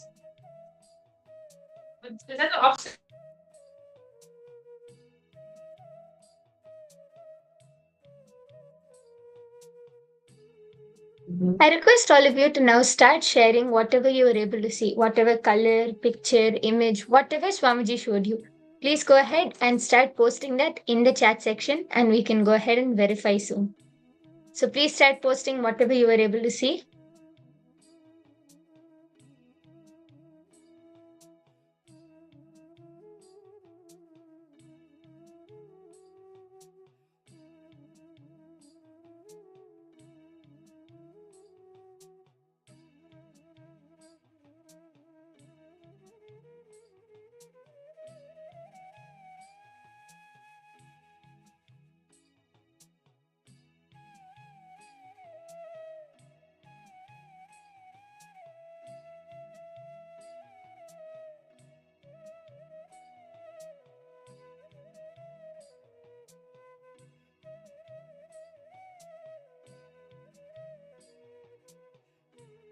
Yes, are all of you done posting whatever you saw? Now let's go ahead and verify what was the picture, the image which was projected in front of all of you.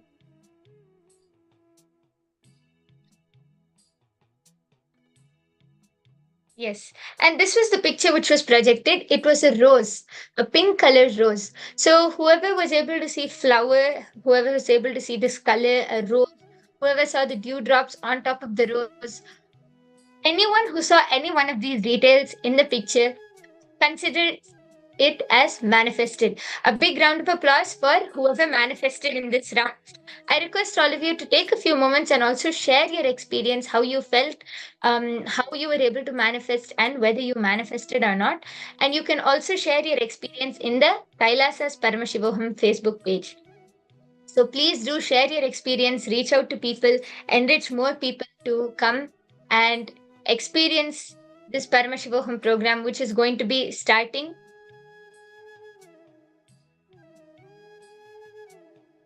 in another 3 days. Yes. So now let's move on to the next session where we'll be learning about the 25 states of consciousness. So all of you stay tuned and be ready and enjoy the next session where Swamiji will be teaching us about the 25 states of consciousness.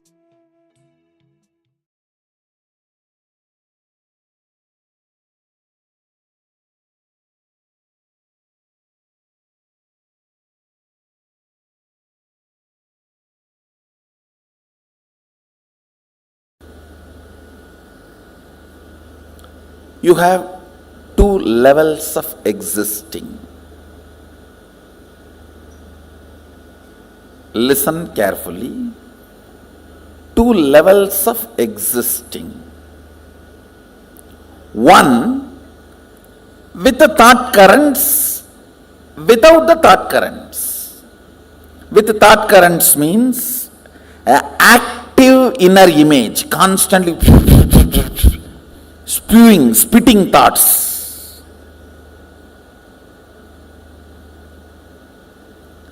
Without thoughts, in deep sleep, where I think some of you are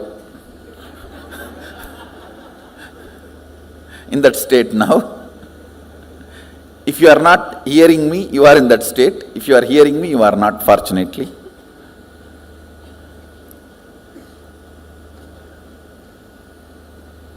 I'll repeat, listen. With thoughts, without thoughts. With thoughts, all of you know, constantly picking fight with everyone, everything. Actually, with thoughts is nothing but constantly picking fight with everything. When you stop picking fight with everything, there will be no thought.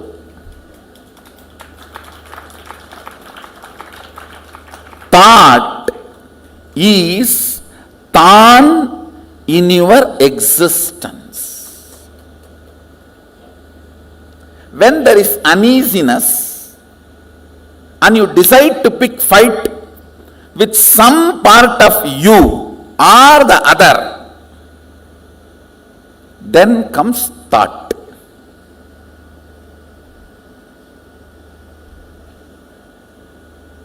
Without thought, deep sleep in the night time or sometimes in the daytime. Whenever you are in the deep sleep, no thought. So these two, same way, listen. With thought, without thought. Same way, with your existence, remembrance of your existence, without the remembrance of your existence.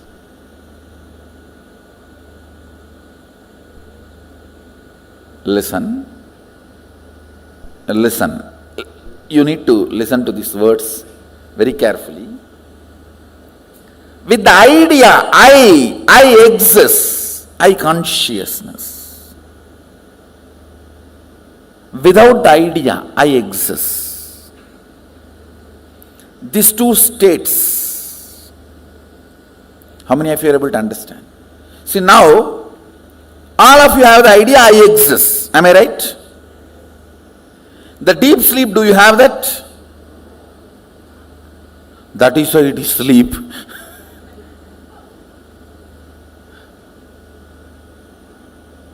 So, there are two ways and two states. Two ways is with thought, without thought. Two states is with the idea I exist and without the idea I exist. How many of you understand that? Project there. Listen.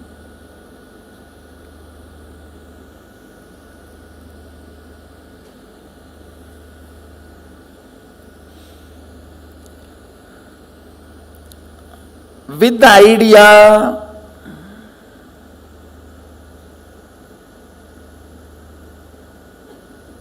I exist, and with thoughts, listen carefully, because you need to understand this unit.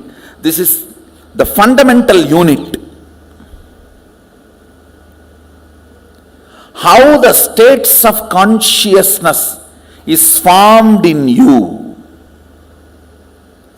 Why you go through what you go through in your life. Understand, ignorance is not cute. Ignorance of traffic rules is not going to save you from the traffic ticket.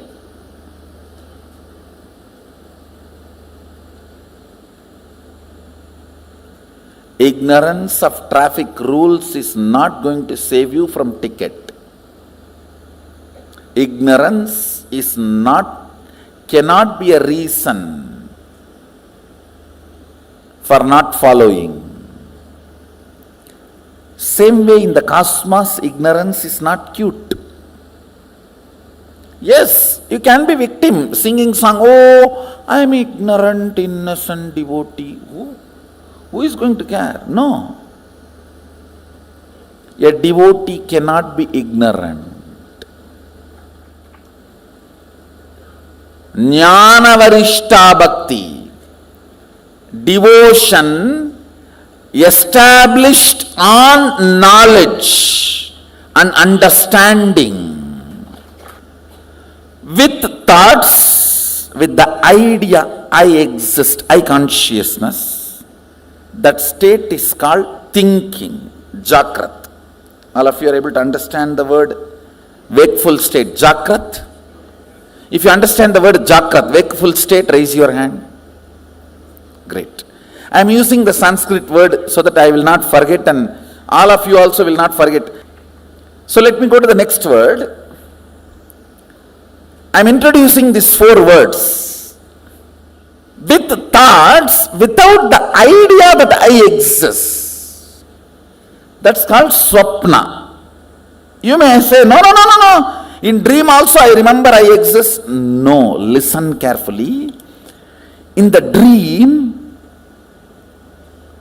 you will be writing your college examination sitting with your son. How can that be? college exam you wrote much before the marriage? How many of you had this kind of a completely overlapping dream? You need to know the identity I you feel in the dream does not have independent understanding. It is just overlapping, crisscrossing of few thought currents. See, like laser beam, if 4 or 5 beams cross, that point looks like a independently shining, which is not. Same way, in the dream, few thought currents crossing, you feel as if your identity exists, but it is not. It does not have consistency. In one dream itself, that will change 20 times. How many of you have observed? In the waking state itself, it changes. Why do dream state? How many of you say that? But in the waking state, at least little decent. In the waking state, it is more like an unstable spouse. Every half an hour divorce. And every 1 hour patch up. But in the dreams, it doesn't even behave like an unstable spouse. It behaves like a 10 minutes son, 10 minutes boss, 5 minutes brother, 5 minutes enemy. You just don't know how it behaves. Listen carefully. The number of thoughts gives idea that you exist for a spark. That's what happens in the dream state. How many of you are able to understand what I am saying? That is why the idea of I in the dream state is so illusory.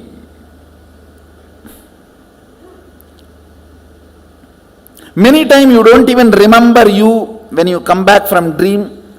What was your idea about you? Seen but does not exist. That's a direct translation of the word swapna. Seen but does not exist. Where the idea of I does not exist, but the thoughts exist. Means the frequency of the thoughts is much higher. The idea of I, it has no existence. That frequency is almost like a zero. Then third word I am introducing, listen, where neither the idea I exists nor the idea thoughts exist. That is what is called deep sleep, sushupti. These three all of us experience in our day-to-day life. The fourth word I am going to introduce, it has no word. That is why it is called turiya. Turiya means fourth in Sanskrit. In Sanskrit, the word turiya means fourth. That's all. Because there is no word for it. Where the idea that I exist is there. I am there, but there is no thoughts. That is called the fourth state, turiya. With the idea I exist, but without thoughts, is turiya. With I plus with thoughts is waking state. Without I but thoughts is dream state. Neither I nor thoughts is deep sleep state. Only I, no thoughts, is turiya. Now I want you to remember these four words. Let me repeat. Jakrat means waking state. Swapna means dream state.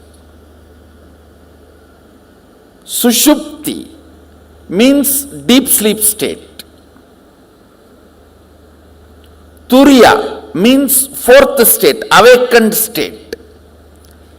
There's a fifth word Mahadeva introduces in Agama called Turyatita, means not only you are awake, you are alive, you can move anything you want.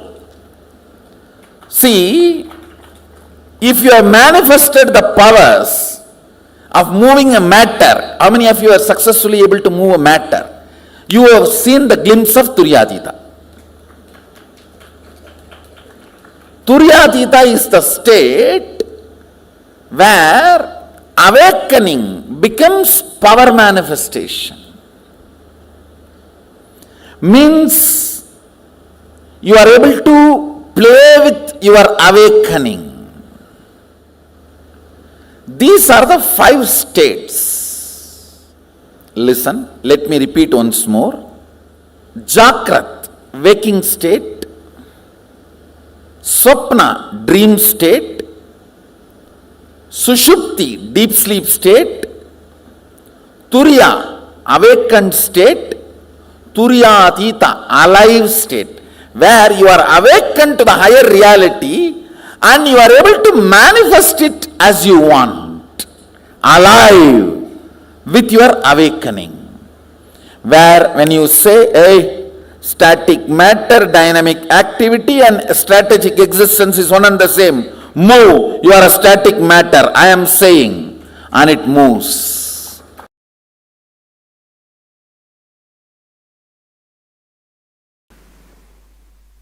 So listen, when your head is in Sushupti, heart is also in Sushupti, it is called Sushupta Sushupti, deep sleep, deep sleep. Very rarely you experience this. Even in your deep sleep, if you are lying on your bed for 8 hours, maximum you may experience this deep sleep for 20 to 30 minutes, not more than that. Please understand.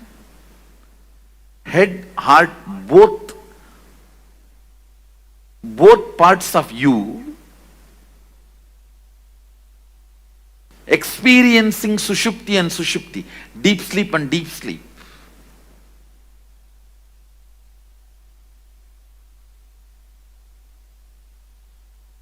It may happen just for a few minutes, in the whole 6 hours or 8 hours, you are lying on your bed.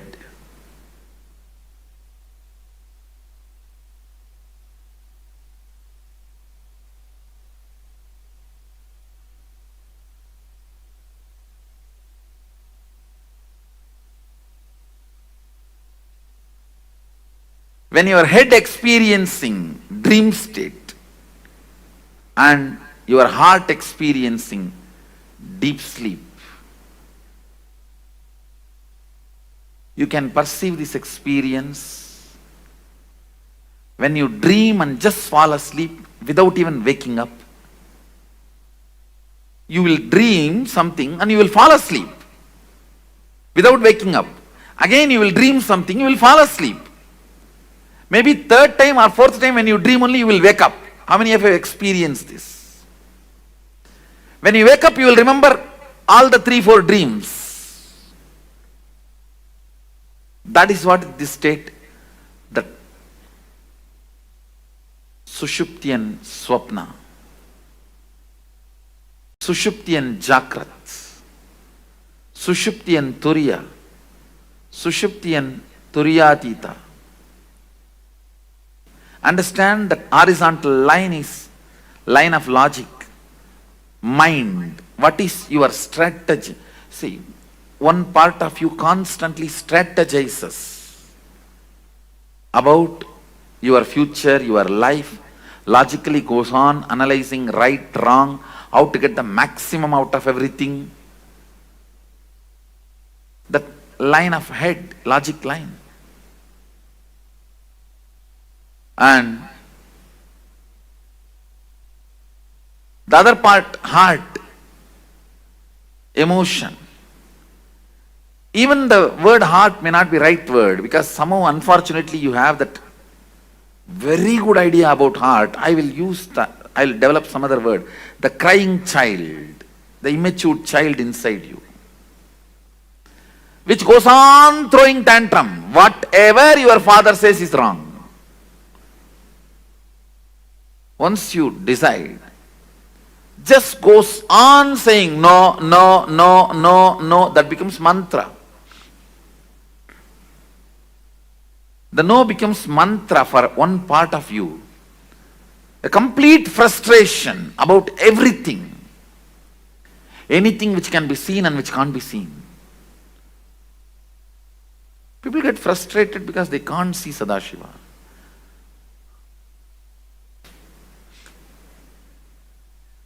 It is good, sometimes you are not able to see. No, we get frustrated even with things which we have never seen, we never experienced, we never perceived.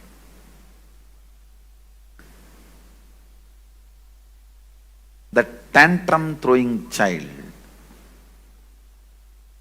So better I will use the word TC, tantrum child.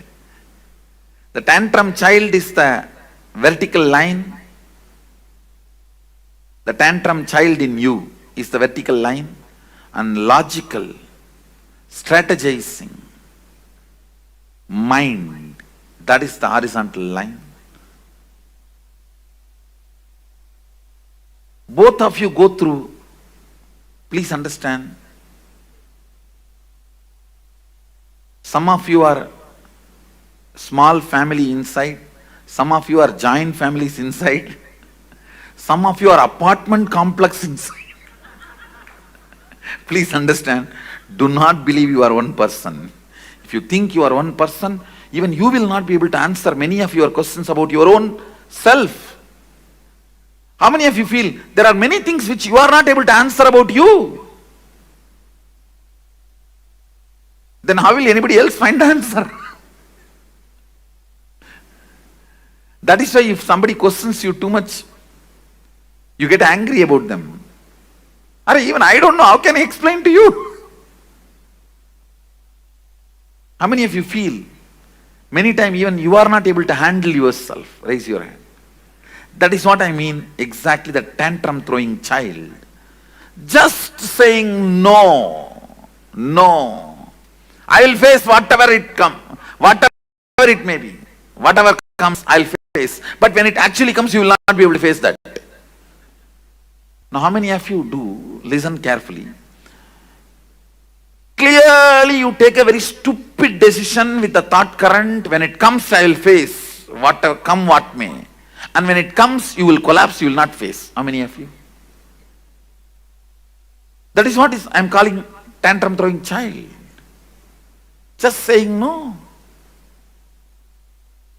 Does not bother even about you getting lost something. You just want to collapse, destroy everything. Even if I die, that is okay. Let me destroy the world and die. Let me pull the whole thing down and die. The tantrum throwing child experiences different state, and the logic, strategizing logic, which constantly plans for your life. That personality experiences different state of consciousness. That is why you go through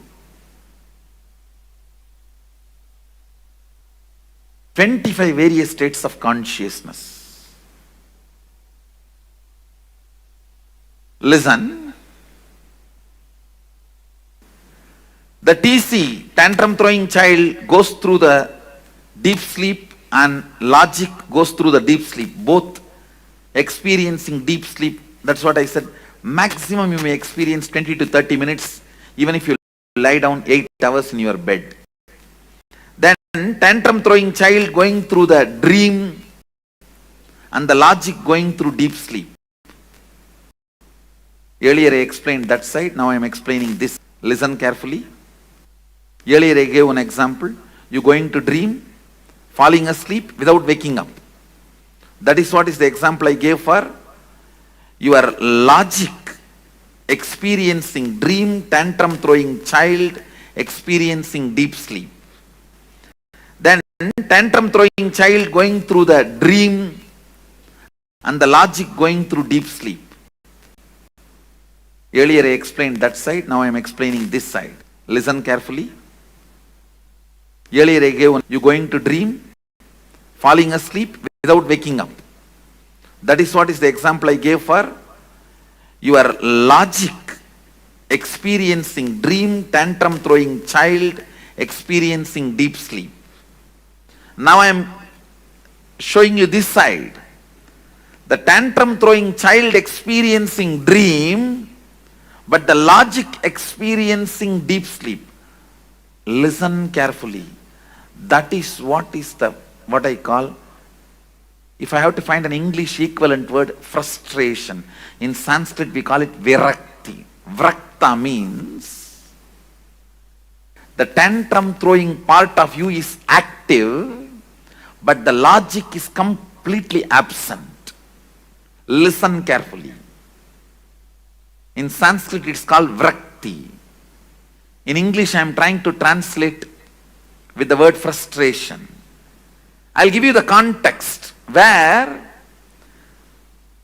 the tantrum throwing you is so alive, wildly active and dreaming.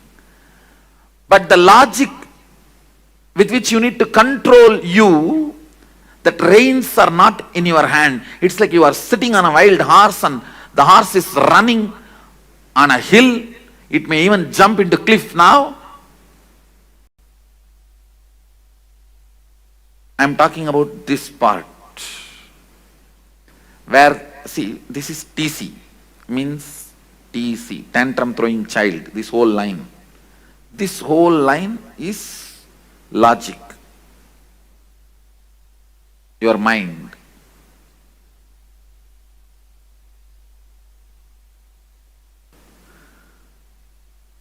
I am talking about this state. The tantrum throwing child experiencing swapna, dream, wild, going literally wild. And your logic, which is supposed to control, put a rein, is sleeping. It's like you are sitting and you are not able to control the wild horse, it is running. It may jump anytime off the cliff. All the decisions you take in frustration, please understand, all decisions you take in frustration will destroy you. Even if you think it is good decision, I tell you,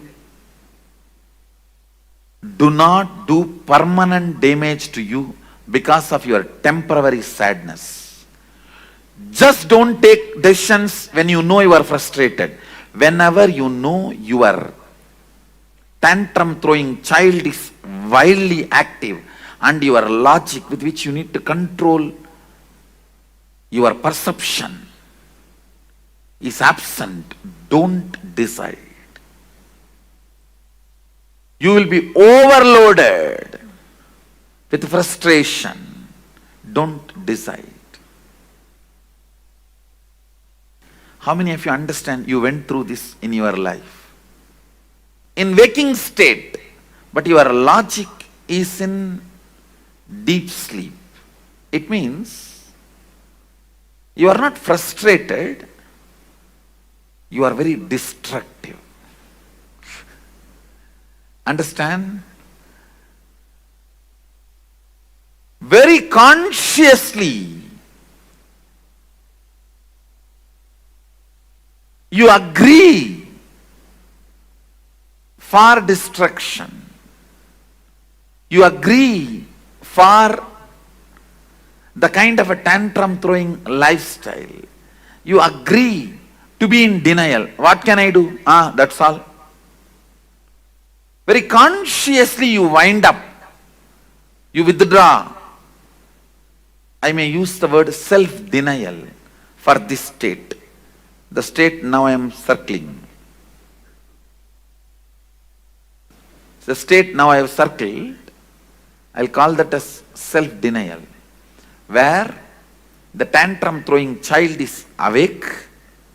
I should use the word wake up. It's in a waking state.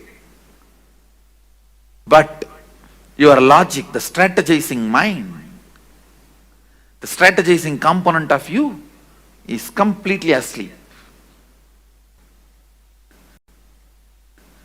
The next, the tantrum throwing child entering into Turiya.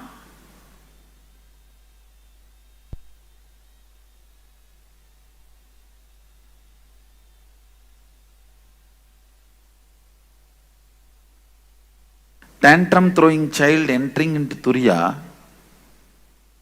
and the logic in deep sleep. One good thing is, the moment tantrum throwing child enters into Turiya, he gets healed. He is no more dangerous.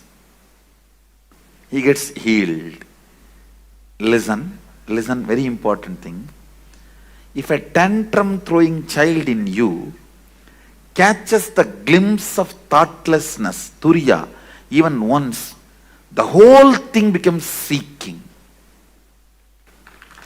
That is why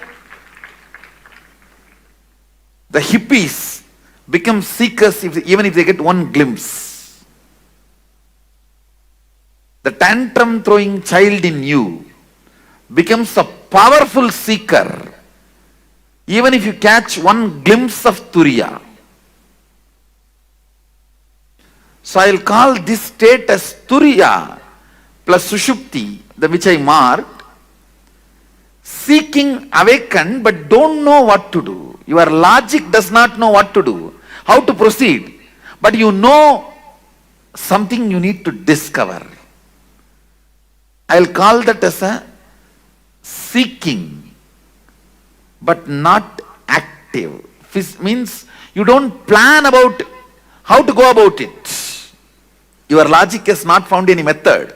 It has not discovered any way to seek. But the tantrum throwing child is now throwing tantrum about everything which is seen and or felt, which is not matching with the reality of the Turiya. See, now the Turiya becomes the benchmark, the awakened state becomes the benchmark. Anything which is not matching up to that mark, you throw tantrum about it, but you don't know how to make everything match up to the standard. Understand? At this state, you will say a big capital letter no to everything external, but you don't know to whom you should say yes. You only know to say no to everything, but you don't know to whom you should say yes. How many of you think you got this? Turiyatita and Sushupti. When you enter Turiyatita, when the tantrum throwing child enters into Turiyatita and the logic is in Sushupti, I call this accidental enlightenment. No, there are few people who got this. They got it accidentally by Guru's grace or by the high energy experience without their logic planning for it. This J. Krishnamurti actually had a glimpse, but accidentally. Your tantrum throwing child experiencing deep sleep and your logic experiencing dream state. Understand? This is very interesting. Just now I explained. Where you dream but go back to the deep sleep, again dream and go back to deep sleep. You need to know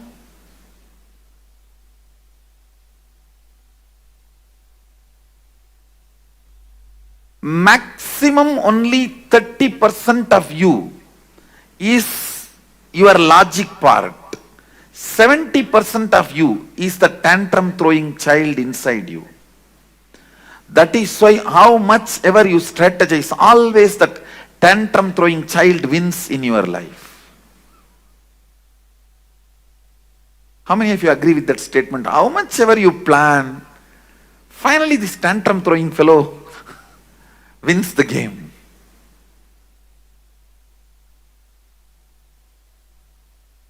Even if your logic, for example,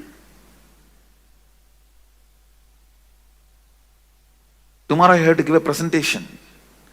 Your logic is planning for your presentation even in your dream. But the tantrum throwing child pulls you back from the dream to deep sleep state. That is what I will call this sushupti swapna, what I marked.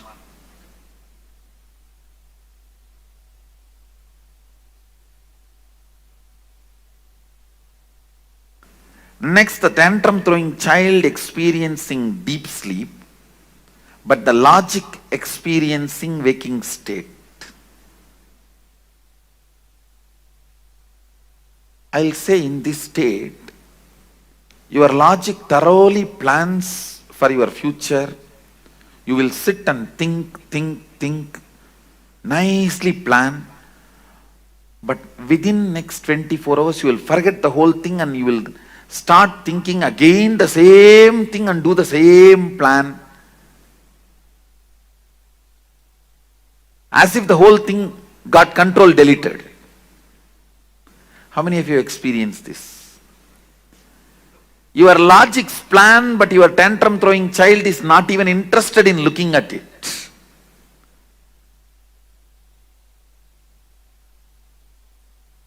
That is what this state, where 70% of you are sleeping and 30% of you is strategizing.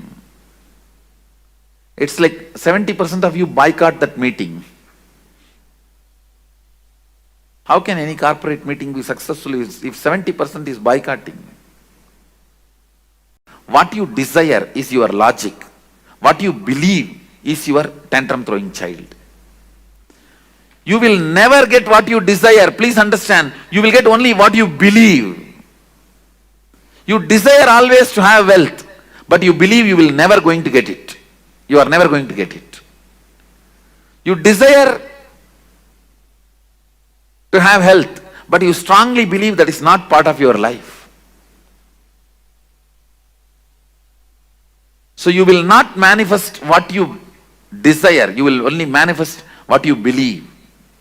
People always confuse between desire and belief.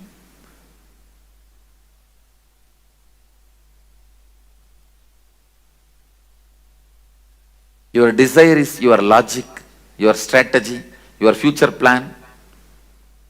Your tantrum throwing child is what you believe as you. I think now it's too clear.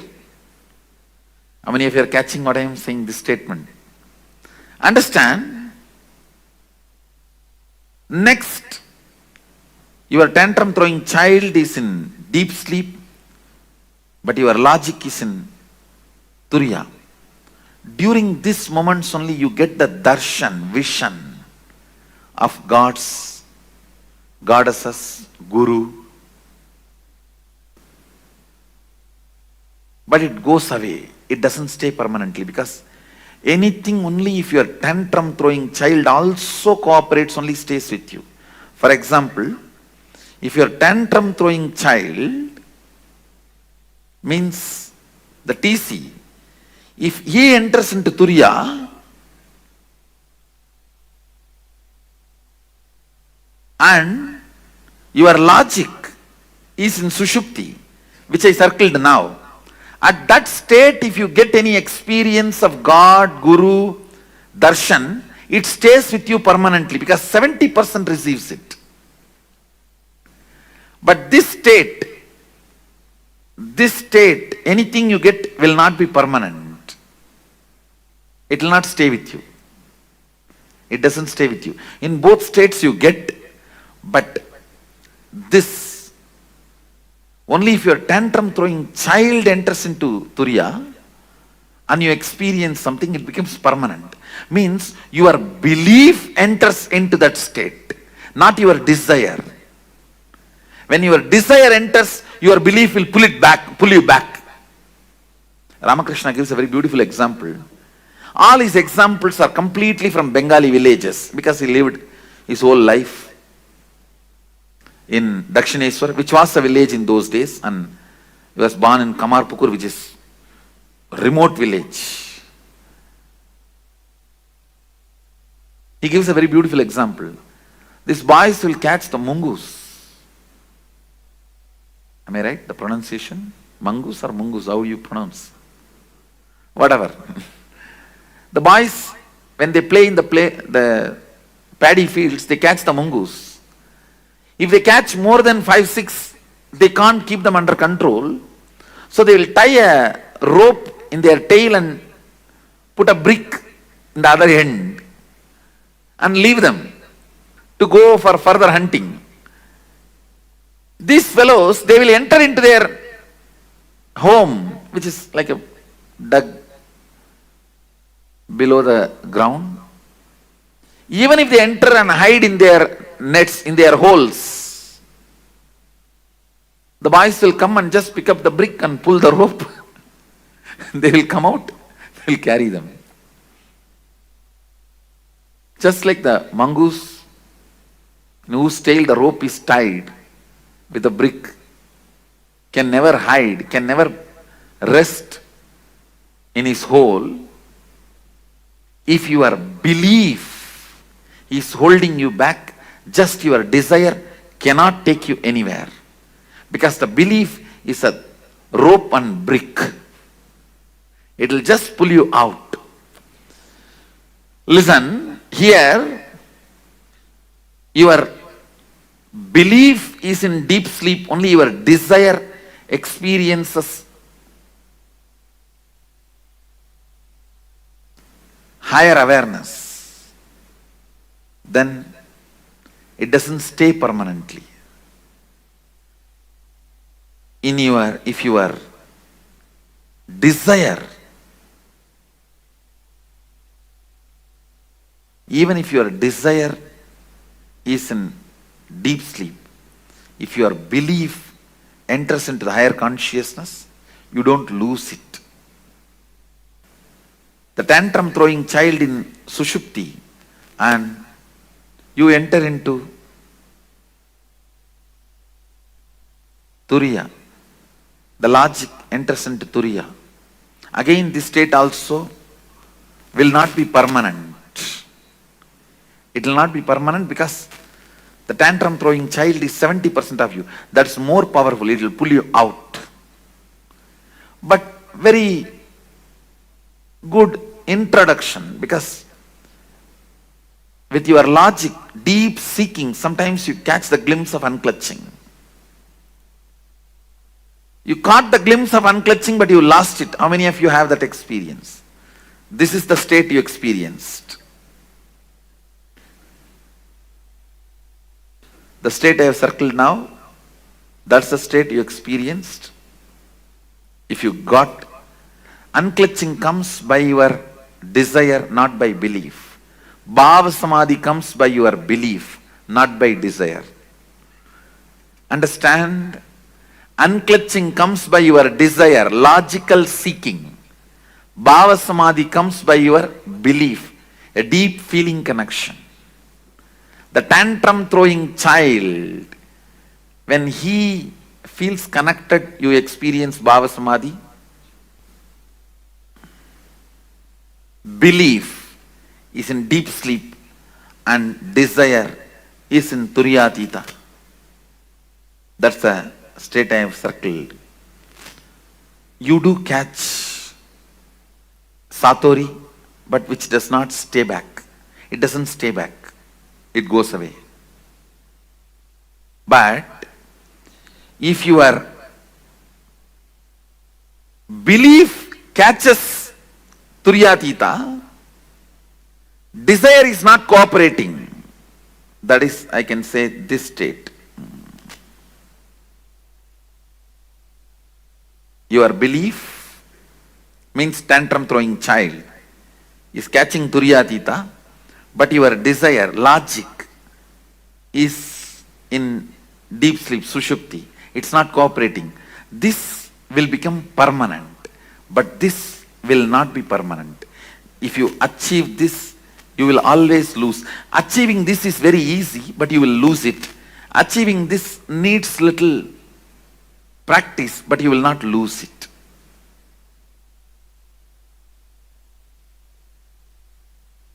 This comes by bhava samadhi, feeling connection. This comes by unclutching your own effort.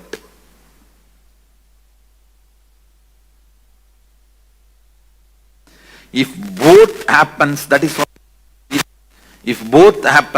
what is called Turiyadita, which becomes permanent. Few basic truths. 25 states of consciousness is multi-dimensions of you. Listen. All the 25 states are part of you. Nothing is good, nothing is bad. Deep sleep is as much you need.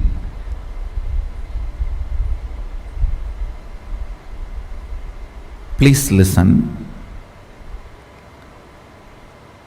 Deep sleep is as much needed to you as you need Turiyatita. The whole 25 states is your 25 dimension.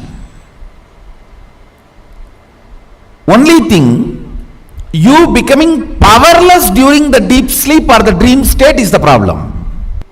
But if you decide to become powerless, you can be powerless anywhere. If you decide to become powerful, you can be powerful anywhere. Fundamentally, this whole 25 state is 25 phases of you, 25 dimensions of you. Nothing is bad, nothing is good.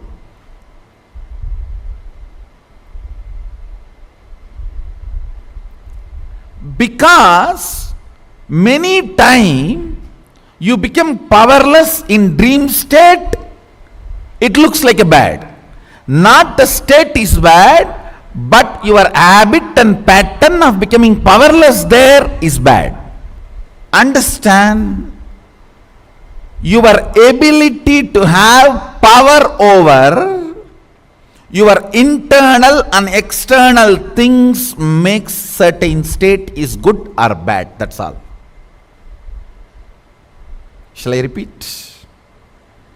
In the deep sleep state, you don't have power over anything. You just become completely powerless. That's why we feel it's bad. In the dream state, we have power over certain few thought, but not more than that. In the waking state, the powerfulness is little more. In Turiya, the powerfulness will be complete internal and external. In Turiyatita, the powerfulness over everything exists. So fundamentally, your focus need to be on being powerful, not on changing the states of consciousness. Understand? Rich people don't work for money, they work for excellence. Money follows them.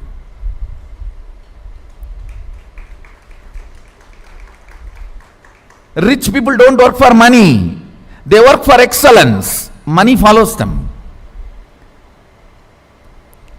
Powerful people work for powerfulness. All the 25 states of consciousness follows them.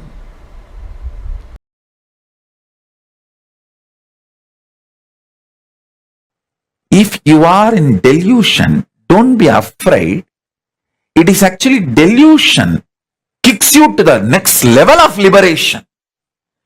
See, 3 seconds of nightmare not only gets you out of nightmare, it pushes you to the next level of state of consciousness called waking state. From dream, you are just kicked to the waking state. High. From dream, moving to waking state is like an enlightenment in dream state. So, if you had a very sweet dream, normal dream in your dream state, you would have just gone again back to dream state or deep sleep state. But if you had a nightmare, you can neither go back to dream state or deep sleep state. You have to be kicked to waking state. So, delusion in the delusion in the dream state is nightmare. But ultimately that nightmare does a great good thing, that you are enlightened, pushed out of the dream state to the waking state. From waking state, if you are pushed to the turiya, that is enlightenment. Same way, from dream, if you are pushed to waking, that is enlightenment in this level. Understand? Enlightenment means getting pushed to the next higher state of consciousness. From deep sleep, if you are pushed to the dream state, that's one level enlightenment.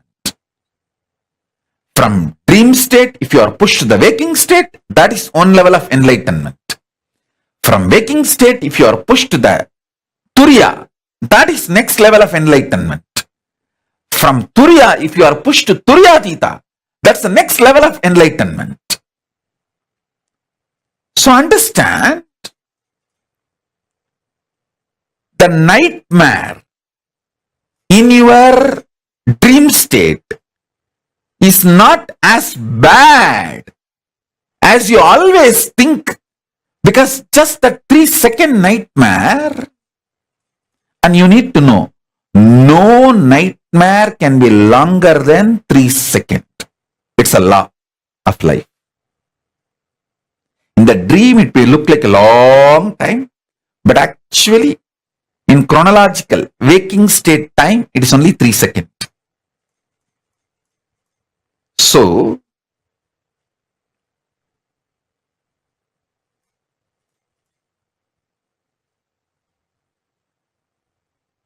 all nightmares are enlightenment in the dream state, because it has pushed you from dream state to the waking state, which is a level of enlightenment in the, as far as the dream state is concerned. I should call there are 4 levels of enlightenment. From deep sleep, when you are pushed to the dream state, it's called dream enlightenment. From dream state, if you are pushed to the waking state, it's called waking enlightenment. From waking state, if you are pushed to turiya, it's called awakened enlightenment. From turiya, when you are pushed to turiyatita, it's called living enlightenment. Daniel Konkler is asking, Swamiji, is the 25 states of consciousness, 11 dimensions of Jagat, 5 aspects of Ishvara, are they all Maya or just different permutations and combinations? Where in it does Sadashivoham exist? Or is it only outside of that matrix that we exist? Listen to this example. You are in a forest, a tiger sees you, you see the tiger, it is chasing you, you are running for life. That is Maya. Because the way you want to see, you create what you want to see.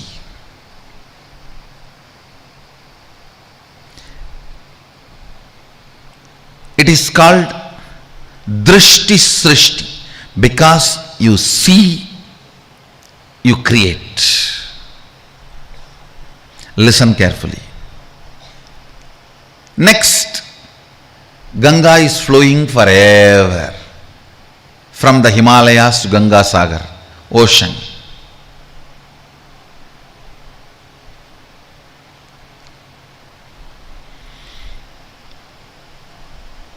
That is Srishti Drishti. Because it is there, you see. Listen carefully. This is the difference. Tiger chasing you, experience is Srishti Drishti. Because you see it is happening. Ganga flowing is Srishti, means it exists. Because it exists, you see. Tiger chasing you is Drishti Srishti. Drishti means seeing, Srishti means creation. Because of your seeing, it is created. Ganga flowing is Srishti Drishti. Because it is there, you are seeing. What's the difference? if there is a psychological intervention, for example, even the modern day researchers are proving, the moment you see the tiger, if you are shaken, frightened, certain chemicals are released in your body. Tiger hates the smell of that chemical. If you are not frightened, if you don't release that chemical, tiger doesn't chase you. It is not necessary always the tiger should chase you. If you have a fear, you will project and have an animal chasing you.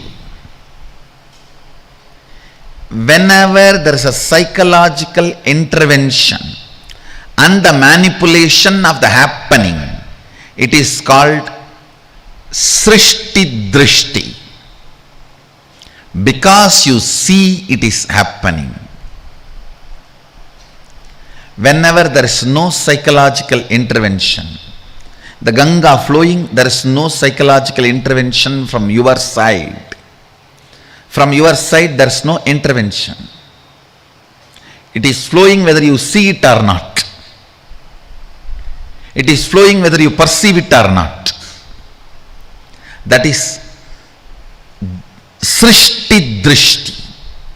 What is created, you are seeing.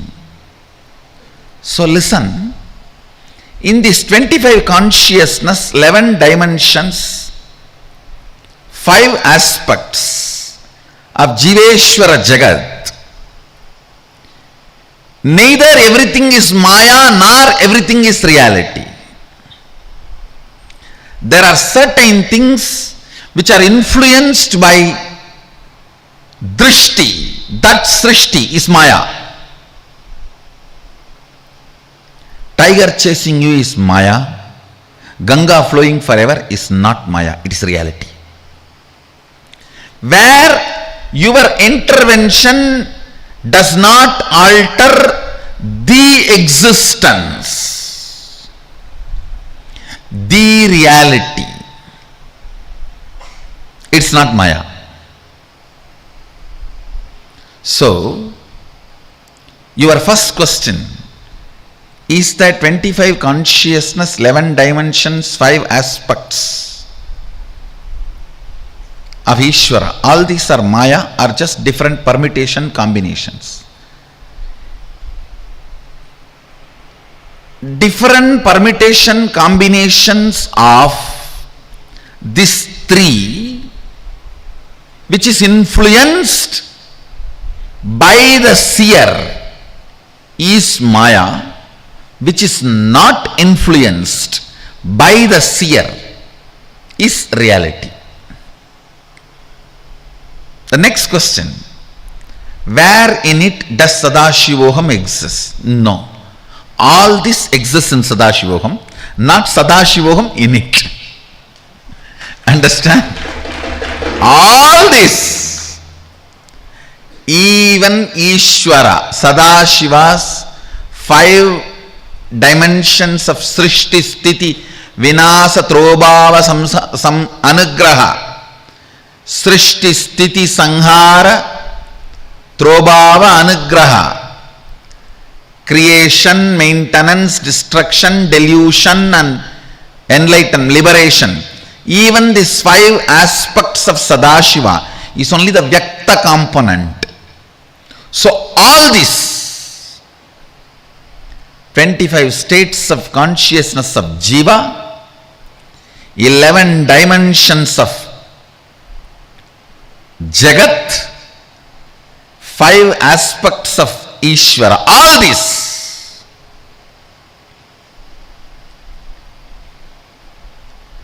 is established on Sadashivoham.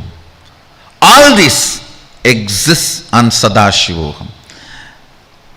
Sadashivoham does not exist in any of this. All this exists in Sadashivoham.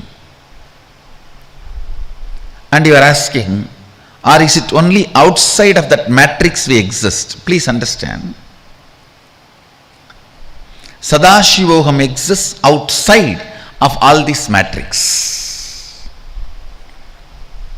All this, Jiva Ishvara, Jagat. The overlapping and permutation combinations of all this forms certain matrix, and that matrix, listen, that matrix, when it is influenced by the seer, I call it Maya. When it is not influenced by the seer, I call it reality. But Sadashivoham is the space where all these are established. Whether it is Maya or reality, it is established on Sadashivoham. So Sadashivoham is outside this whole matrix.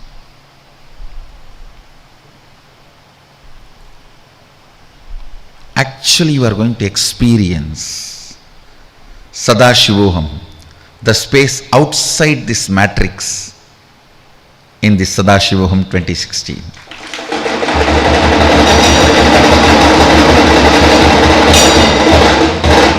I am very serious about it.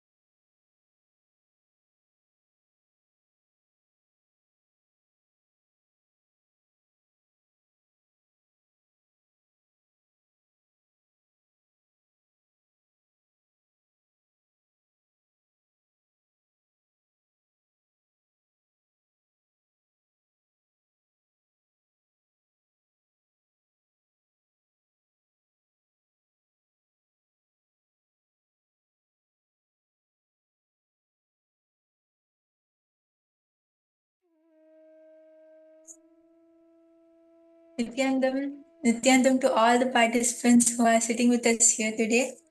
We welcome all of you again for another day of preparing for the next season of Paramashivoham. And I hope all of you are excited for the program. And we all just learned from Swamiji about the 25 states of consciousness. A very advanced topic which Swamiji has taught all of us compared to what we know today from modern science. But what exactly are these 25 states of consciousness? As we go further, I request all of you, please do share in the YouTube chat or anywhere, wherever you are logged in, what was your powerful click? What was your powerful cognition? And you feel like, wow, I'm really excited about it. And I want to experience, I want to live and manifest this in my life. Please share. Please understand, this is a very important part of what we are learning. Just now, we have been initiated into very powerful truth of 25 states of consciousness by Swamiji. So in this portion, we are going to internalize it. So it is very important that all of us participate. When you internalize it, and when you cognize it better, we discuss it, we do manana on this, then it is very easy for us to manifest them. And that is what we do in the next round when we do the power manifestation. So I request all of you, please share. Please share what was your click, what was your powerful cognition. So, what is it which we learned from Swamiji? Swamiji taught all of us how there are 4 states, which is even known to the modern science in today's world.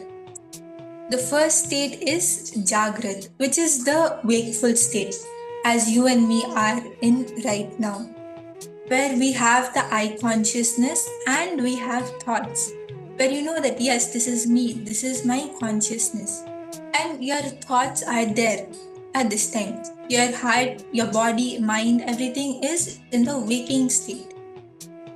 Then the next is the Swapna state, which is the dream state. Over here, you have the I consciousness, but you don't have thoughts. This is basically when you are dreaming. And as Swamiji says, this over here, you will not have a consistent flow of events. You'll not have a proper flow of events because you don't have the I consciousness. Sorry, this is with thoughts but without I consciousness. So because of that, over here, you will not have the consistent flow of things because the consciousness, the identity is not there. You will see that you are in college with your son next to you, or you will see that one day you are a small child and the next day you are graduating, the next day you are married. Like this, there won't be a consistent flow. Then the next is the Sushupti state. This is the unconscious state, and this happens when you are in the deep sleep.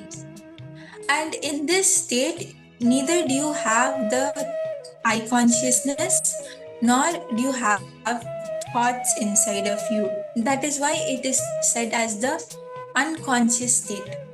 This is the 10 minutes or the half an hour where we go into the deep sleep, where we are not at all aware of ourselves. As you will see, right, there will be some point of time when you are sleeping where you will be dreaming and suddenly it will go black. Then you will just get up. You'll not know that you were actually sleeping. That is the deep sleep state, when we actually enter into the unconscious state. In this state, both your heart and your mind are asleep, as Swamiji said. Then the next is the Turiya state. In this state, you will have total awareness. This is the blissful state. Over here, you will not have the thoughts, but you will be having the I consciousness.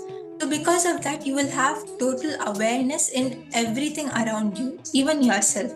And this is the state which we go into while doing power manifestation. At that time, we don't have thoughts as we do every time, right? We unclutch from all the thoughts. So that is during power manifestation. Then after this, Swamiji has revealed that there is a 5th state of consciousness, which Mahadeva introduces in the Agama as Turyatita.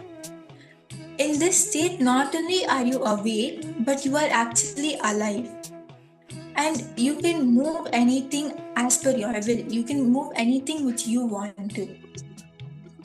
All of you can also post what you understood, all of your understandings. If you have any doubts, please do post in the comments. And please understand, all of us who have been manifesting powers, and you have manifested the power of consciousness over matter. That is the time you have already touched Turyatita. How simple, how beautiful, and how powerful being the disciple of the Avatar himself. When just by sitting casually, Swamiji makes us experience these very high states of consciousness, which otherwise we may not even achieve or have a glimpse in births after births, right? So I'm sure all of us have been manifesting the power of consciousness over matter. And that is when you actually experience this highest state, which is the Turiyatita. Please share, how do you connect to, how do you feel about these very powerful revelations about the 5 states of consciousness?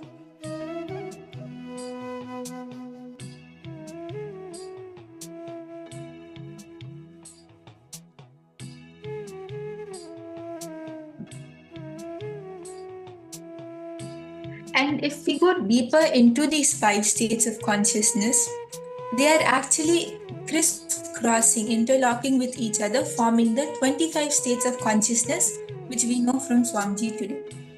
So, these 25 states of consciousness determines why we behave the way we behave at certain times, and why you behave the way you behave at other times.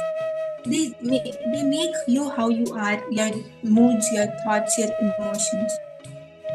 And as all of you can see over here, the horizontal lines are the states of the mind, which is the logical state. And the vertical lines are all the states of the heart, which is the emotional state. And as all of you can see, over here, deep sleep, which is the Sushupti, is the mind, is the state of the mind. And when it interlocks with deep sleep Sushupti, the state of the heart, it is Sushupti plus Sushupti, which is the unconscious state where all of us go to when we are deep asleep. Like this, we can see that there are 24 more different states and how they interlock with each other, how different combinations form different states of consciousness. All of you can take 2 minutes and see the chart. If you have any doubts, please do post in the comments. You can post on YouTube, Facebook. It will be very nice to hear from all of the viewers, all of you who are watching us.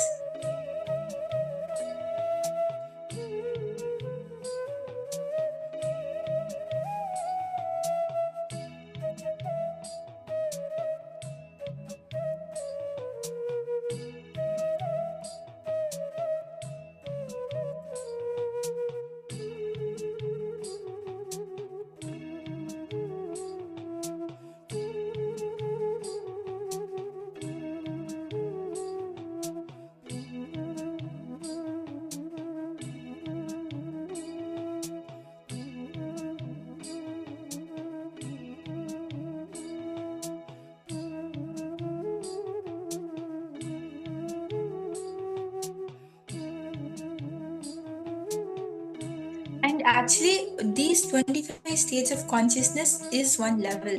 But Swamiji very beautifully tells all of us that beyond these 25 states of consciousness, we have to focus on being powerful, not on changing the state of consciousness, not thinking that, okay, I have to go to Turiya, or it will be better if I am in Shuddhi instead of Swapna while sleeping.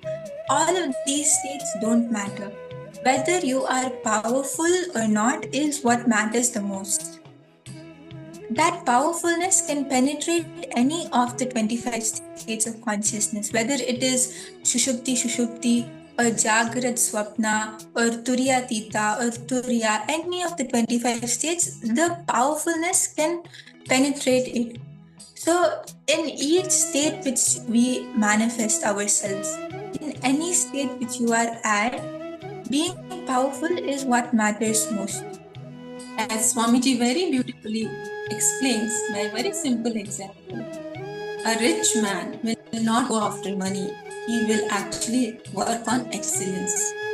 Similarly, all of us, we have to work on our powerfulness. All 25 states of consciousness will simply follow us. So that is exactly what we are going to do now. We are going to see and work on where all we get powerless and how we can change it to being powerful. And one more thing which all of us have to understand is, Swamiji tells us that when whatever you desire, whatever your mind, your logic says, is not something which you are going to be manifesting. Only what you believe is what you're going to be manifesting. When you believe that, yes, this is the reality, this is what I can manifest, at that time you will be able to manifest it. But when you just have a desire that I wish I could have this, that is not how we are going to be manifesting any of this. So now we are going to be doing an exercise where all of you will be manifesting this powerfully. I request all the participants, all the viewers who are watching us to please bring your pens and papers. And all of you are going to be penning down 5 instances where you knew that you are powerless, where you have experienced the powerlessness inside you. It could be in any of the 25 states. It could be in your waking state, in your dream state. For example, you had a dream that you had failed in your exam, and because of that, you were crying, or you were powerless, or you experienced the powerlessness. Pen that down. Like this, just any 5 incidents where you knew that, yes, I was powerless at this incident. So let's all sit and write down these 5 incidents. If you have any doubts, please do post. We will be happy to attend to them.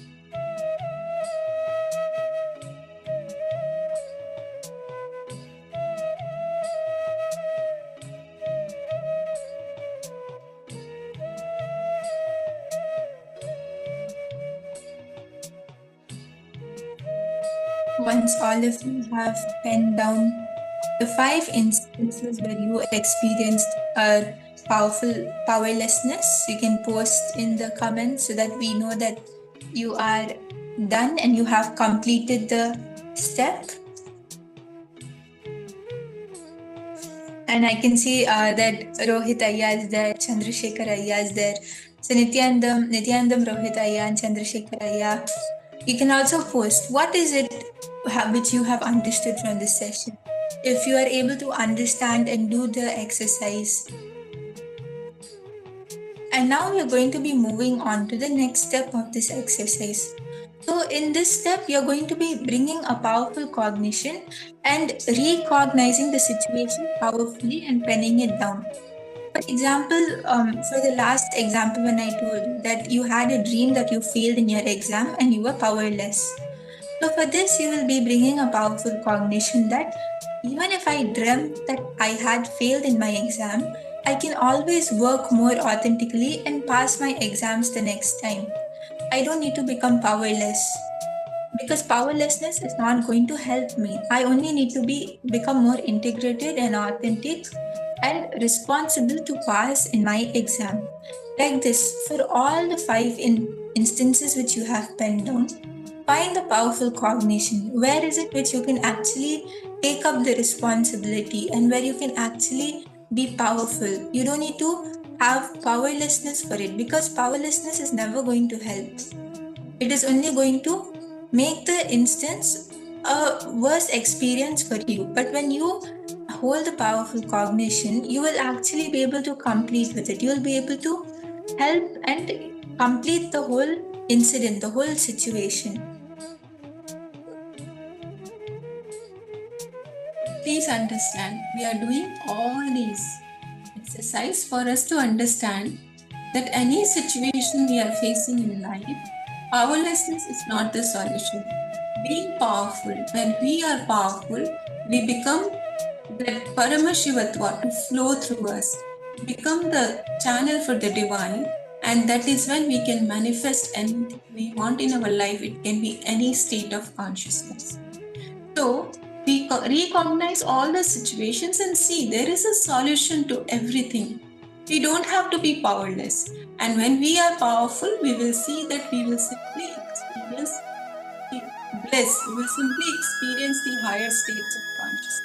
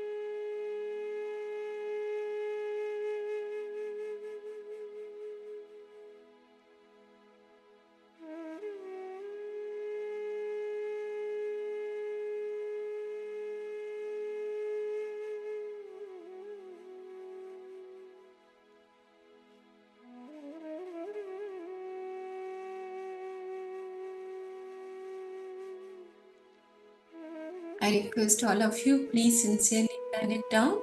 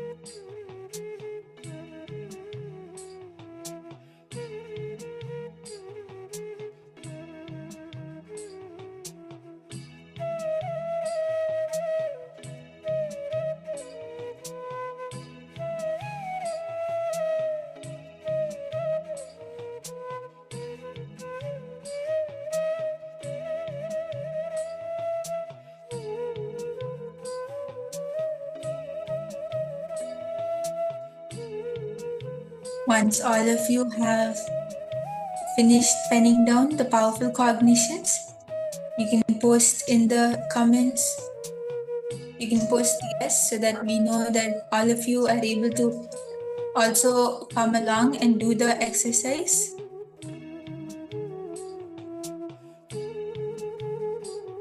You'll see that after you have done this exercise, when you have how you can apply functions for each and every situation in which you experience powerlessness. Not only will it help for these 5 incidents, but you will start using this as a natural solution for any incident, for any situation in your life which is giving you a powerless feeling. Instead of actually becoming powerless, instead of listening to your mind, you will see that where is it where I can become powerful. And this will really help you in you manifesting so many things which you want to in your life. And now, with the same powerful cognition, all of us are going to be entering into the power manifestation. And in this round of power manifestation, we are going to be manifesting the power of remote vision, or scanning a place from a far off distance. So, I'm going to be projecting a house to you, and you're going to be scanning all the details of that house. What is the design of the kitchen? What is the floor material? The color of the interiors? Everything. And you'll see that just by powerful cognition, that yes, I am also Paramashiva. I am also one with Swamiji. So I can't have powerlessness inside me. I'm manifesting how Paramashiva has all the 25 heads, the 25 states of consciousness. In the same way, each and every single one of us are also a manifestation of that. So we cannot have any obstacles, any sufferings, and just manifesting how we see Swamiji manifesting. So now we are going to be entering into the power manifestation. Request everyone to please come gather in front of the camera. Get ready for the power manifestation. If you have any Aushadas which had either Shivogram, if you have Nithyananda, please do bring that. It will really help you in the power manifestation.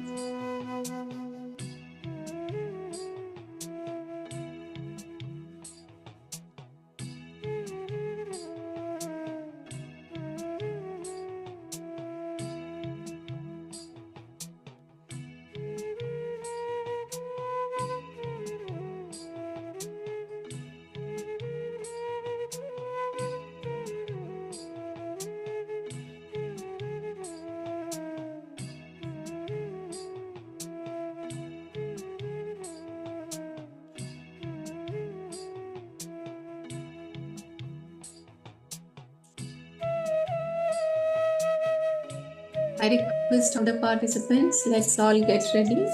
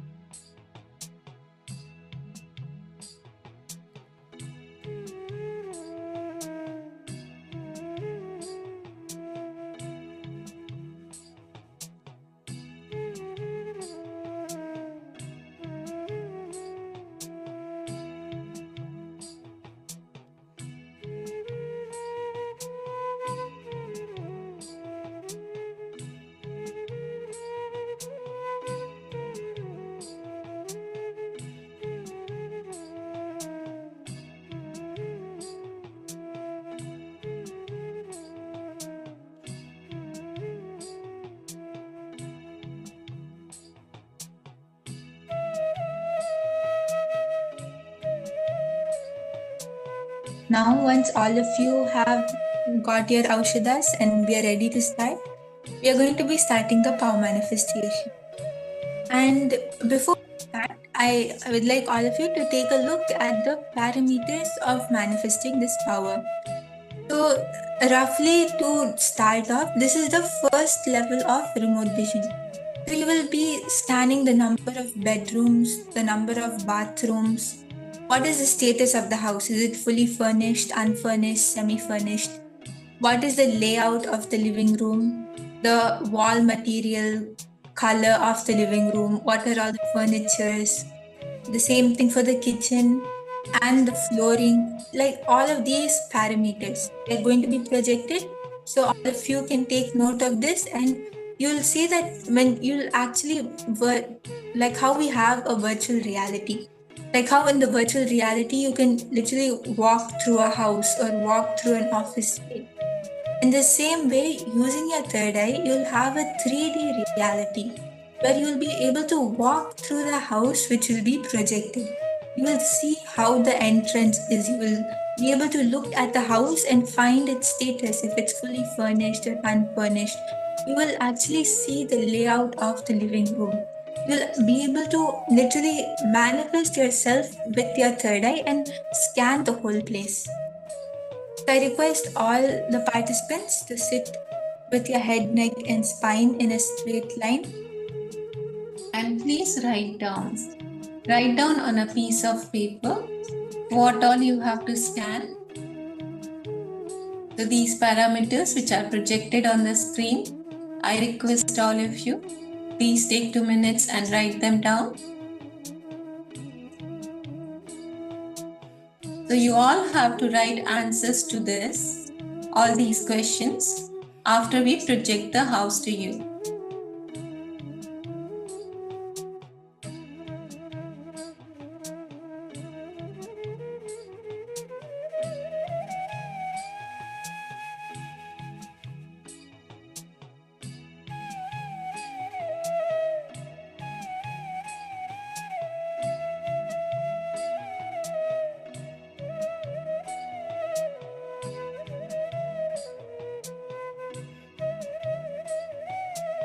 Please write down all the points.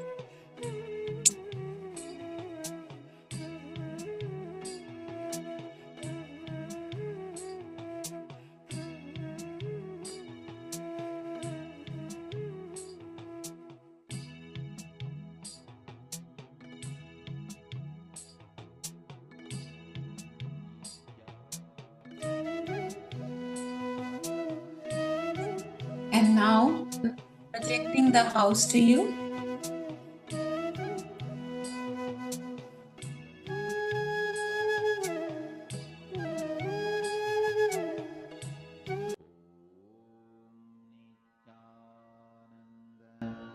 Paramashivoham I request everyone to sit straight with your head, neck, and spine in a straight line and start chanting the Mahavakya. You can scan all the details of the house which is being projected. Whatever Swamiji is showing you in your third eye, you can pen it down. You will see that you'll be able to see all the details of the house. The kitchen, the living room, the bathroom, the bedroom, everything. You can pen down whatever you're able to see through your third eye. Paramashivoham Om Nithyananda Paramashivoham Om Nithyananda Paramashivoham Om Nithyananda Paramashivoham. Please connect to Swamiji. I request all of you, please see Swamiji's smiling face in your third eye. Connect to Swamiji Paramashivoham and scan through your third eye. Om Nithyananda Paramashivoham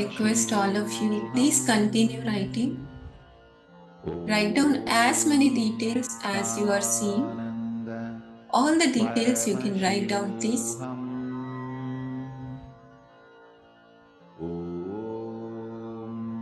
Nithyananda Paramashivoham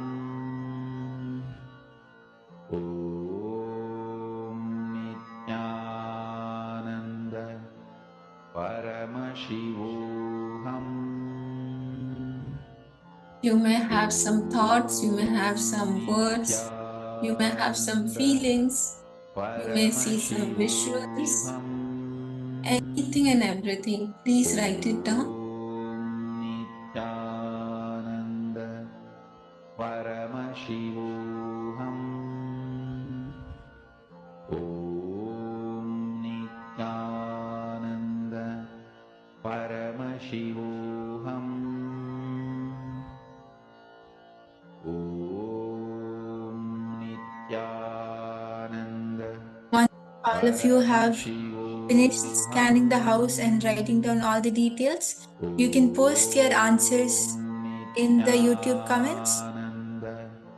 Everyone who is manifesting, all of you can post your answers so that we can verify with this round. Paramashivoham Om Nithyananda Paramashivoham Om Nithyananda Paramashivoham Om Nithyananda Paramashivoham Om Nithyananda. If any one of you are facing any difficulty or you need any help to manifest the powers, please do post in the chat. We can help you. Nithyananda Paramashivoham Om Nithyananda Paramashivoham Om Nithyananda. And now we are going to be moving on to the answer for this round. So all of you can finish posting. You can share all your answers on the comments so that we can project the answer to all the viewers, to all of the participants. Om Nithyananda Paramashivoham Om Nithyananda Paramashivoham Om Nithyananda Paramashivoham Om Nithyananda. Yes, so now we are going to be moving on to the answer for this round. So the parameters or the answers for this round is there are 3 bedrooms in this house. There is 1 bathroom and the status of the house is it's fully furnished. So if you want to pen this down, you can pen it down so that you can verify your answers. There are 3 bedrooms, there is 1 bathroom and it is fully furnished. And there is 1 living room in this house. And this house is actually by the lake. And as all of you can see, this is the layout of the living room. The doors to the bedroom and the bathroom is in the living room. There is a grey color sofa and a wooden coffee table in the middle with a white carpet, and the TV is high up on the wall with a fireplace under it. And there are 2 baskets next to the TV and 2 vases on the table of the fireplace. And this is mainly white and brown color. So if you said white, if you said brown, if you said gray for the sofa, it is correct. And the material of the wall is painted gypsy. So if you said it's gypsy material, or if you said it's painted, it's a manifestation. And the color is light gray. So again, if you saw light gray, it is correct. And the flooring type is wooden and carpet. So if you saw any of those, it's a manifestation. And the color of the floor is light brown, and it is a wooden floor. If you saw wooden, if you saw light brown, if you saw brown, if you saw wood, all of this is a manifestation. And as you can see at the different angles, the kitchen is an open kitchen with the dining table on the side of the kitchen, and it is an island style kitchen. It is mainly brown with a blue table in Paramashivoham Om Nithyananda Paramashivoham Om and you can see this is the kitchen. There is a microwave which is on top of the oven, and there are two windows in the kitchen. If you wrote high stools or a blue table, it's a manifestation.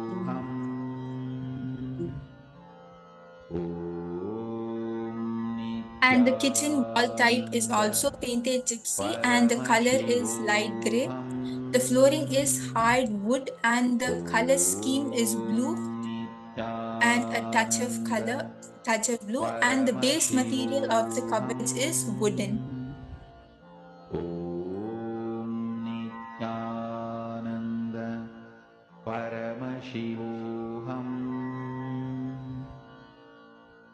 Om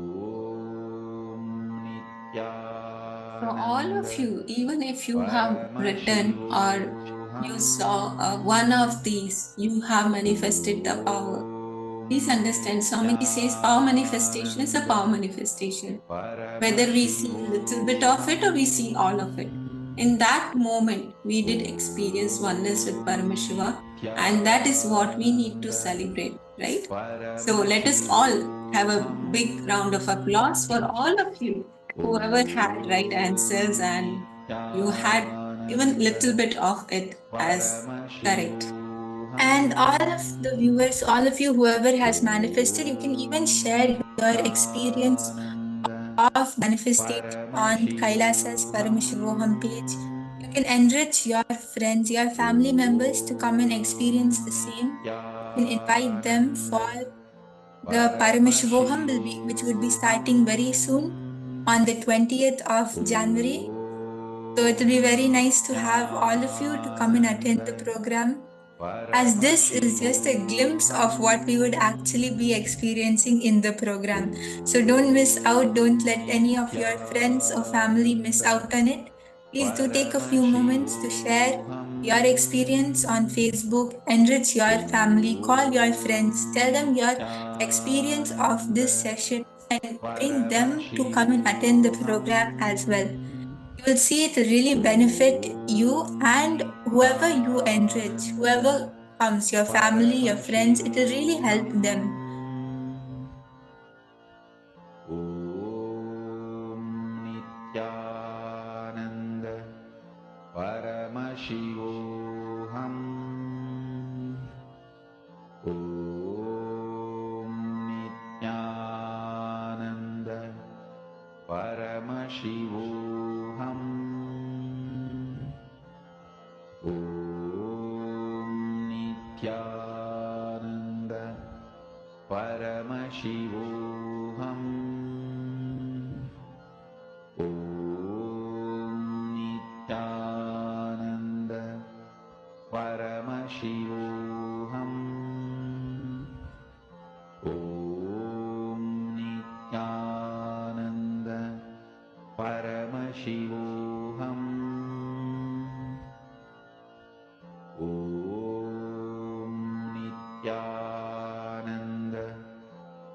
Paramashivoham Om Nithyananda Yes, let's all take a few moments and please share your experiences, your manifestations. Post on the Facebook, Paramashivoham Facebook group. Post on your social media handles. Share with your friends. Share with your family. Do not miss out on this very powerful, very empowering blessing and opportunity to enrich yourself and others. And now we will be moving on to the next session, that we will be learning from Swamiji about the Panchakritya of Paramashiva. What exactly is the Panchakritya or the 5 acts of Paramashiva? So all of you stay tuned and where we can listen to these higher powerful cognitions from Swamiji.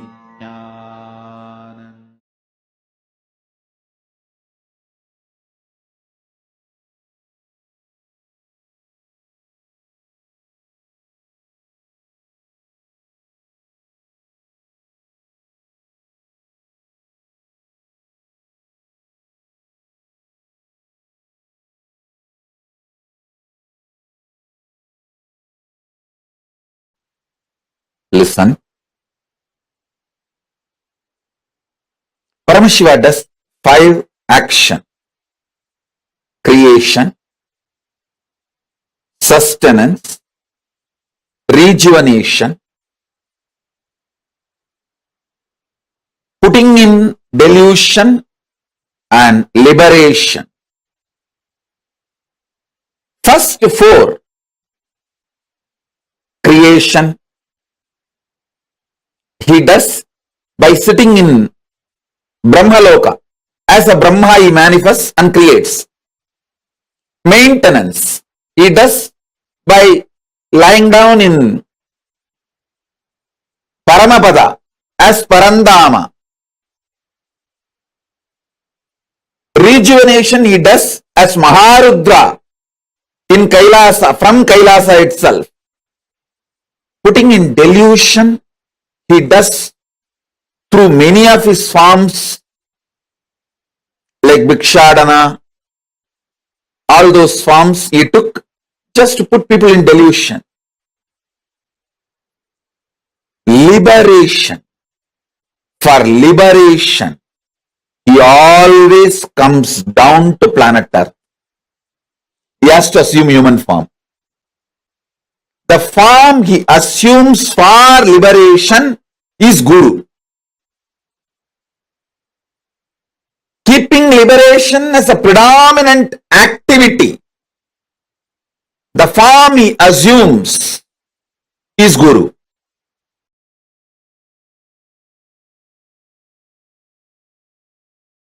I'll tell you. In the cosmic level, Paramashiva has 5 of his dimensions: creation, sustenance, rejuvenation, destruction and rejuvenation, putting in and pulling out of delusion, and liberation. All these 5. In your microcosmic life, in your Pindanda microcosmic level, you play the same game. Every day, the new cells getting created, new organs getting manifested in your body is your creation. All of you need to know. Including your brain, everything gets newly created. New cells are created every minute, every second. This is your creation. In microcosmic level, in macrocosmic level, the planets which manifest planets are getting created. In microcosmic level, the cells are created.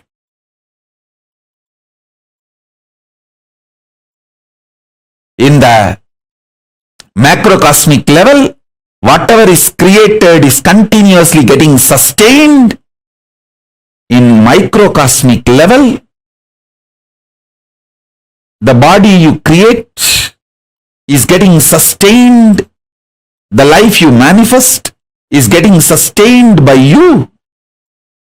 You continuously breathing, inhaling and exhaling, keeping you alive is sustenance, maintenance in microcosmic level. In the macrocosmic level, destruction, rejuvenation, samhara is black holes swallowing big bangs. In the microcosmic level, the old cells getting killed and new cells getting formed is rejuvenation, samhara. In your body, in your microcosmic level, pindanda level. Same way, in the Brahmanda level, the delusion is cosmos creating deluges, pralayas to rejuvenate itself, clean itself. I told you, this year, not just corona, there are so many other natural calamities.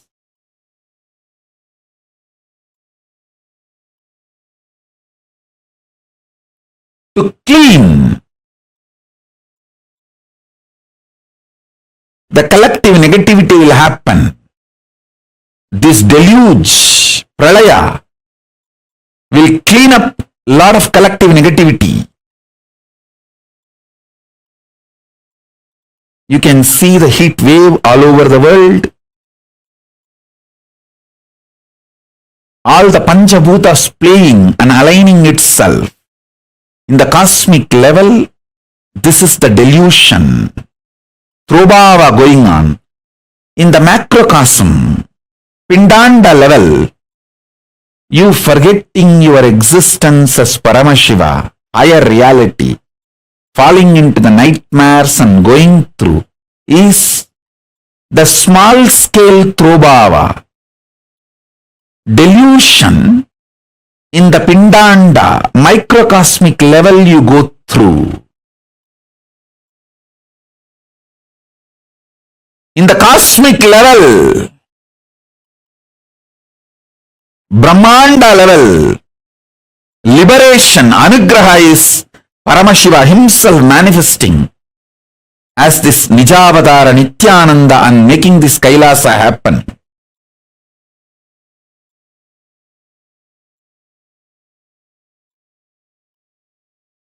And guiding all the beings in microcosmic level, pindanda level, you receiving these powerful cognitions and liberating yourself from all these deluge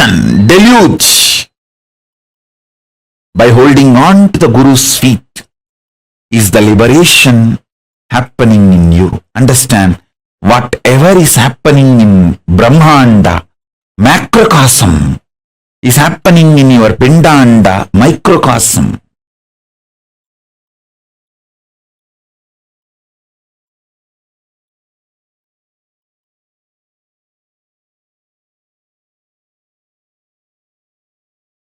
So don't worry about your delusions. Don't be powerless about it. Don't try to work with the facts and figures externally. Don't try to work with the seen. Work on the seer.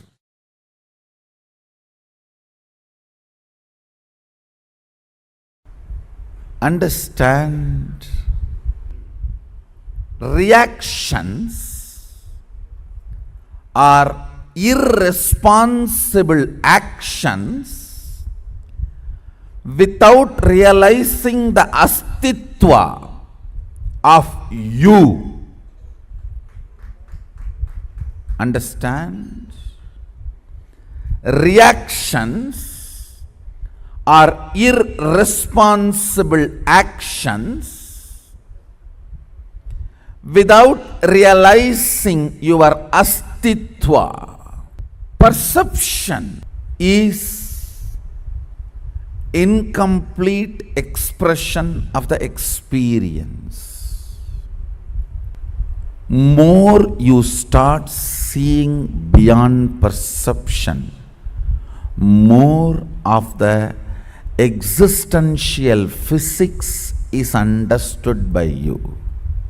Understand? The physics of perceived is energy cannot be created or destroyed.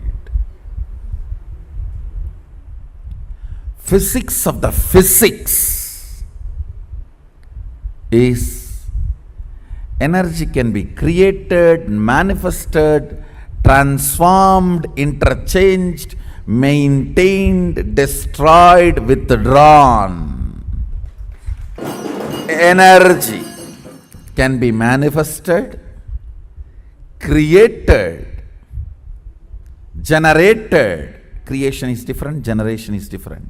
For generation, you need some raw material. For creation, you don't need. Srishti, Icha Matra Srishti. Without even having Sangalpa or Icha as the source material. Manifestation. With or without or no reason. It can be generated, created, manifested in any quantity and quality. Maintained, sustained, interchanged, transformed, transferred, played with, hidden, stored, covered, withdrawn, destroyed, can be made to disappear without even the trace that it existed. All this and something more.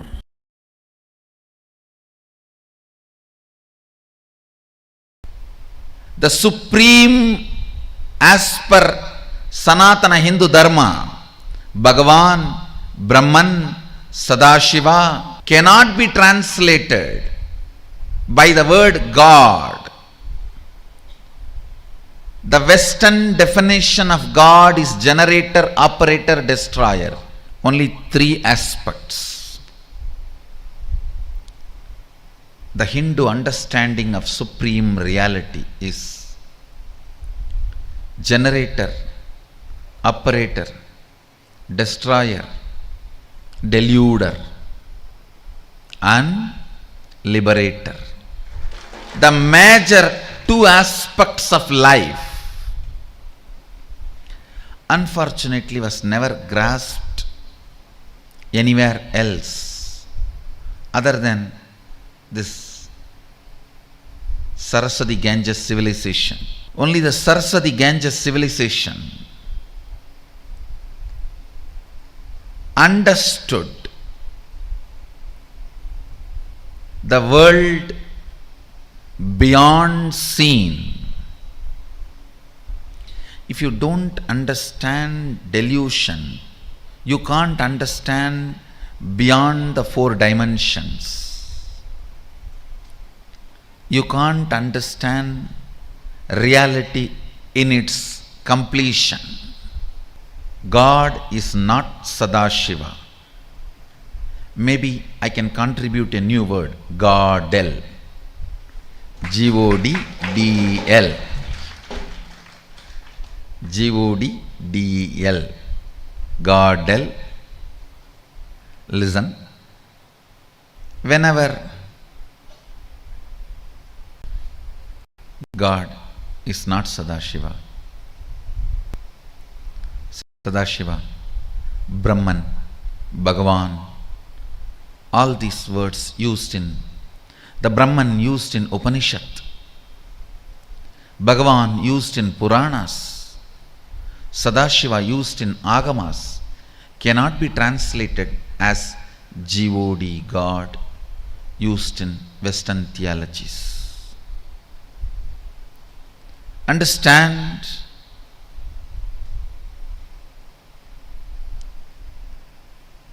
these 5 aspects of Sadashiva in the manifest form is called Ishvara, unmanifest form is Avyakta. Even this 5 is only the manifest form of God El, Sadashiva.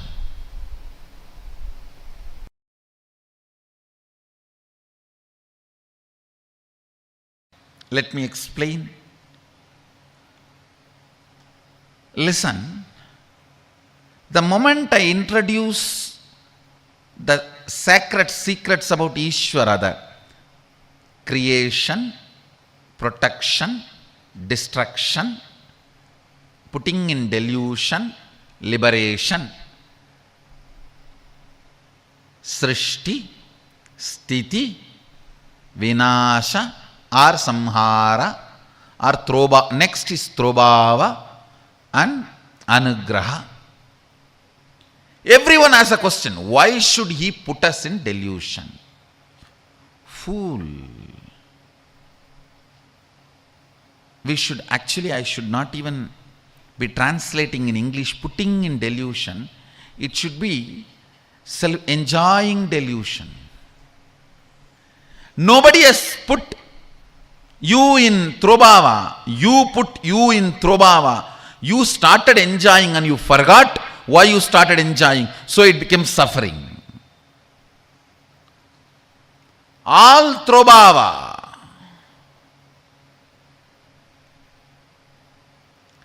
The solution for trobhava, you need to be having throwback bhava. Just go back and understand why you decided what you decided. Throwback bhava will liberate you from throwbhava.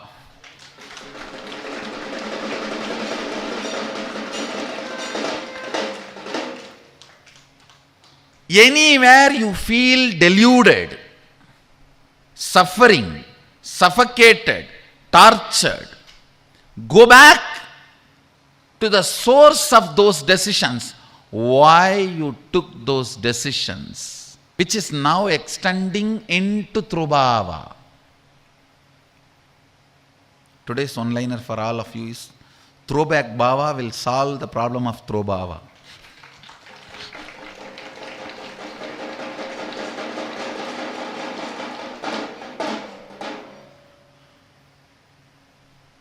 Nobody put you in delusion.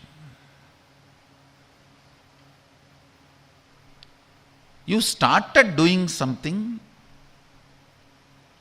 and forgot the context of why you started. Upgraded intelligence, covering the context of why you started what you started, is throbhava. Upgraded intelligence, remembering the context of why you started what you started, is anugraha. Apasmara is throbhava, smarana is anugraha. Forgetting the context is throbhava, remembering the context is anugraha. That's all. To remind you with the context, Sadashiva happens as Guru.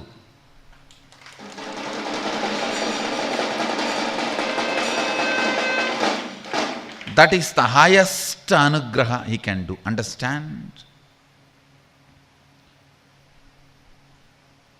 All the 4, Srishti, Sthiti, Samhara, Trobhava, is operated from Turyatita, T-A-T-A.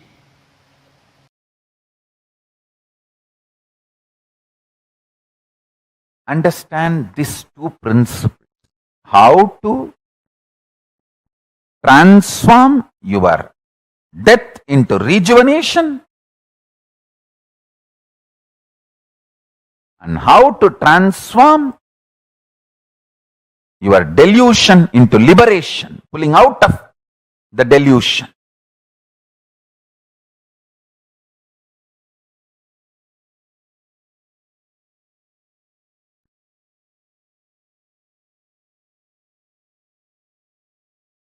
The fear of death is an unusual, abnormal, irrational fear of personally dying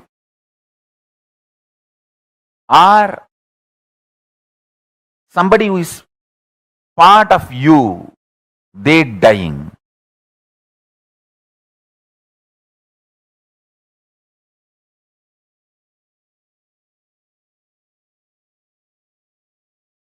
Understand this too, you will realize your Sadashivatva.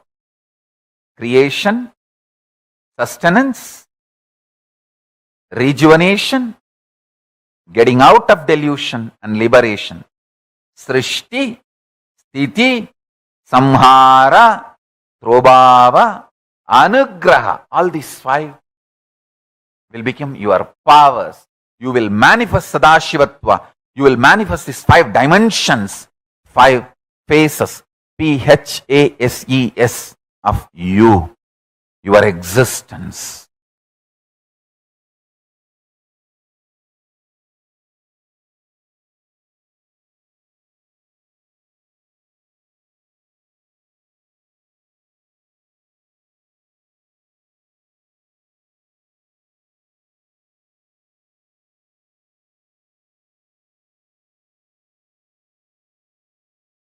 I tell you,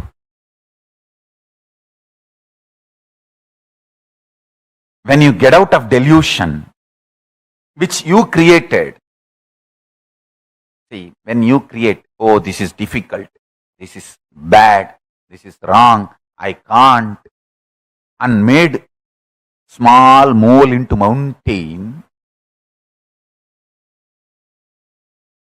and destroyed your life energy flow. But you decide, no, work is not bad.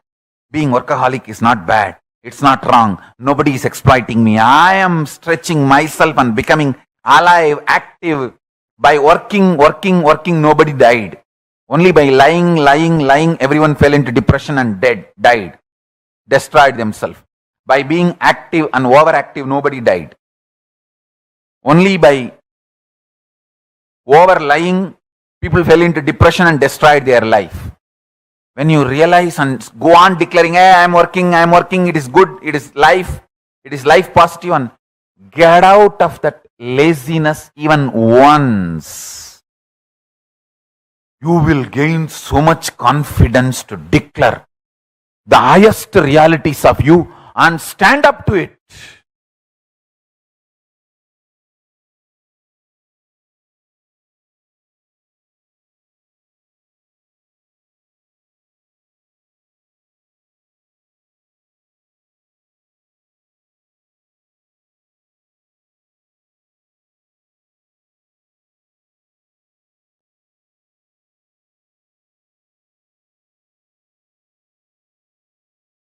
Once I got addicted to this hotel coffee. In Tiruvannamalai, there is a hotel, Udupi Hotel. My guru, Raghupati Yogi, used to take me every day, morning, and give me that coffee and take me for the yoga. I got addicted. And morning when I get up and come with my guru, first thing I'll say, get me coffee, I'll tell. After a few days, I myself understood I am becoming addicted. Then I asked him that how to get out of this. He said, just go and tell 3 people that I hate coffee, I don't want to drink coffee anymore. To my mother, to his wife, my guru's Raghupati Yogi's wife, and Udupi Hotel owner. All 3. Only these 3 will give coffee for me. He told me, go and tell all these 3 people that you hate coffee and you don't like coffee, you don't want coffee, it's bad. I did it. I saw all 3 stopped giving me. In 2-3 days, I even forgot coffee. Listen, really this happened. When I started declaring, telling, first time when I told my mother I hate coffee, I don't like coffee, neither she believed nor I believed. But second time when I went and told my guru's wife,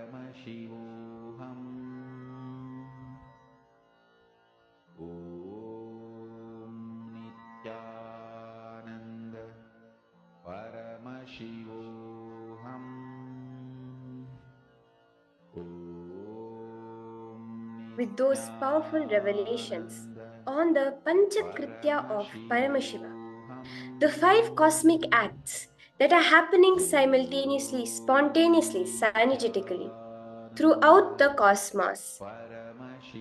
How we are all also doing this very Panchakritya inside our own lives. That was such a powerful revelation from Swamiji, gaining more and more clarity into Jiva, Jagat, and Ishvara. This is the Panchakritya of Ishvara.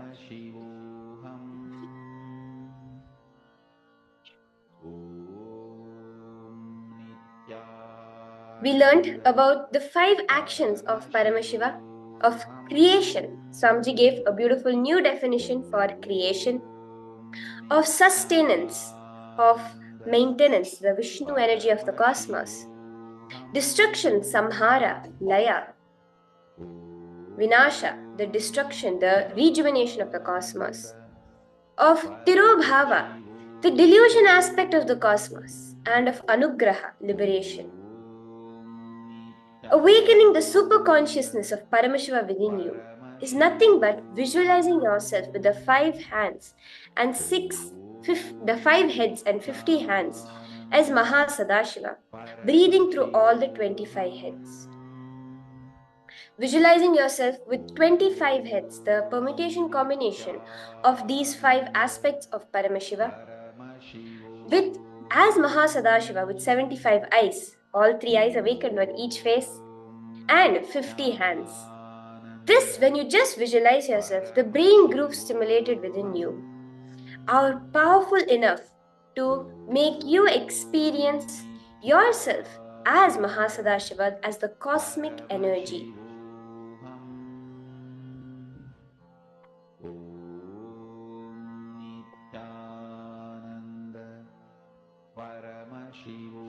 So, to awaken this superconsciousness of Paramashiva within you, we have a small exercise.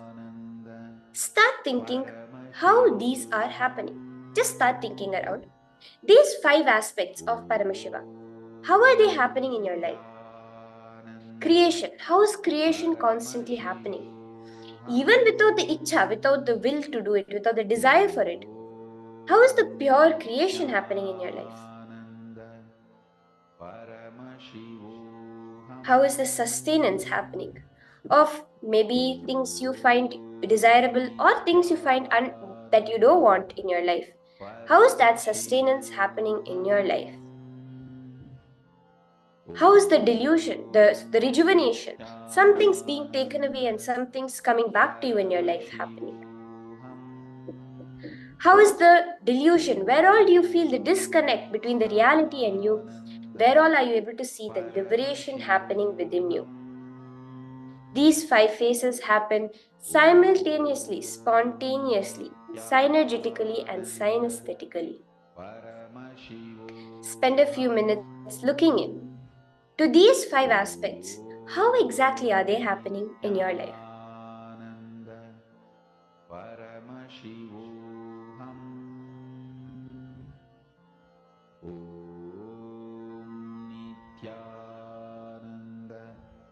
Paramashivoham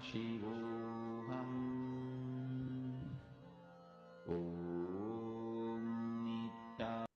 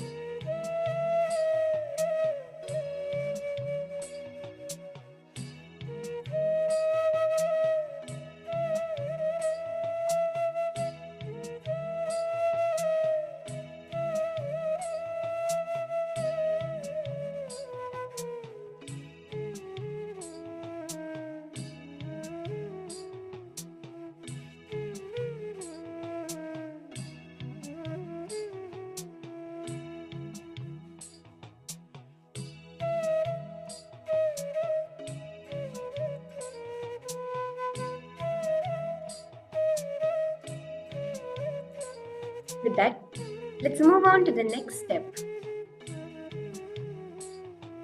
The second step of this process of awakening superconsciousness of Paramashiva within you.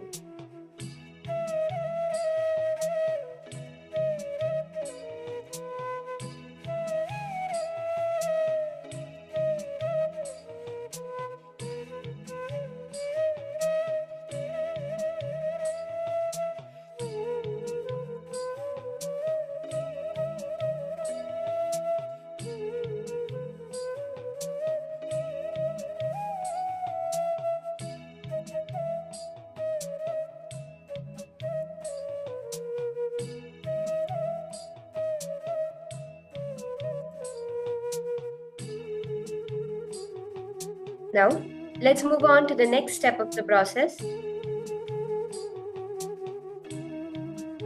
For example, Sadashiva has the phases, the PHASES, the five. Five, the creation does manifestation of manifestation, manifestation of sustenance, manifestation of destruction, the manifestation of rejuvenation, the manifestation of delusion, the manifestation of liberation, the sustenance of the manifestation, the sustenance of the like this for every phase has every phase of Paramashiva. The five phases, for example, manifestation is manifested, manifestation is sustained, manifestation is destroyed, manifestation is deluded, and manifestation is liberated. Then sustenance is started, is created, sustenance is sustained, sustained is rejuvenated, sustained is put into delusion, and sustenance is liberated. The rejuvenation is started, is created. The rejuvenation is sustained. Rejuvenation is rejuvenated. Rejuvenation is put into delusion, and rejuvenation is again liberated. This delusion is created, the delusion is sustained, the delusion is rejuvenated, the delusion is deluded, and the delusion is liberated. Liberation is created, liberation is sustained, liberation is rejuvenated, liberation is put into delusion, and liberation itself is liberated. Contemplate on these five phases of each phase of Mahasadashiva.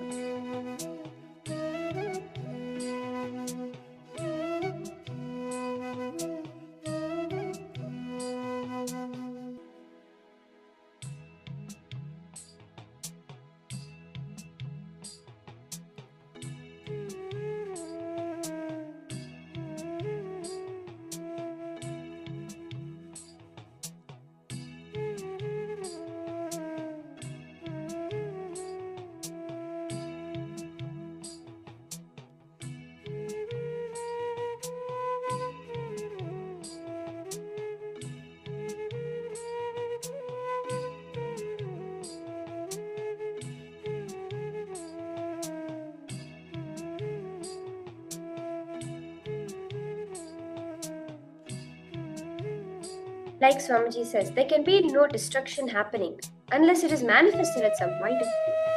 There can be no sustenance happening unless it is sustained. Like this, for each and every aspect, Swamiji revealed that there are five phases, there are five sections, PHASES, towards each phase, FACE, of Paramashiva. Contemplate upon this.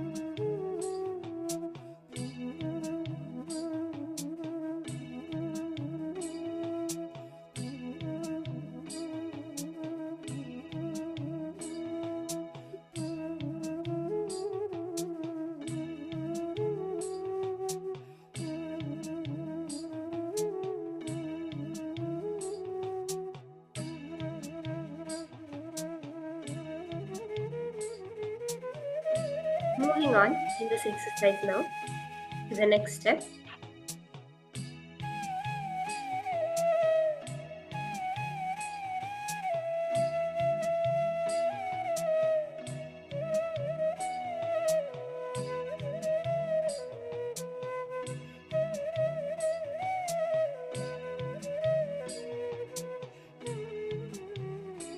Let us move on to the next step of this exercise.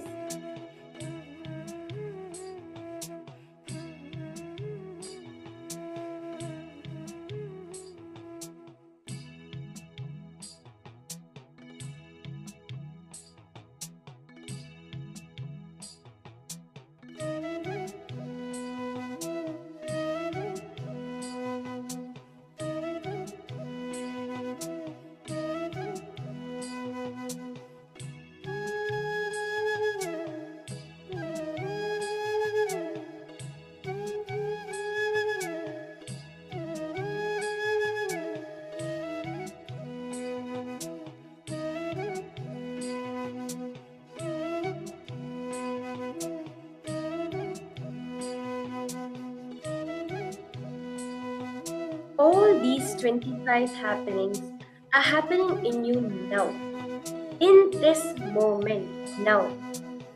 If you meditate on this, you will understand that some people manifesting in your life is creation, some people leaving your life is rejuvenation, some people getting back to your life is pulling out of delusion, and some people are adding you bliss of that is liberation.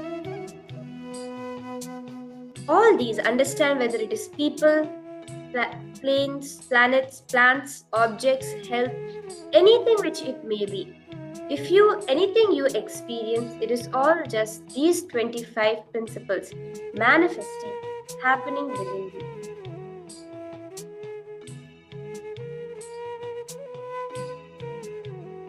Anything you are experiencing in your life, look in and see how it is nothing but these 25 happening within you. The creation of something in your life, the sustenance of something in your life, the rejuvenation, destruction of something in your life, and the rejuvenation of something in your life. Internalize this one thing. Neither you know your identity, nor people around you know who you are. Your thoughts which you think are you think are you, that which changes every once in a week, month, sometimes even once in a few hours.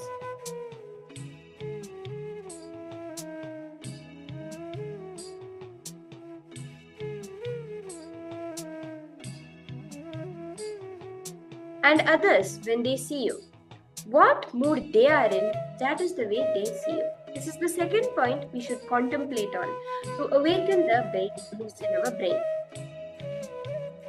What is it you're perceiving as you? Just internalize it. Neither you know your own identity, because whatever you cognize as your identity is constantly changing. Either changes every few days, every few weeks, every few months, sometimes even every few hours. Now how can that be you?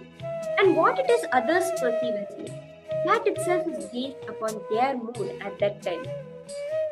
If the same person is in such a happy mood, they will not even bother to trouble you or disturb you. But the very same person in a bad mood will come and constantly be disturbing you because of their bad mood. They may perceive you as someone that is a villain of their life and they are in a bad mood, and you might even be the same hero of their life when they are in a good mood. Other people's perceptions are completely based on their mood when it even comes to you. Contemplate on this truth.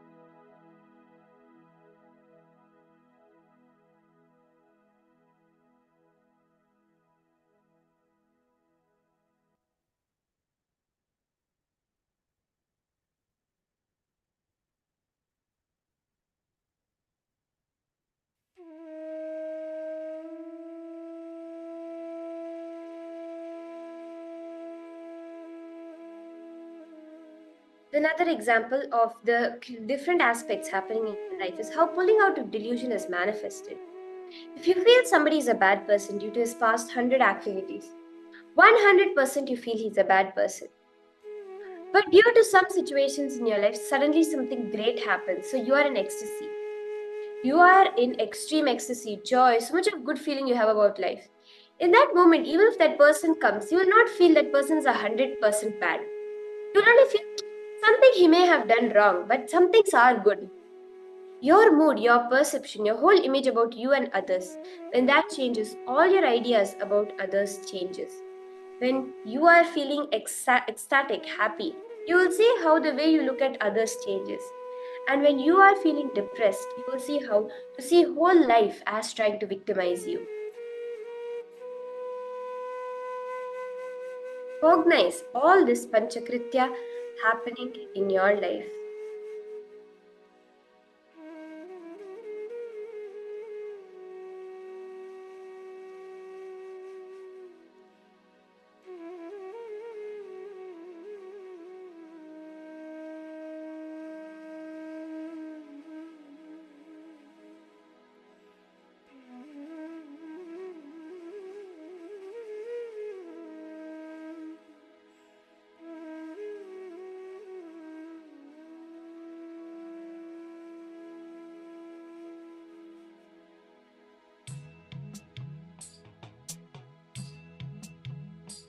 Intensely contemplate on these higher truths of existence. You will start to experience yourself not as a human being, not as a tiny thing in the cosmos, but as an embodiment of Mahasadashiva, the embodiment of the entire universe, the entire cosmos.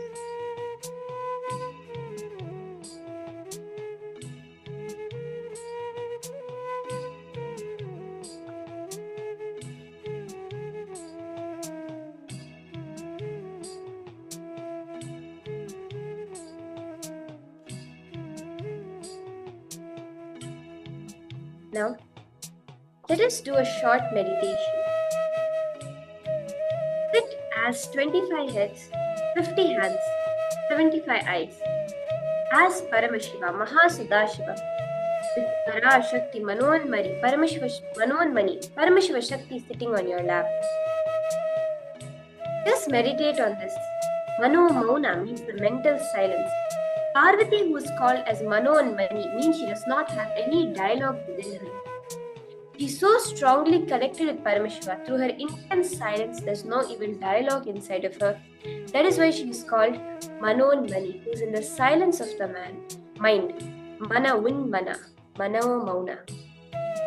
Sit in that space. Meditate upon that mental silence. Then close your eyes, sit straight, sit comfortably, preferably on the floor. You will have 11 minutes for this meditation now. Sit as Paramashiva with 50 hands, 25 heads, 75 hands, and 75 eyes, as Mahasadashiva, with Paramashiva Shakti Manonmani on your lap. Meditate on this Mano Mauna, this mental silence, the space of pure unfledged, no dialogue needed.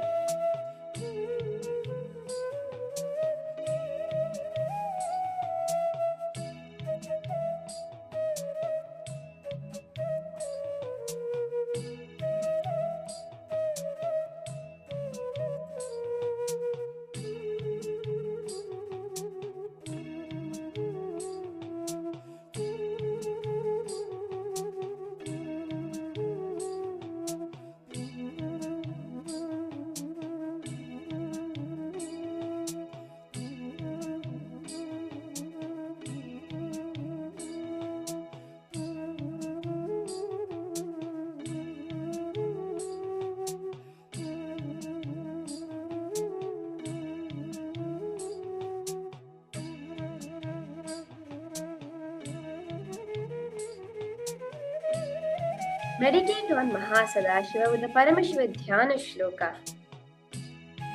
Panchasam dashadordaltam sphatikabham trilochanam Shantam Chandra Kalachudam Darpana Sannadha Sajjitam मन्त्रसिंहासनासीनं श्वेतपद्मोरपरस्थितं कुण्डलैः कर्णिकैर्हारैः कटिसूत्रोदरबन्धनैः केयूरैः कटकैश्चैव चन्नवीरैश्च संयुतं षोडशाब्दयुतं कान्तं सुप्रसन्नं स्मिताननं शूलं परशु खड्गं च वज्रं वह्निं च दक्षिणे अभयं पाशमन्यं च घण्टां नागाङ्कुशौ तथा वामहस्तगतं ध्यायेत् अन्यथा निगद्यते प्रसादाभय खट्वाङ्ग शक्तिशूलास्तु सव्यतः वामे डमरु सर्पाक्षमालेन्दीवरपूरकैः.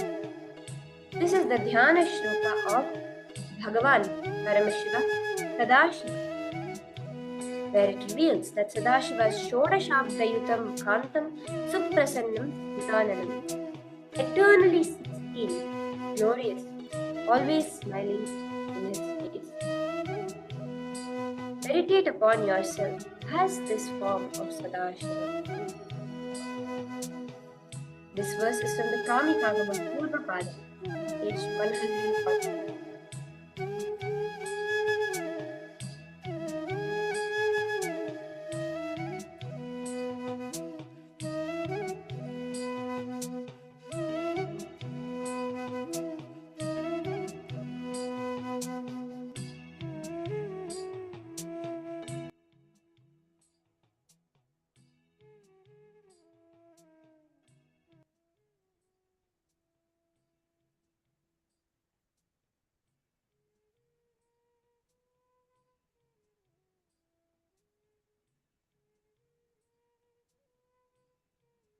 Now, with that beautiful meditation on the divine supernal form as yourself, as Mahasadashiva, let us enter into the power manifestation, continuing the power of remote vision in this round. As we started off in the morning, beautifully doing remote vision of a particular house, we'll again be continuing with remote vision of a given picture. So now, as you can see this house, you will be scanning the living room, the kitchen, the bedroom, the different places in this house. Just connect to Swamiji, sitting straight with your head, neck and spine in a straight line, sitting as Bhagavan Mahasadashiva, as Paramashiva, as Sadashiva Murti, doing all the Panchakrityas of this entire existence simultaneously, spontaneously, synergetically and synesthetically. Connect to Swamiji and ask Swamiji to request Swamiji to reveal to you the look in the inside, the interior of this house. Let us start this round of manifestation. I request all the participants and all the viewers to sit straight with your head, neck and spine in a straight line. Be completely unclutched. Continue to remain in that space of mana un mana, mano mauna, complete silence within the mind. No sort of dialogue happening. In that space, chant the Mahavakya, Om Nithyananda Paramashivoham, and in the space of intense feeling connection, scan the details of this house's living room. Paramashivoham Om Nithyananda Paramashivoham Om Nithyananda Paramashivoham Om Nithyananda Paramashivoham Om Nithyananda Paramashivoham Om Nithyananda Paramashivoham Om Nithyananda Paramashivoham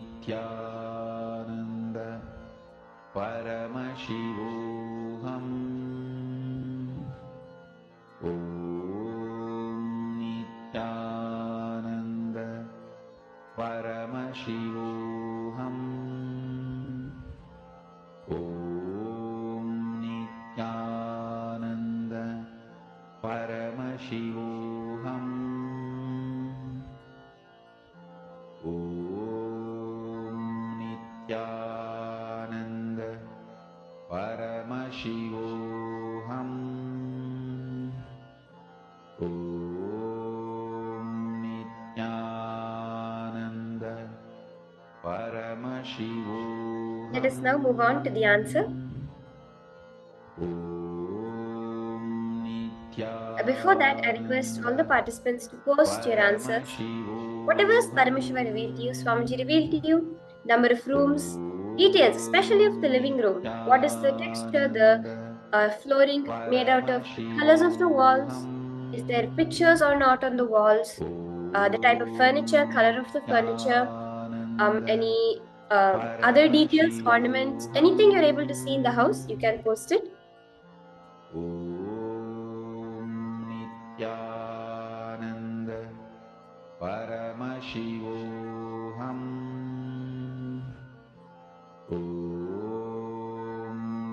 Nithyananda So this house has 2 bedrooms, 2 bathrooms, and is a completely furnished house. Om Nithyananda Let us go ahead to see the different pictures of the details of this house now. Om Nithyananda Paramashivoham Om Nithyananda Paramashivoham. As you can see here, this is the layout of the living room. The color is generally brown tones. The type of furniture is sofa with black and white cushions. There's a lamp, there are red curtains. There's also a picture on the wall and a cupboard behind, a shelf behind with wooden panels. The floor is wooden, it's wooden flooring. You can also see the edge of the black TV table in the front. And you can see the ceiling fan, the lights on the ceiling fan.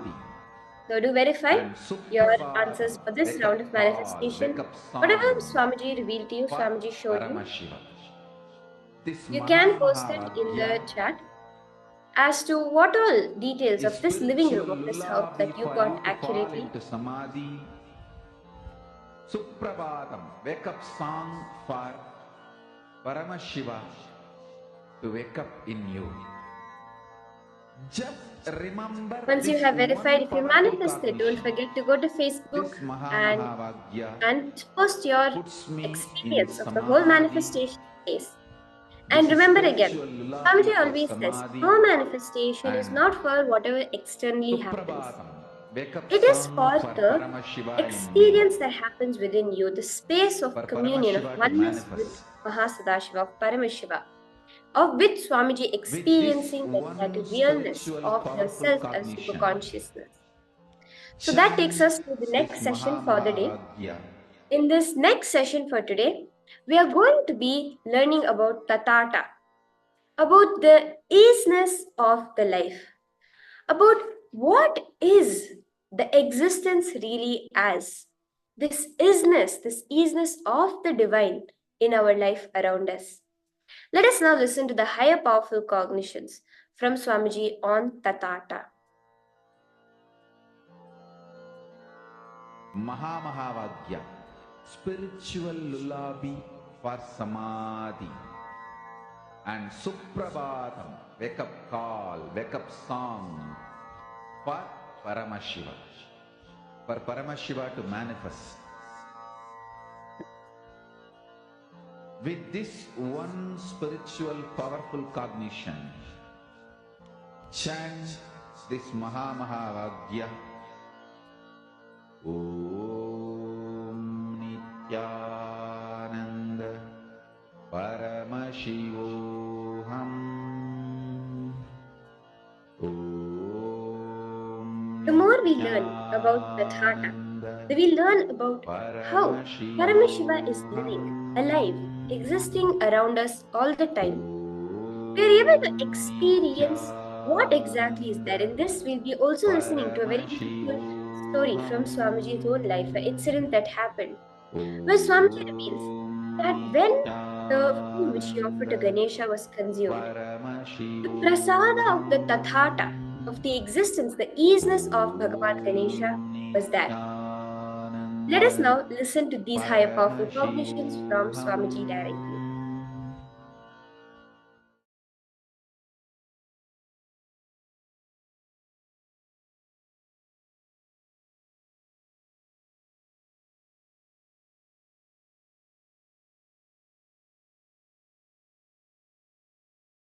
Listen.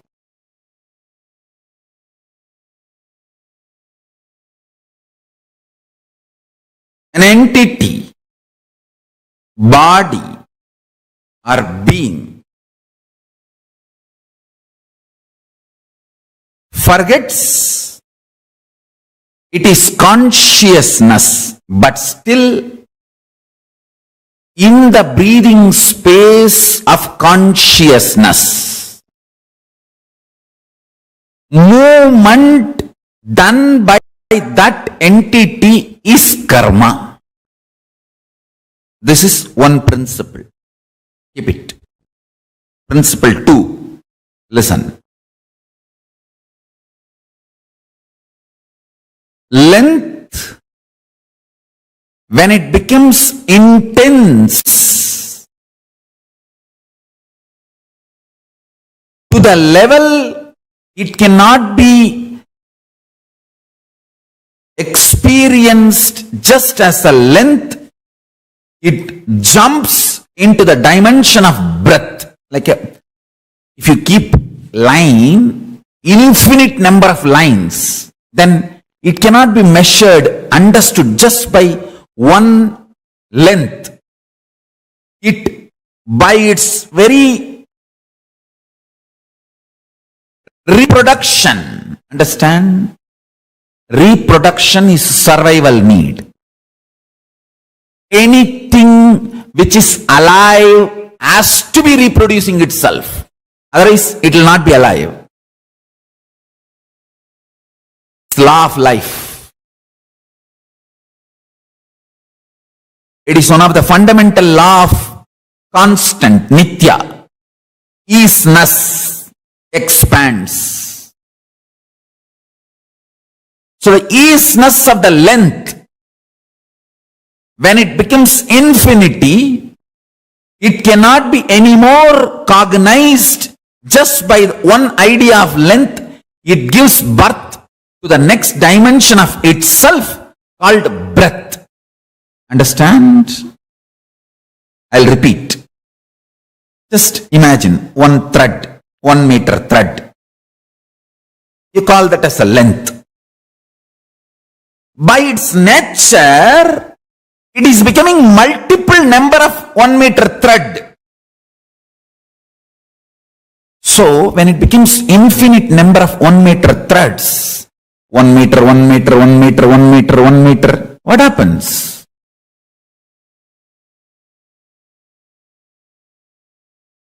It cannot be measured, cognized, understood anymore by this one dimension called length. So it gives birth to its next dimension, breadth. So all the threads are kept. So now length and breadth is formed. Now, because of its very nature of existence as a survival need, the length and breadth, both of them are continuously giving birth, multiplying. Understand? Even if you are a sannyasi, only when you reproduce more sannyasis, means making more people sannyasis, you are living sannyas life. Otherwise you are not sannyasi. Be very clear. Anything by its survival easiness has to reproduce and expand. If you are a man, you are going to reproduce another human being. If you are sannyasi, naturally you will be producing the consciousness of sannyas in so many people's life, and so many will becoming sannyasi. How many become sannyasis is the proof of your integrity to sannyas. Understand? This is law of life. Success for a normal grihastha is what he achieves.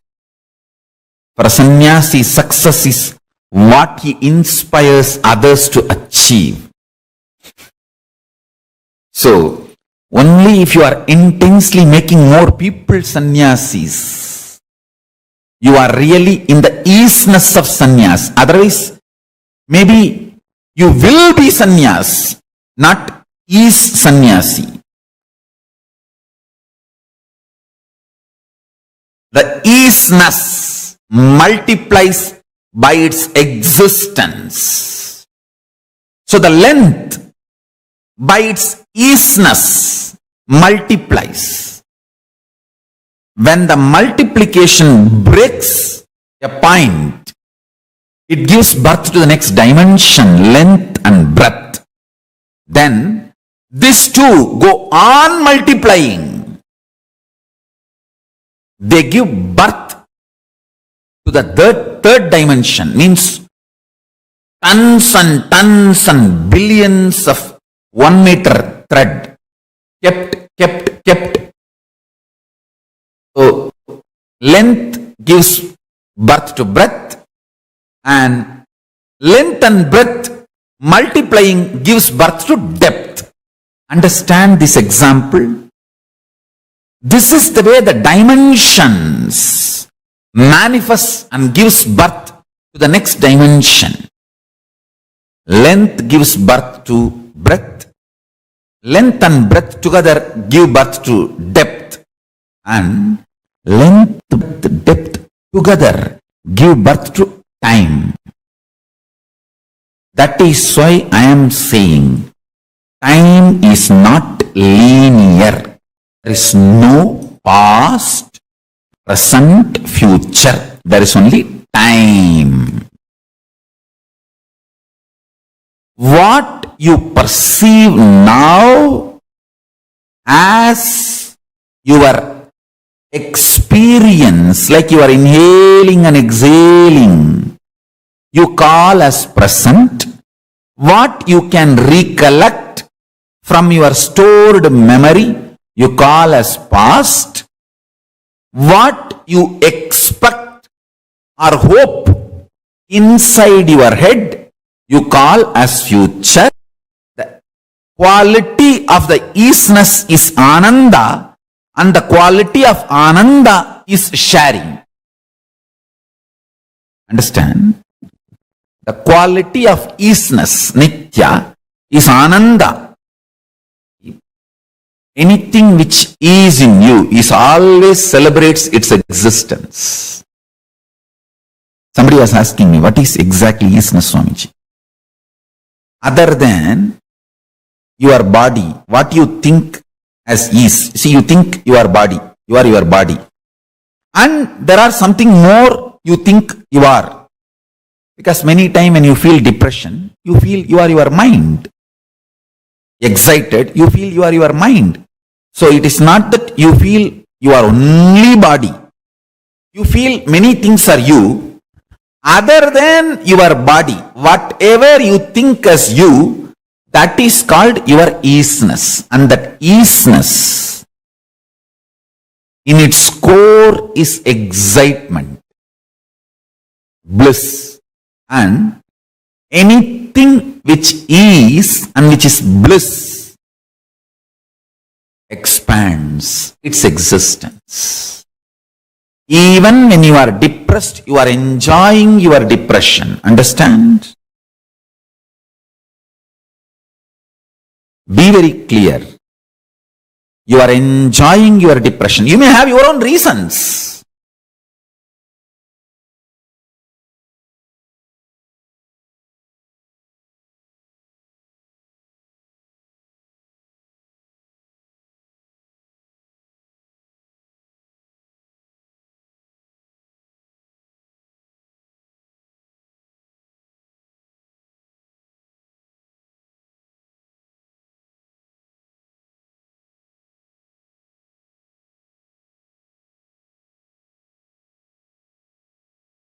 Listen to this one truth. Enjoying your depression, you will reproduce more depressed people. If you are enjoying your isness, you will reproduce more isness. If you are enjoying your sannyas, you will reproduce more sannyasis. That's it. Isness celebrates its existence, and anything which celebrates its existence reproduces by its very nature.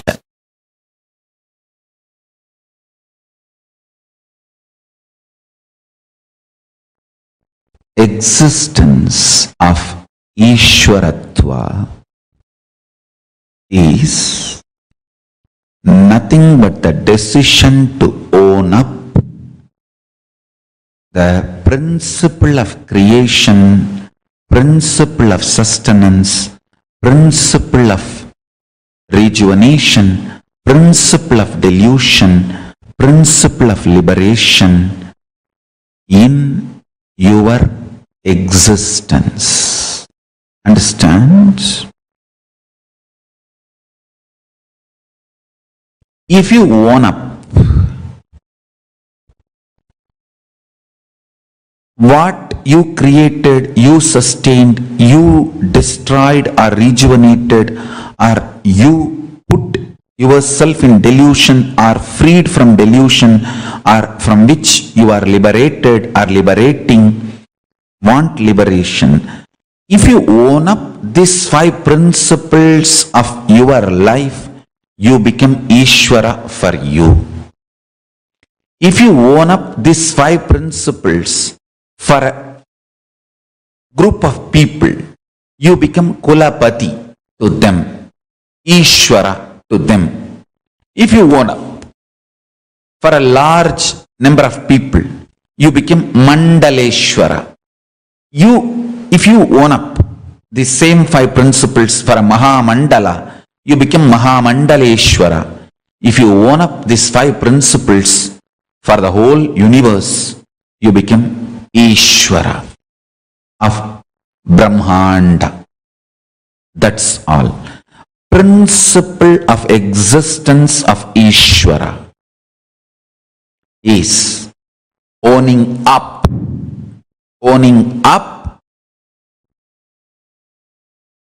for the creation principle you created, sustenance principle you created, destruction principle you created, delusion principle you created, liberation principle you created. Just see your life. I will start teaching you from Pindanda, your life, so you understand this. Owning up is the Adhomukha.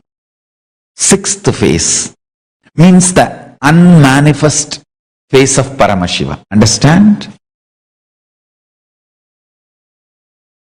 First, understand what you created. Please understand, only if you are in a Paramashanta Swarupa, you will own up for what you created. You have created so many wonderful things, understand? The mechanism which converts blood into blood, which is functioning inside your body, you created. Nobody else created, you created. You learnt the science from cosmos and you created. Understand one thing. The greatest creation in the known universe is human body, and you created yours. Anybody who owns up that you created your body will manifest the power of altering it, healing it, updating it, upgrading it. All the powers related to altering, manipulating, upgrading, awakening, healing, powers related to body. So, if you want to manifest the powers related to your body, bring this cognition and own up for what you created. I tell you. For example, if you have a fatty liver, sit with your liver and say, yes, I created it. What for I created? Did I put myself in some delusion and allowed this to be created? Or did I actively cooperate and created this? What for I created this fatty liver? Just see, I tell you, owning up starts healing. And I tell you, fatty liver is such a simple problem. You just need to tell your stomach, hey, can you burn little more? I'll give you mantra as the feed material. You can use any mantra. You see, in Vedagamic tradition, any mantra described in Vedas and Agamas can be used. And use that mantra to awaken the Jadaragni, fire in the stomach. For example, if you feel strongly connected to Ganesha, talk to Ganesha, Ganapati, and tell him, I wanted you to be awakened in my stomach and clean up this fatty liver issue. Please help me. And as Ganapati's support, there are beautiful Ganapati mantras in Vedas and Agamas. Ganapati Adarvasirsa Upanishad. There is a beautiful Upanishad. Chant that Upanishad or listen to that Upanishad. There are beautiful Ganapati mantras. Listen to those mantras and use those mantras to ignite, awaken, intensify the fire in your stomach, and tell the fire, please clean up the liver. That's all. Please understand, I am not lying, false promising. I am giving you a straightforward, simple, conscious power. It is a conscious power. Same way, if you feel connected to Paramashiva, invoke him, chant his mantra, ask your stomach, Jadaragni, to burn more and clean, detox the fatty liver. Same way, every step, everything. If you have a problem in your heart, and if you feel connected to Dakshinamurti, invoke Dakshinamurti. Oh Prabhu, please be awakened in my heart and heal it, detoxify it. In Hindu tradition, why just in Hindu tradition? I tell you, in reality, all these gods are available, alive. They are all in the dimension called isness, nitya. They are all established in that isness, nitya component. I tell you, just like length, breadth, depth, time, space, nitya, nityatva is the dimension. The eternal existence is a dimension. Amaratva, nityatva is the eternal existence. The isness is a dimension. Tatata is a dimension of the universe. And all gods and goddesses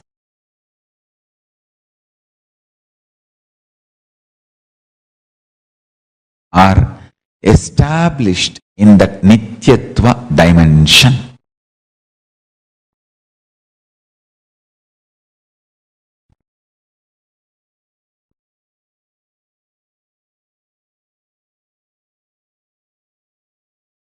I tell you,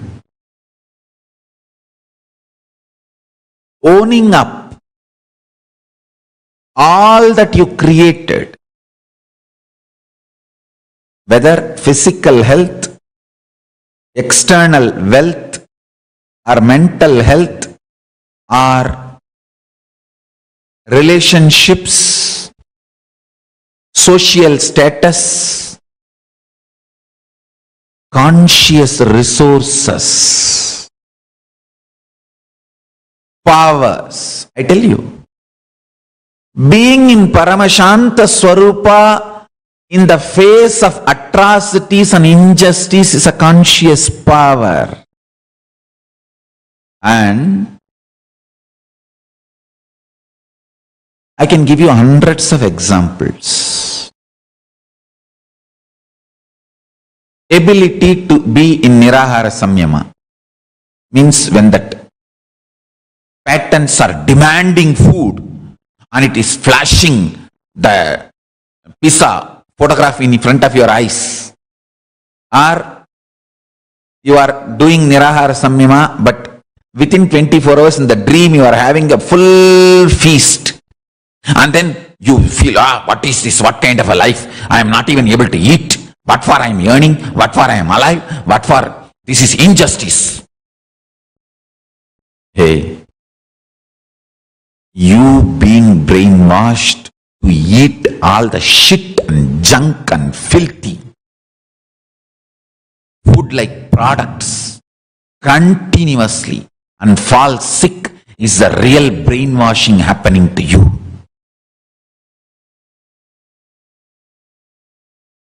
Nirahara is not brainwashing you, it is stomach washing you, detoxing you. I am only asking, go for healthy juicing for few days. When the patterns are pushing and demanding, aggressively forcing you to eat, and you being in Paramashanta Swarupa and managing Nirahara is a power, conscious power. When the tamas, inertness, dullness, Mudevi, you should not even give the title Devi for it. Inertness, tamas is pushing you to the bed. And depression, literally sulking and sucking your energy. You waking up and deciding to do yoga and start doing is a power. How much ever abuses, attacks, injustice, pains you may feel in your life, but sitting and connecting with Paramashiva and doing puja is a power, conscious power, conscious resources. Understand? You would have manifested so many conscious resources. Own up for it. When you own up, what you manifested, what you created, what you are sustaining, what you are destroying, and how you were deluded and where you are still deluded, and how you need to get yourself out of delusion, and where all you have liberated yourself, where you need to further liberate yourself. Just own up.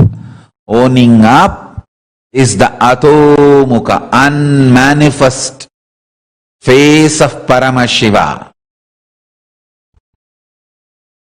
which is revealed only to yogis. Whoever owns up is yogi.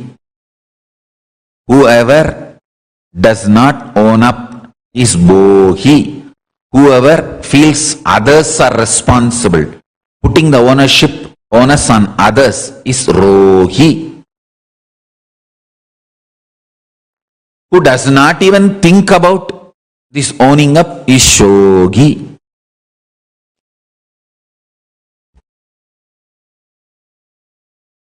When you own up,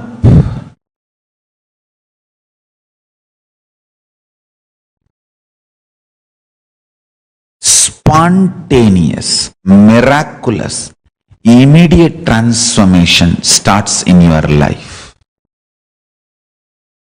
Understand?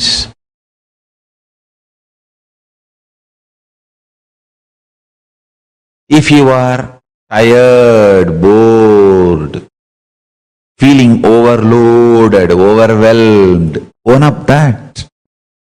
Own up that. Own up. Owning up is the secret of Ishwaratva.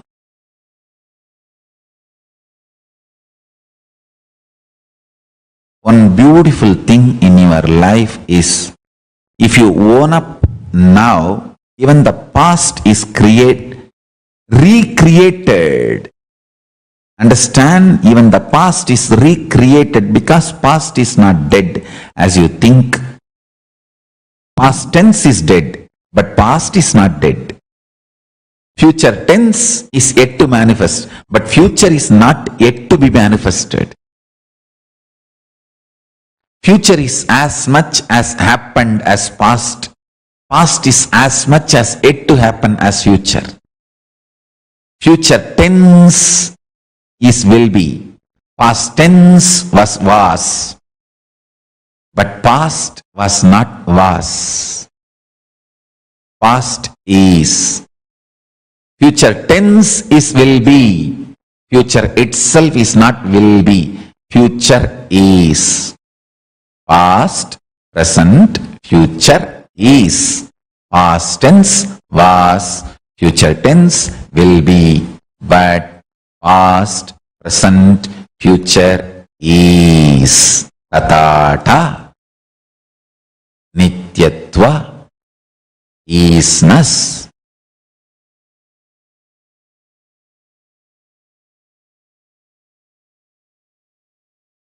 Paramashivoham, the ultimate revelation.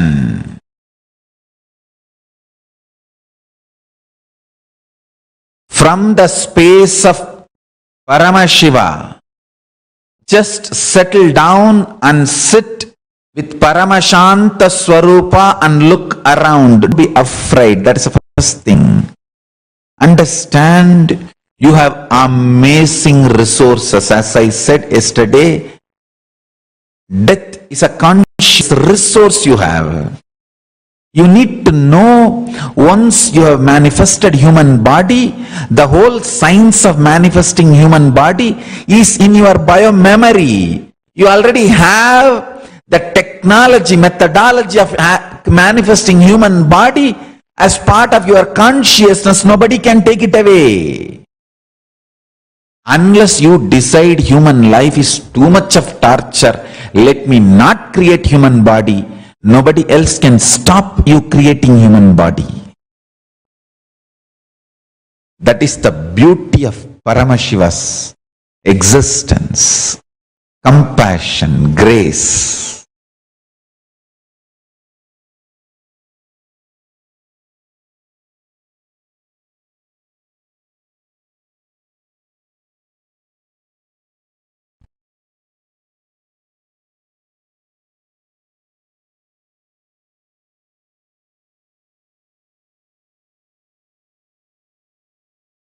Owning up. When you sit and start owning up from Paramashanta Swarupa, you will see 25 heads of Paramashiva starts operating in you also.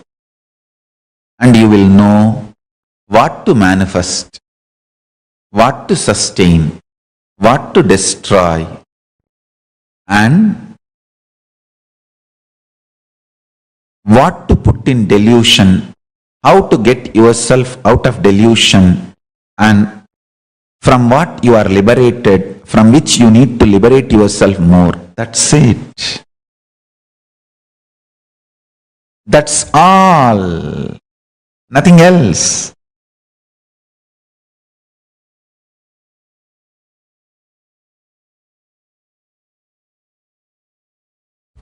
When you own up,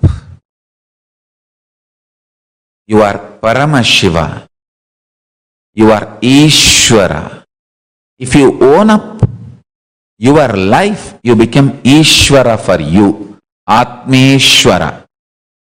If you own up a group of people, their lives, own up for them, you become Kulapati.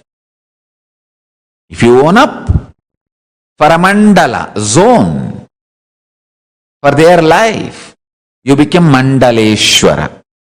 If you own up responsibility for a Mahamandala, you become Mahamandaleshwara. Don't plan to become Ishvara for the whole universe.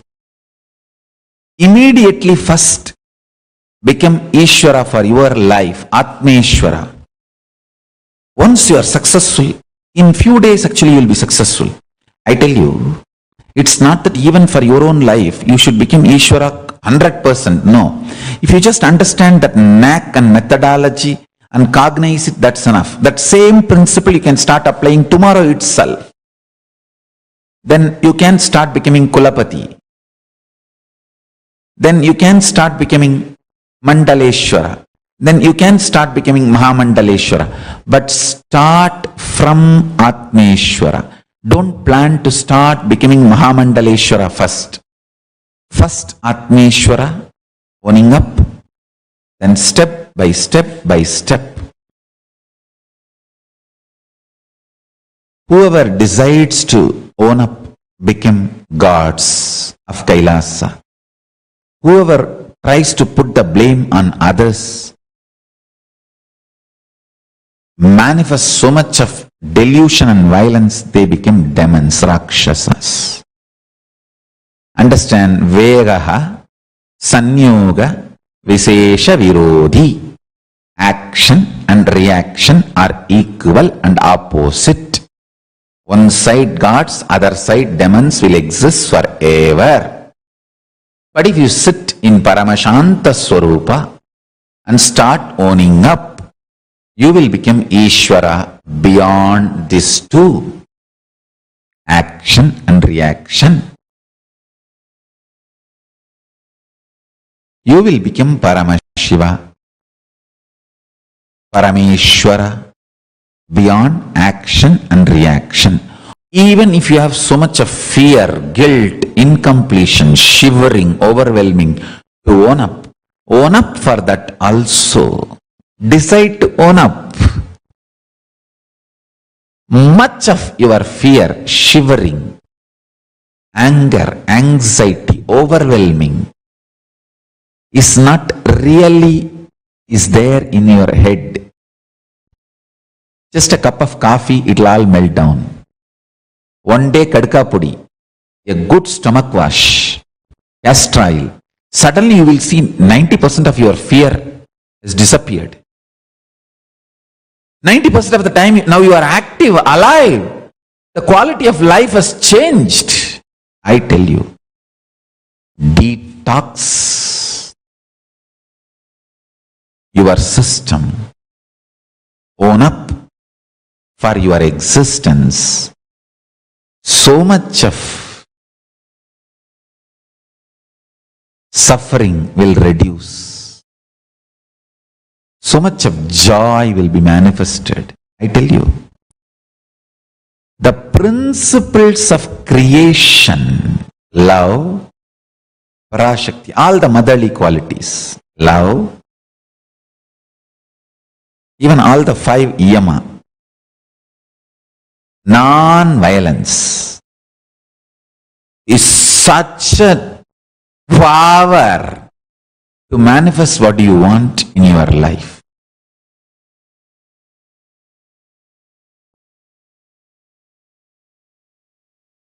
Aparigraha, living with minimal things, is such a power to manifest what you want. Asteya, non-stealing, is a power to manifest what you want. Asteya, aparigraha, brahmacharya, satya. All these are powers to manifest what you want. The more and more you add these 5, more and more you create, manifest.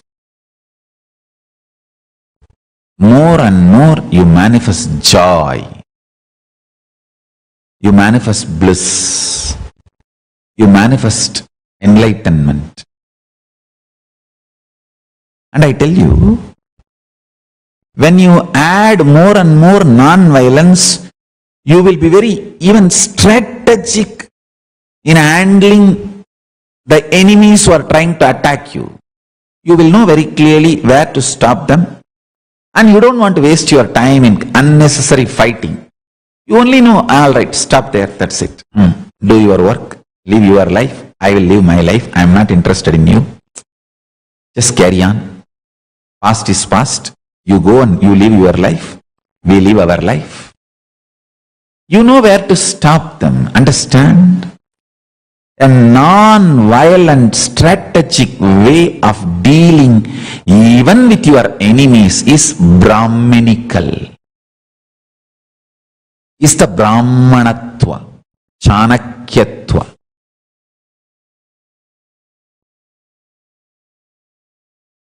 Never picking up violence as weapon. Just go on only responding to the level where they need to be kept away, where you can do what you need to do to the world, understand?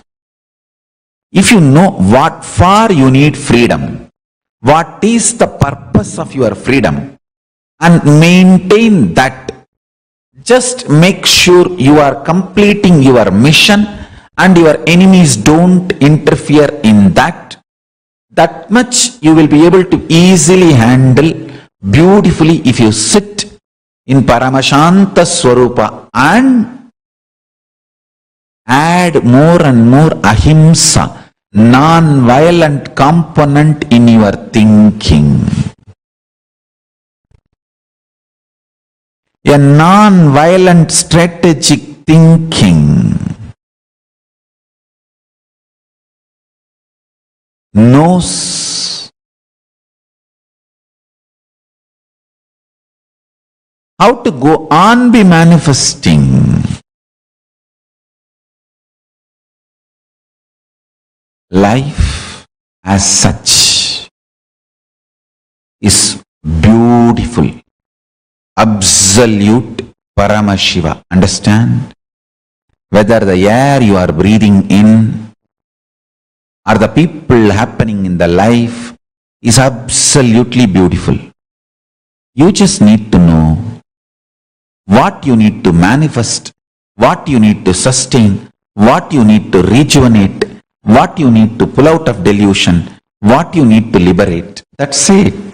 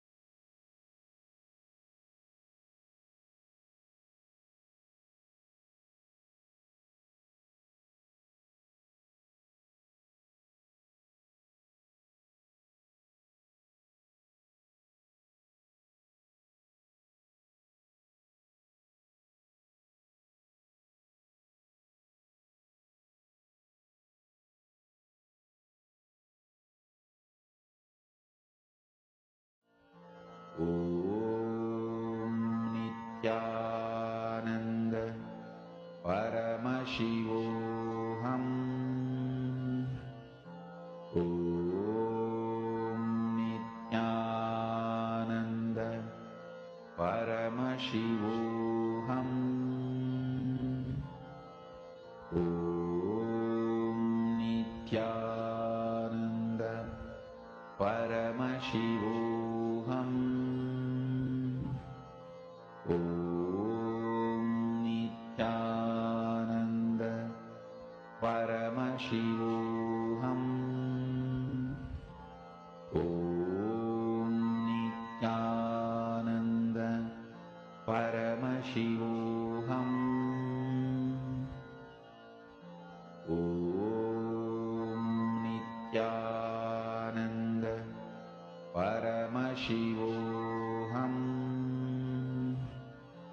Om Nithyananda Paramashivoham.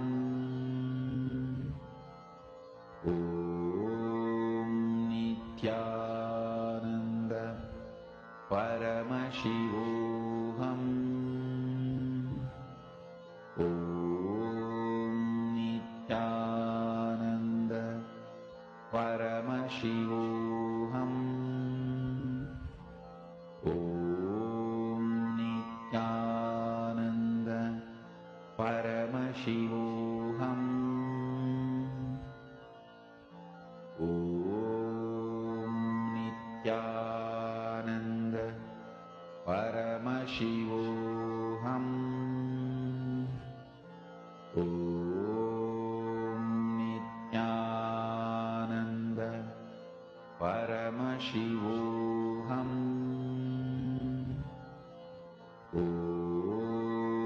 Nithyananda Paramashivoham. Om Nithyananda Paramashivoham. Om Nithyananda Paramashivoham. Om Nithyananda Paramashivoham. Om Nithyananda Paramashivoham. Om Nithyananda Paramashivoham. Om Nithyananda Paramashivoham. Om Nithyananda Paramashivoham. Om Nithyananda Paramashivoham. Om Nithyananda Paramashivoham. Just now, and understand more about this great science of Tathata, peaceness as revealed by Swamiji to all of us. Om Nithyananda Paramashivoham. Om Nithyananda Tathata, that space of easiness, where we understand that every aspect of life is absolute Paramashiva. Life is such a life as such is beautiful, absolute Paramashiva. Whether the air you are breathing or the people happening in your life, all of it is absolutely beautiful. This is that experience of Tathata which you start to experience. As the Netra Tantram, revealed directly by Paramashiva, the sacred science of third eye to Devi reveals Surya Chandramaso Vahnis Parikalpana, Trinetra Kalpana Mahyam Tadarthamiha Drishyate. In me dwell the three placeful abodes, Tridhama, of sun, moon, and fire, Surya, Chandra, and Vanhi. In the play and the projection of my magnificent third eye, Trinetra Kalpana, the substance of these three, I create, sustain, and destroy the universes. When you cognize this aspect of Paramashiva, that within Paramashiva, everything you know as life, as sustenance, as creation, as destruction is happening, all within that Paramashiva. When you understand this beautiful space, you start to cognize life as beautiful, absolute Paramashiva. There can be no higher joy, no higher experience than this one experience of Tathata, easiness.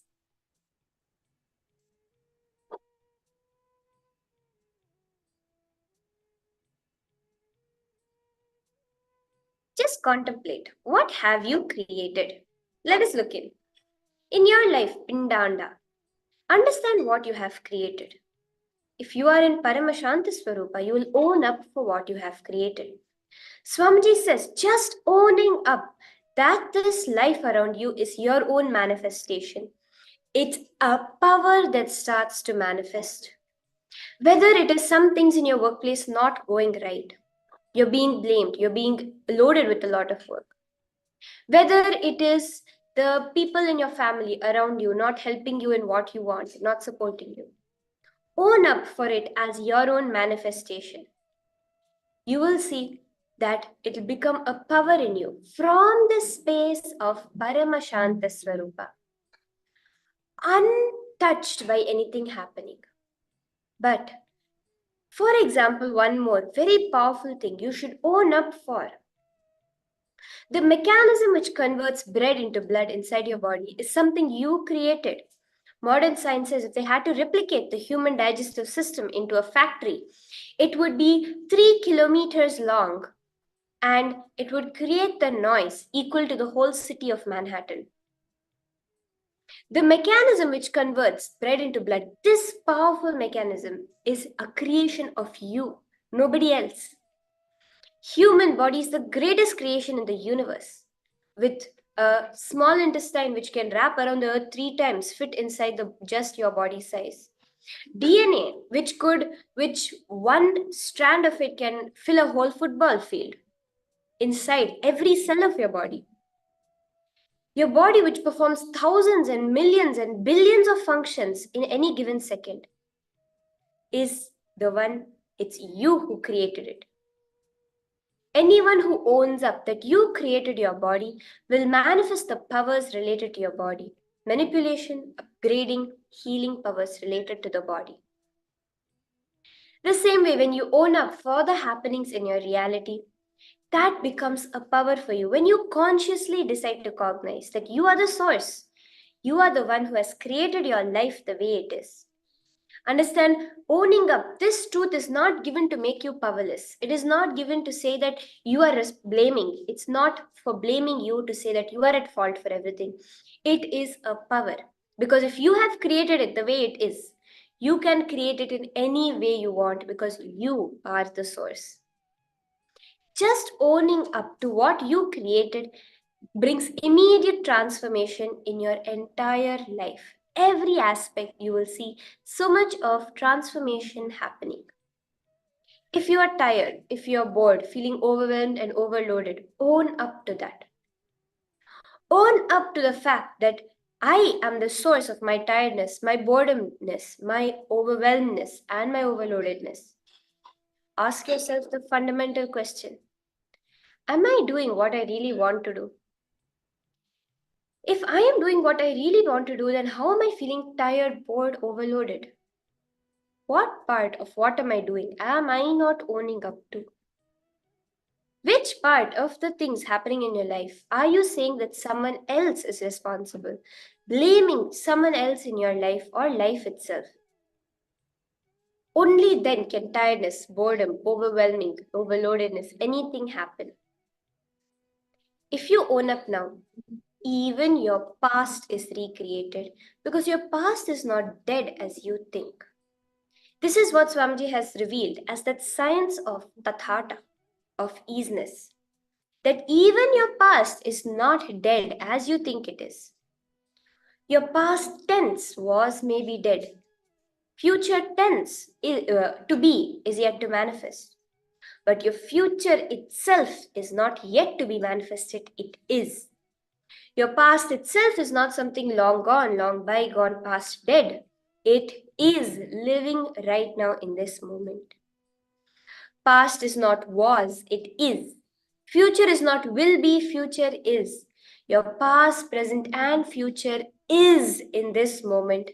That is Tathata, the Nityatva of existence. This is such a power that Swamiji is giving to all of us. Because no longer are you a victim of something else in your life.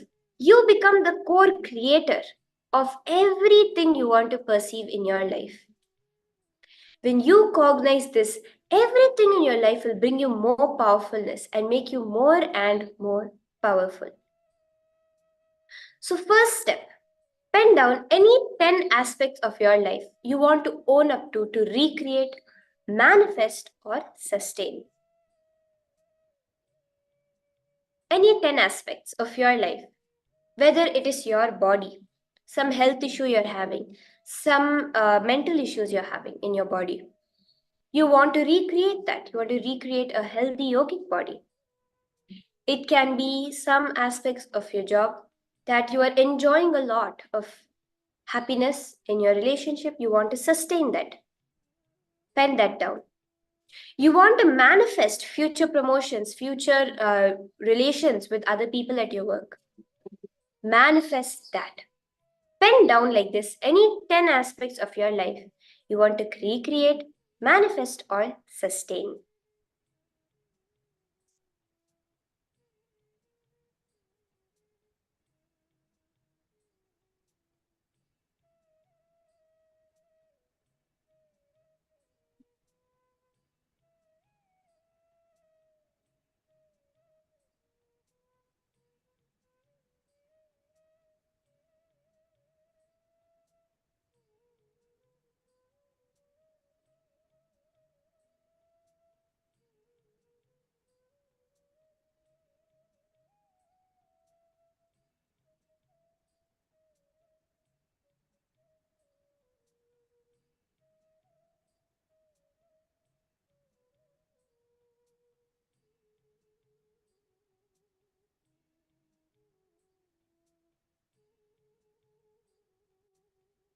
Own up to where you are creating what you're creating, where you are sustaining what you are sustaining.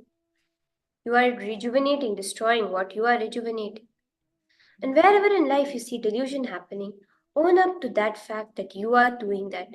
And not forgetting that it is you who is liberating yourself ultimately.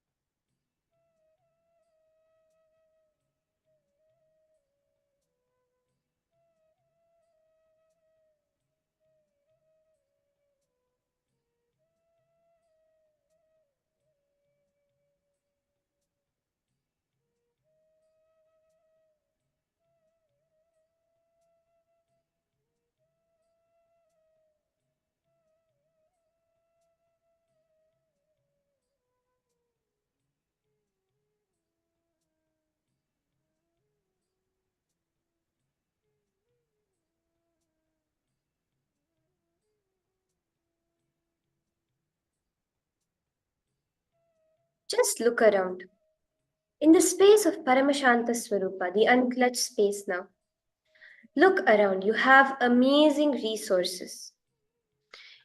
When you look at life, in the situation, when you are when you're engaged, when you're completely caught up into the emotions of that situation, when you're not owning up for your life, everything it'll just look like life is against you. But the minute you will reach the Paramashanta Swarupa, the pure, unclutched space, you will see how whatever it is happening around you is an amazing resource for you. One by one, look at each aspect that you have written down. Ask yourself, why did I create what I created? What part can I own up to make a transformation in my life? Say your health, you have a headache. Own up to it. When did the headache start? What did I want at that moment? Was I trying to avoid a situation? Were you feeling pressurized in that situation? Due to that, you created the headache within you. Own up to it.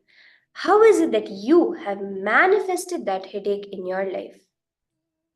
For each and every aspect that you have written down, look at how it is you who created it, or you are the one who created the obstacle for it in your life. Let us take a few minutes to do this.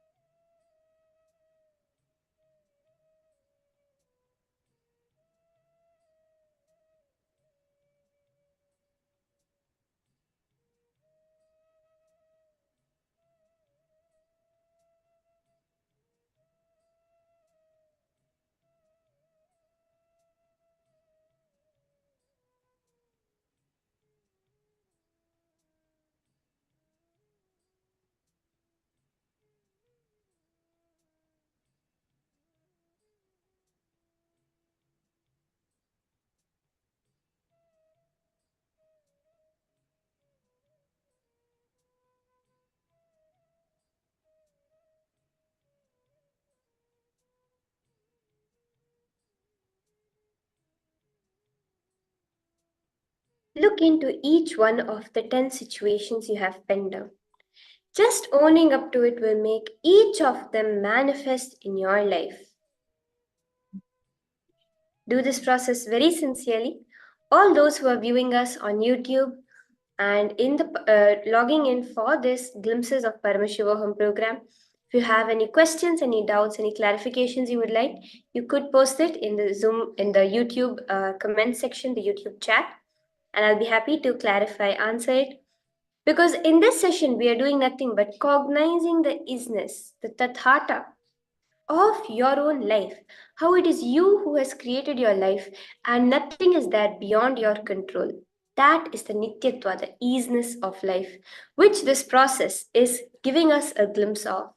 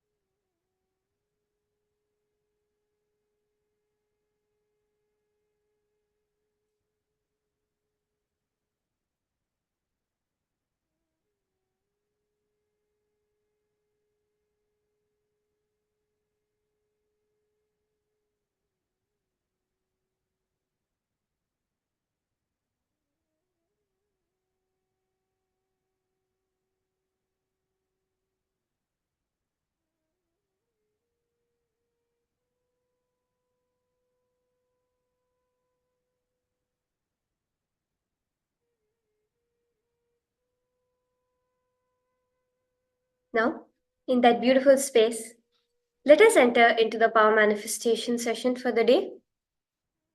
We'll be continuing very beautifully with the power of remote vision in this round.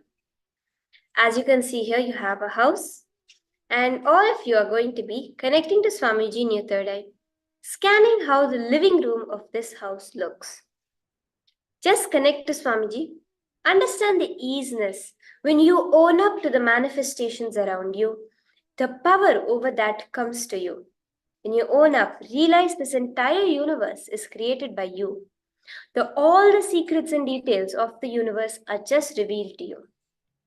So connect to Swamiji, sit straight, chant the Mahavakya, Om Nithyananda Paramashivoham, and start scanning how the living room of this house looks.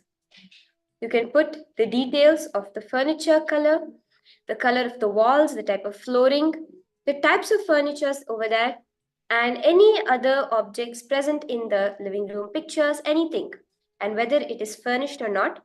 Also do scan how many bedrooms and bathrooms are there in this house. Let us start. Sit straight. Start chanting the Mahavakya. Om Nithyananda Paramashivoham.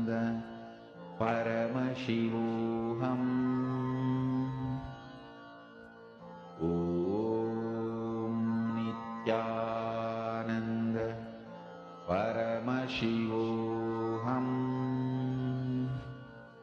Om Nithyananda Paramashivoham.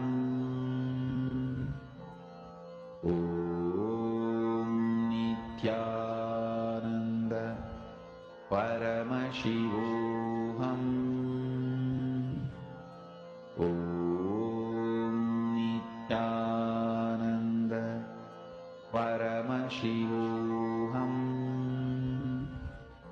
Om Nithyananda Paramashivoham. Om Nithyananda Paramashivoham. Om Nithyananda Paramashivoham. Om Nithyananda Paramashivoham. Om Nithyananda Paramashivoham. Om Nithyananda Paramashivoham. Om Nithyananda Paramashivoham. Om Nithyananda Paramashivoham. Om Nithyananda Paramashivoham. Om Nithyananda Paramashivoham. Slowly relax now. You can start posting whatever Swamiji revealed to you in your third eye. All the details of that, let's take a few minutes. Start posting the colors, shapes, numbers, pictures, any detail that Swamiji revealed to you. You can type it down, post it into the chat. Let's have a few minutes all now for us to post our answers. Om Nithyananda Paramashivoham. Om Nithyananda Paramashivoham.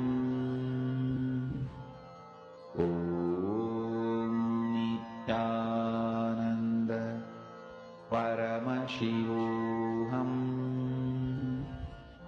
Om Nithyananda Paramashivoham. Om Nithyananda Paramashivoham. Om Nithyananda Paramashivoham. So with that, let's move on to the answer now. Let us view and see the answer for this round of manifestation. How does the living room of this house actually look? Let us take a look at how the living room of this house is and the other details of this house too. So this house is a completely furnished house, has one bedroom and one bathroom. If you saw that, celebrate your manifestation.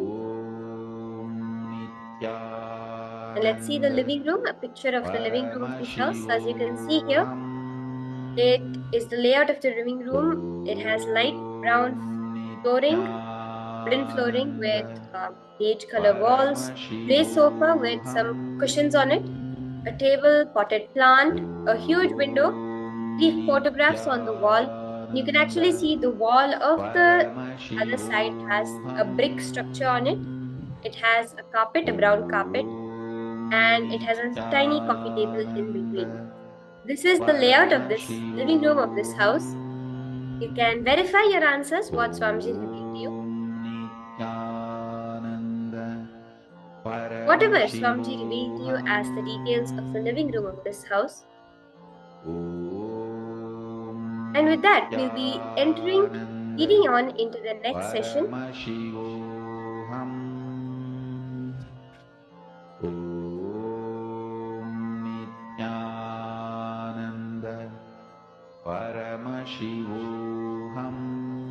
So the next session is a very beautiful session, continuing learning about Sadashiva Murti in our life, how he manifests the Panchakritya of Paramashivoham. Swamiji has revealed a very fundamental truth about this cosmos. When you understand that, when you look at Sadashiva Murti, one of the things that stands out is when Swamiji says the difference between what we know as God, the generator, operator, and destroyer, and who Sadashiva actually is, Sadashiva Murti. He is the one who sustains, he generates, he creates, he operates, and he destroys. As well as destroying and rejuvenation, he does the putting into delusion and the liberation. This is one of the fundamental aspects of who Sadashiva Murti is. Now, when it comes to the creation, there are many people, many religions that say God made us all in His mold. The atheists say we made God in our mold. Humans made God in humans' mold. But Swamiji says, I don't know God, but I know Sadashiva. Sadashiva made us all in His sea. As we saw the Trinetra Kalpana. It is within the sea of Paramashiva, the S-E-E, not the sea, like ocean sea, not the scene, S-E-E-N-E, S-E-E-N-E, but the sea. It's within the action of the sea that we all are created. So let us now listen from Swamiji himself, higher powerful cognitions on this aspect of Sadashiva, as how we are all created in this sea of Sadashiva. Let us now listen to these high powerful cognitions from Swamiji.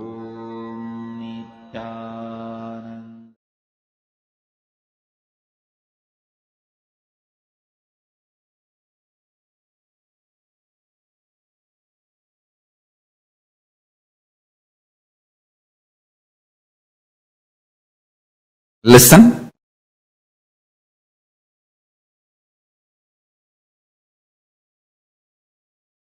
An entity, body, or being Paramashivoham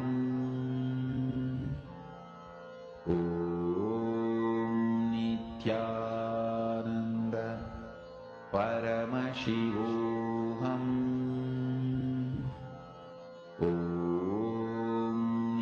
Nithyananda Paramashivoham Nithyananda Paramashivoham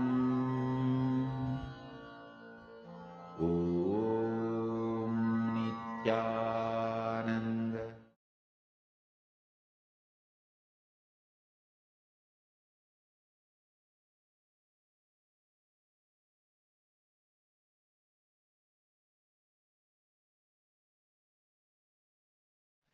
understand the inner space of Mahadeva. Some of the important secrets you need to know from the inner space of Mahadeva.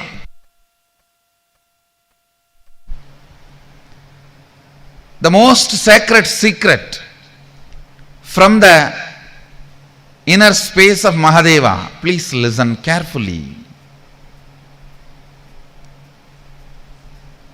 You need to understand the inner space of Mahadeva. Only then you will understand the value of this great teaching, the great truth, the sacred secret. In your inner space, you constantly feel threatened by anybody and everybody. If somebody gets the same amount of money you have, you feel threatened. If somebody gets the same amount of name you have, you feel threatened. If somebody gets the same amount of fame you have, you feel threatened. Understand.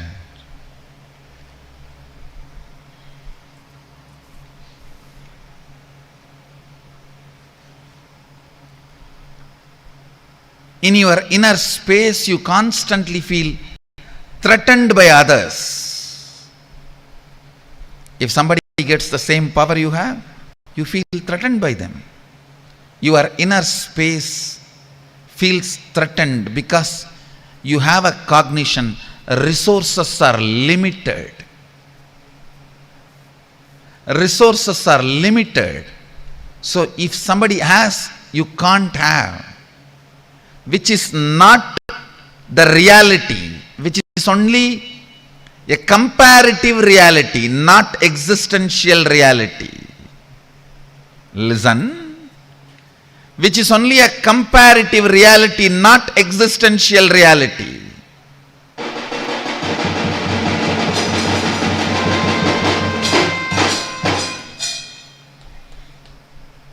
Sadashiva's inner space never feels threatened because he knows Shakti is endless.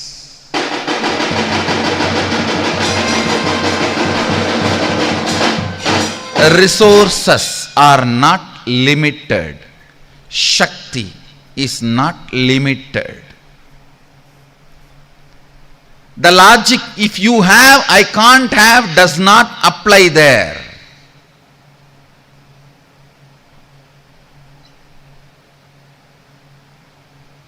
When he says Shivatvamasi, he means it. You are Shiva.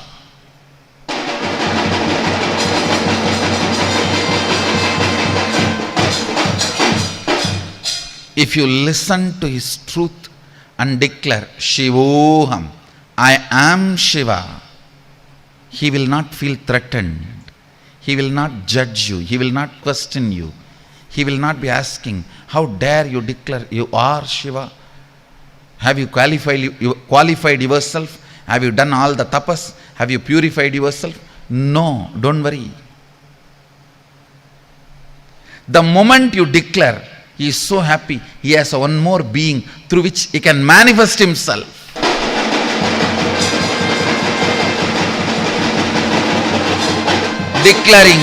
Declaring, radiating, manifesting Shivoham does not need any special skill sets. It just needs your decision, Anya, will.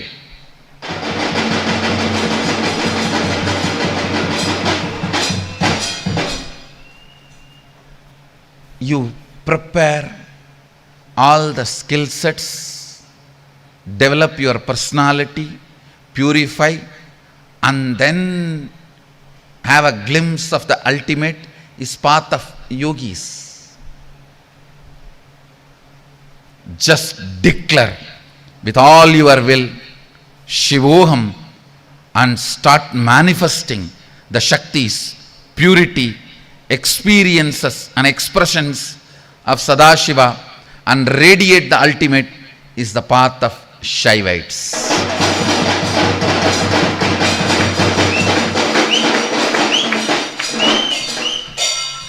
The whole society thinks there is no other path other than yogis, because the logic yogis talk and the logic of the society matches.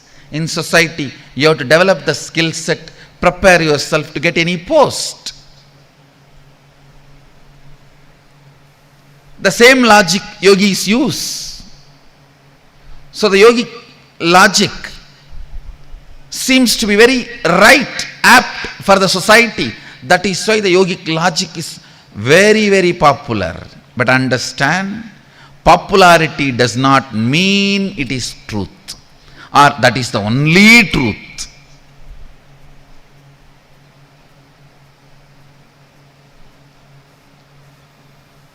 I am not saying yogic logic is lie, and same way I wanted let the yogis know it is they cannot continue to tell people theirs is the only right logic.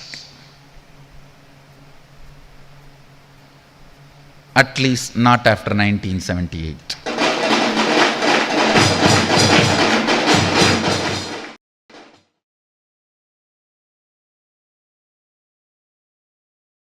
You will start practicing.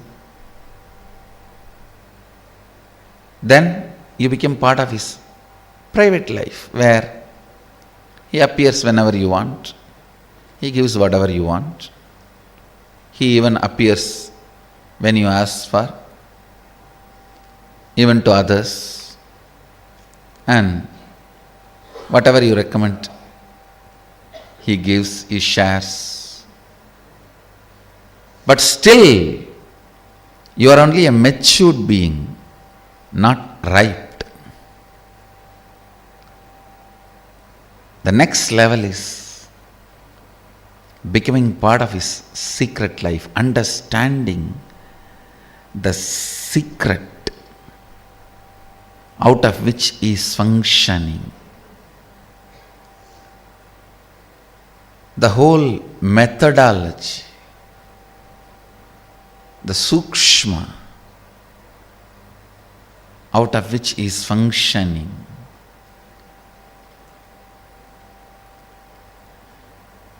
If you understand the secret methodology, the way your boss is functioning, you can become a boss.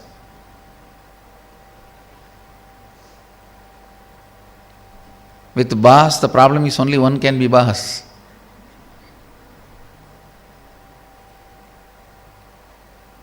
Here, the moment you understand the way Sadashiva functions, you can become Sadashiva and you do not threaten his existence. Because you do not threaten his existence, he is not jealous of you, or he is not stopping you, he is welcoming you, he is waiting for you. Listen.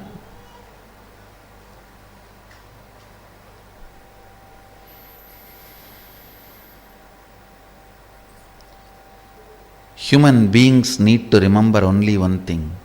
When cosmos rushes towards you, when Sadashiva rushes towards you with a tremendous love, when he overwhelms you by his love, when he overflows in you, do not be stupid enough to have doubts. First, don't doubt, am I qualified for it? The moment you have that self-doubt, self-hatred, self-denial, am I qualified for it? Once you have doubt on you, you doubt on him. Maybe he wants something from me, that is why he is showering himself on me. Fool. Understand the truth. He has nothing to achieve through you. Neither your money, nor your beauty, or your age, or your wealth, or your possessions, whatever you think is most valuable in your life, nothing is useful for him. Understand, whatever you think is the most valuable in your life, nothing is useful for him.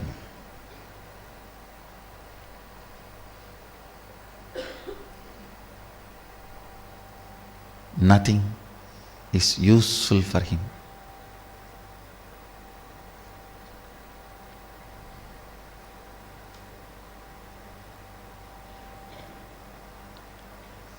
is not looking at you for any utility value. Is looking at you only as a conscious value, means is flowing towards you just to manifest through you.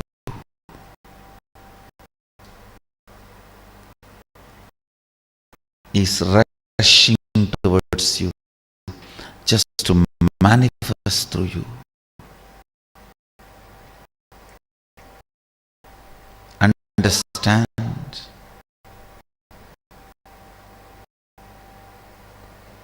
If you offer all your wealth, life, beauty, car, bank, houses, lion cub offers to the lion. Cub might have been to eating it. Not.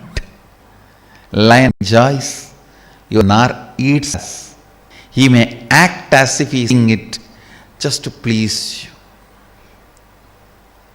Just to please you. He may get those grass and stock it for the lion cubs to come and eat while they are becoming lions. He is going to start a adinam where the cubs are transformed into lions. So while they arrive, they come as sheep. So they need grass for a few days till they become lion. So for that sake, he may stock it. He may keep it. But he has no use. He has no use.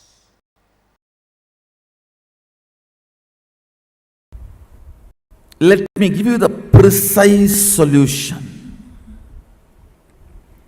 State is achieved by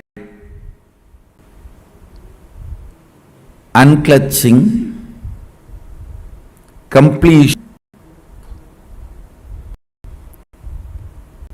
all the methodologies of putting you in Nirvikalpa Samadhi as now.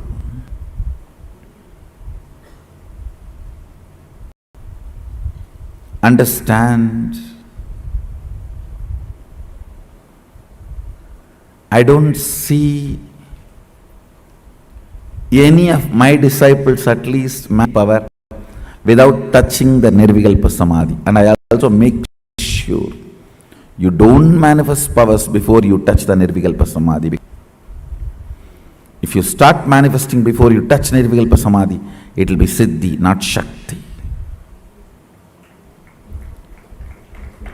Nirvikalpa Samadhi is too important. Nirvikalpa Samadhi is too important.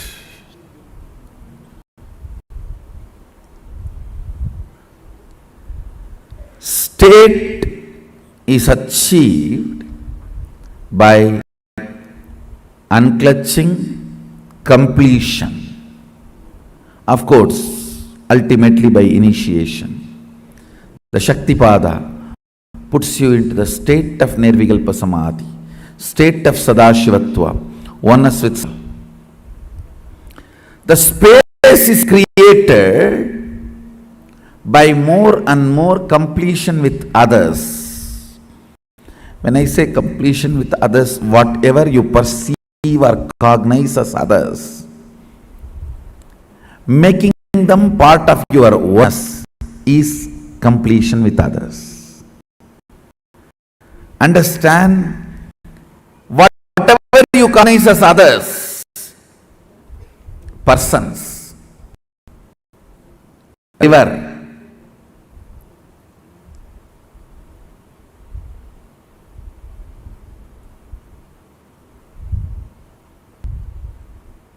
hill,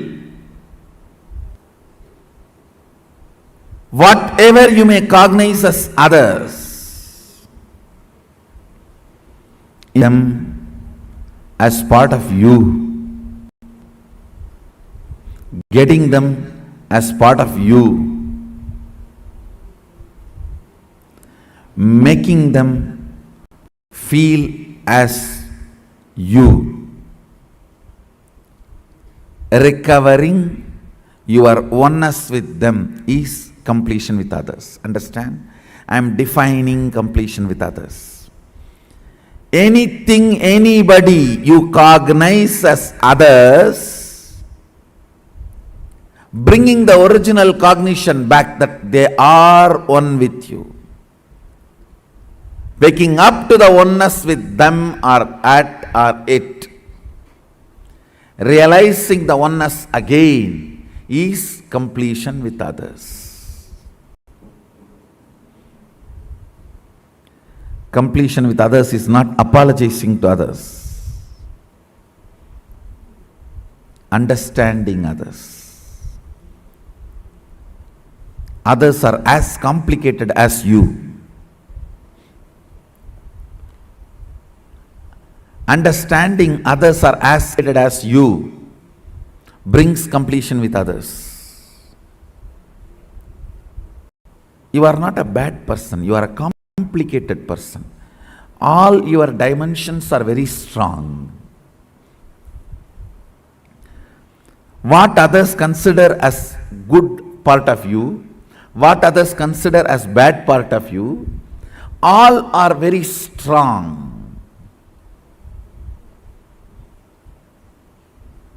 I tell you, just like you are complicated, everyone is complicated. Understanding everyone is complicated brings completion with others, and you start feeling oneness with them. You start feeling oneness with them. Identifying yourself with others, putting yourself not in their shoes but in their crown. Why should always that word, putting yourself in their shoes? No. We Hindus, we put ourselves in their crown.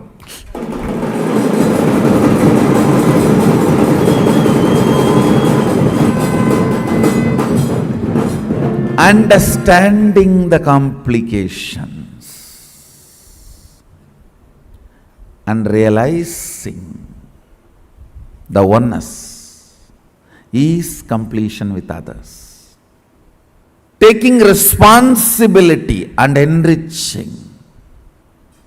Understand completion with others, taking responsibility for others and yourself, and enriching yourself and others. This is what is creating space. Put more and more energy in that.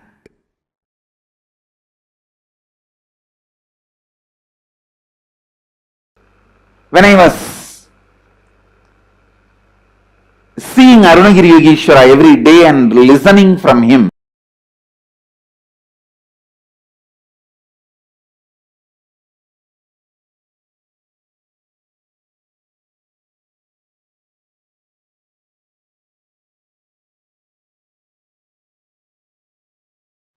understand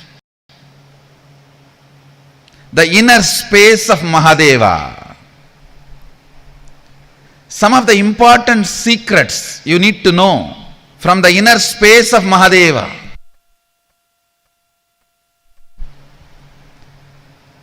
The most sacred secret from the inner space of Mahadeva. Please listen carefully. You need to understand the inner space of Mahadeva. Only then you will understand the value of this great teaching, the great truth, the sacred secret. In your inner space, you constantly feel threatened by anybody and everybody. If somebody gets the same amount of money you have, you feel threatened. If somebody gets the same amount of name you have, you feel threatened. If somebody gets the same amount of fame you have, you feel threatened. Understand.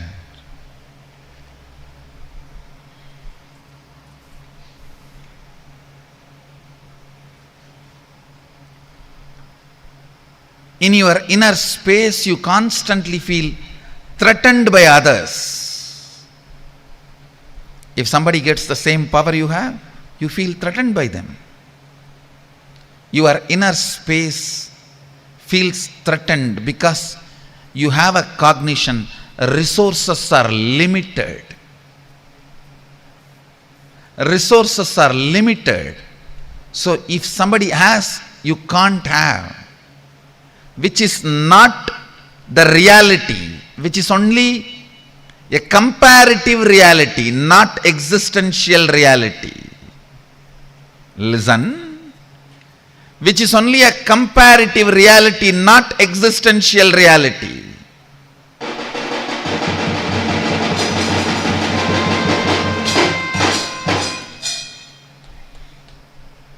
Sadashiva's inner space never feels threatened because he knows Shakti is endless.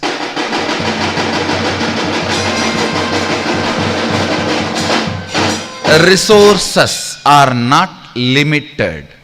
Shakti is not limited. The logic, if you have, I can't have, does not apply there.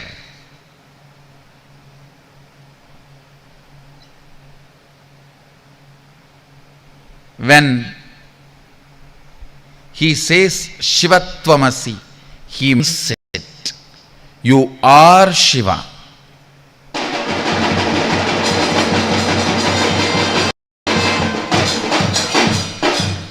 If you listen to his truth and declare Shivoham, I am Shiva, he will not feel threatened.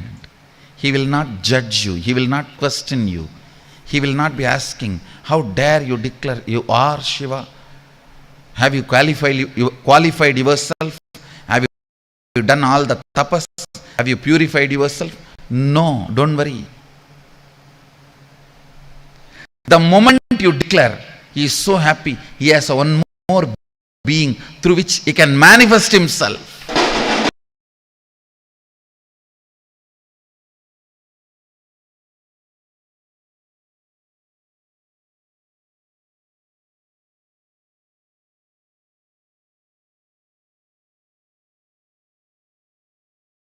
Many times people ask me, why do Hindus believe in so many gods? First thing I want to tell you, listen, we don't believe in so many gods, we know so many gods exist.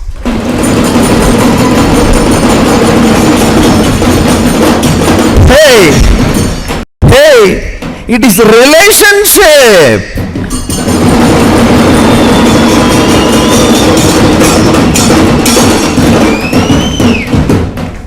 They come, they stay.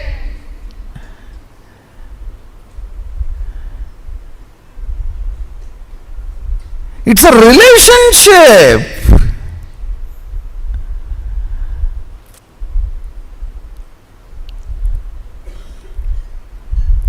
Listen, first of all, opinion is not knowledge. Understand this basic truth. God is one, maybe opinion, not knowledge. And knowledge is not experience. That's the next level.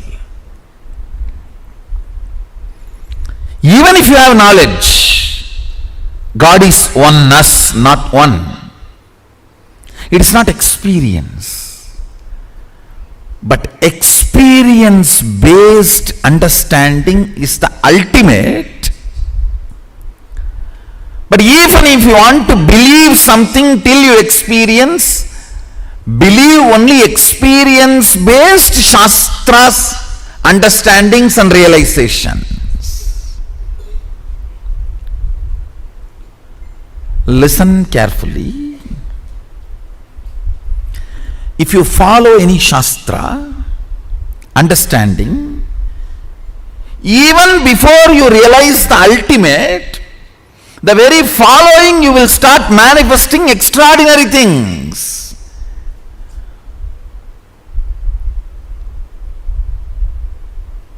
You can never reach a moon by bullock cart. Understand? If it has to be if your goal is moon, it has to be different vehicle. So by the quality of the vehicle, you know the goal. You are not that fool. Opinion is bullock cart.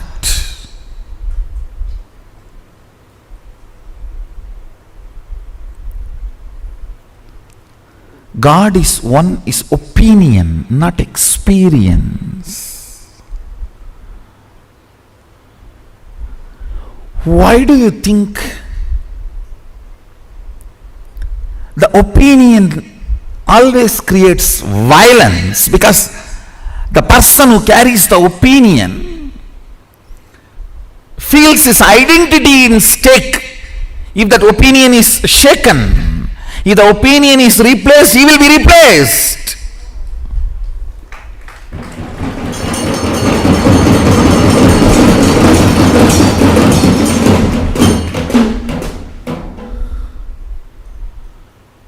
Funny people. Funny people.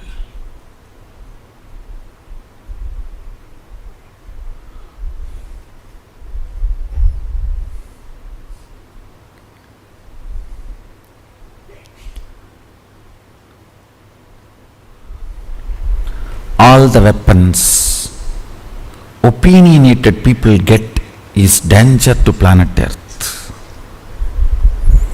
Whether it is the concept of currency, or the concept of justice, or concept of administration, or the concept of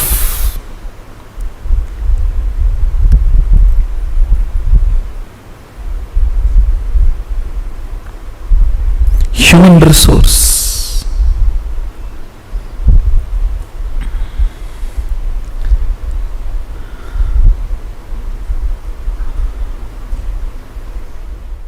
Listen intensely.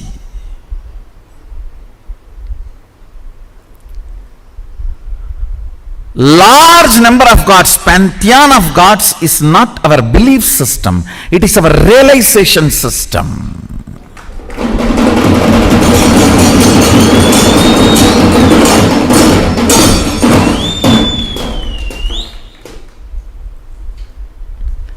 One God theory is fundamentally bored, frustrated mind's production.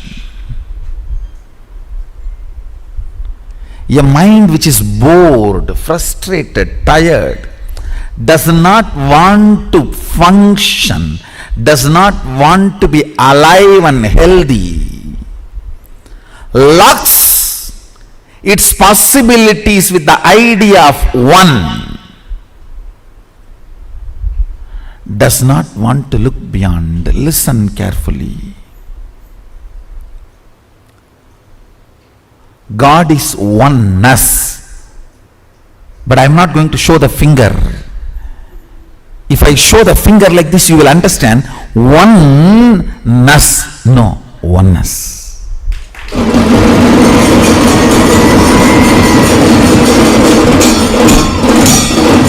There is a big difference between oneness to oneness.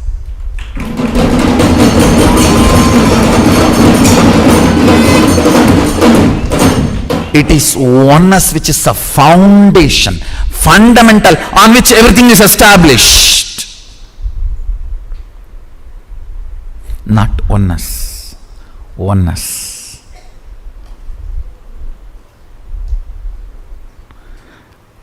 I'll repeat, not oneness. Oneness.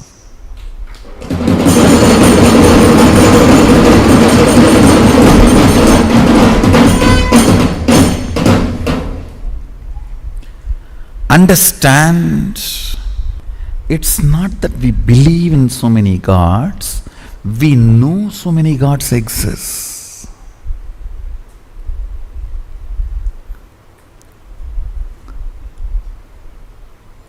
We were capable of relating with them.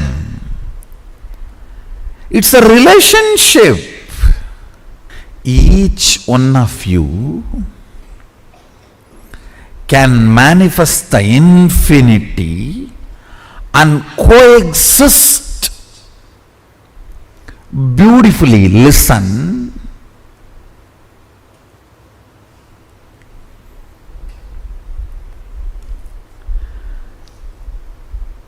If one animal exists, other animals cannot exist. Only in kill and eat kingdom, not in civilized, sophisticated. All right, let all of us exist is civilized. Sophisticated is let all of us enrich each other and make ourselves better.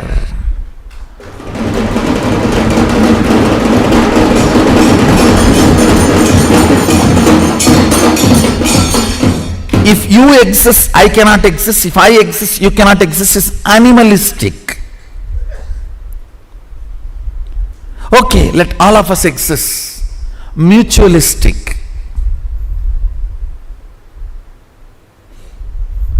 Let us all enrich each other to make all of us better and better.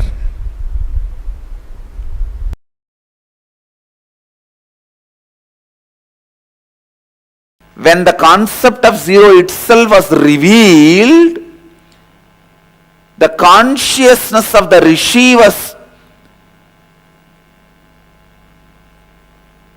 the whole was the value of the zero, not nothingness. Please listen. Infinity was the definition of zero by the Upanishadic Rishis.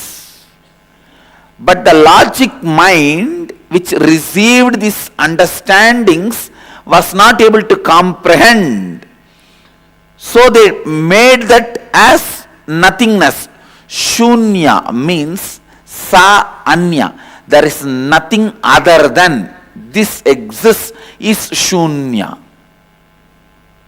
Sa anya.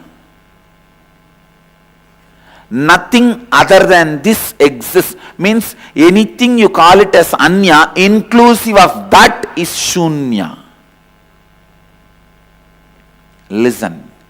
Sa anya. Anything you call it as other, including all that is shunya. Zero of Indian rishis is not zero of Western mathematicians. Zero of the Indian rishis is not the zero of Western mathematicians. Unfortunately, the zero which got delivered here, traveled there and came back with a new interpretation, became part of our thinking system. In further satsangs, I'll reveal more and more details of applying the original zero of the Vedic rishis into our logic, love and conscious cognitions. This one understanding, zero is not nothingness, it is infinity.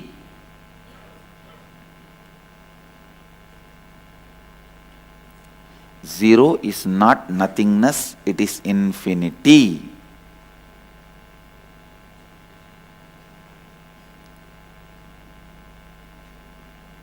This one statement, if this one cognition is digested into your system, if this one truth becomes your cognition, your whole life will take a new turn. You will not believe anymore the stupid theories of you are going to have death or destruction, the stupid theories of one life concepts, all that will disappear. How can you have one life? How can life have one life? You can have one body at a time, that is accepted. How can life have only one life? Then are you just body? Then after the life leaves, the body should be functioning.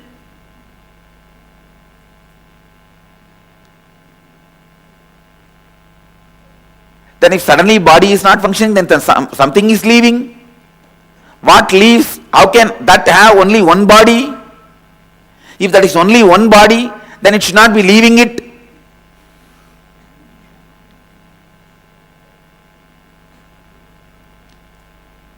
Tons and tons of stupid cognitions you are carrying will melt down.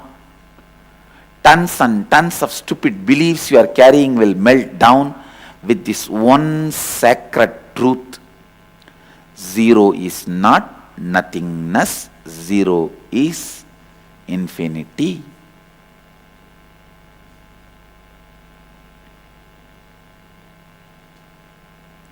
Shunya, as it was discovered, Shunya, as it was spelled out by the rishis, did not mean nothingness, it meant infinity. Sa anya means anything you call it as anya, all that put together is shunya.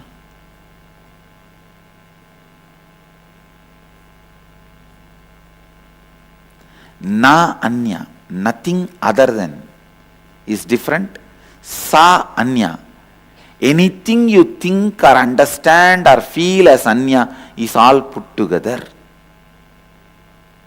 Means the possibility for the other to exist does not exist in shunya. Because anything you say other, we say already we have included, that is why it is shunya.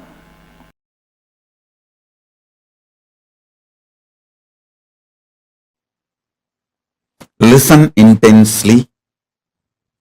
Every statement I am going to make, listen it. Number of the universe, numbers of the universe, number universe. All these different words. First introduction. Unit of the universe. Listen.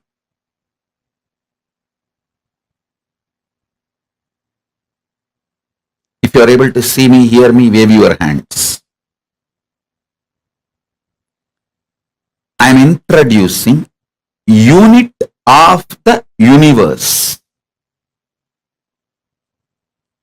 Now what I am going to talk is the upgraded new beginning, absolutely new,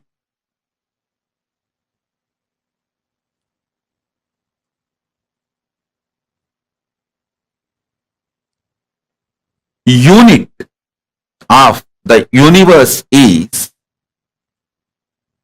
your ability to visualize, your ability to cognize. Listen to this statement. Unit of the universe is your ability to cognize. That is why each one of you have your own universe. Let me repeat. Unit of the universe is your ability to cognize. I'll give you one example. Now, all of you try to cognize infinity. Infinity means, you know, infinity. Countless.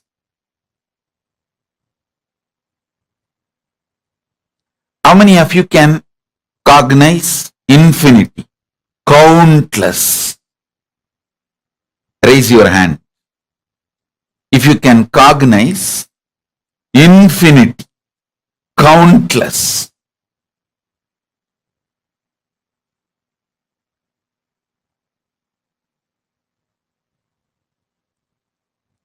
Yes, listen. Now listen very carefully. Whenever you visualize, cognize countless, infinity, always you come to a conclusion, it is one infinity. Listen. Your ability to cognize infinity is your intelligence, but coming to a conclusion, the infinity is one, is your mind, what I call blind spot. Understand what I am trying to convey. Infinity can never be one. How many of you till today, whenever you thought about infinity, you always landed up infinity, countless, numberless, beyond. But in the back of your mind, you automatically come to the conclusion, it is one infinity. How many of you cognized infinity this way? Send the message and wave your hands. If you cognized infinity as one, wave your hands. Listen very carefully. Just like a silver line around the cloud, around your intelligence, there is always a line of the mind. Mind puts border to you. Mind puts boundary to you. Mind puts tiredness in you. Mind puts boredom in you. Mind puts the idea you are not capable in you. Mind puts the idea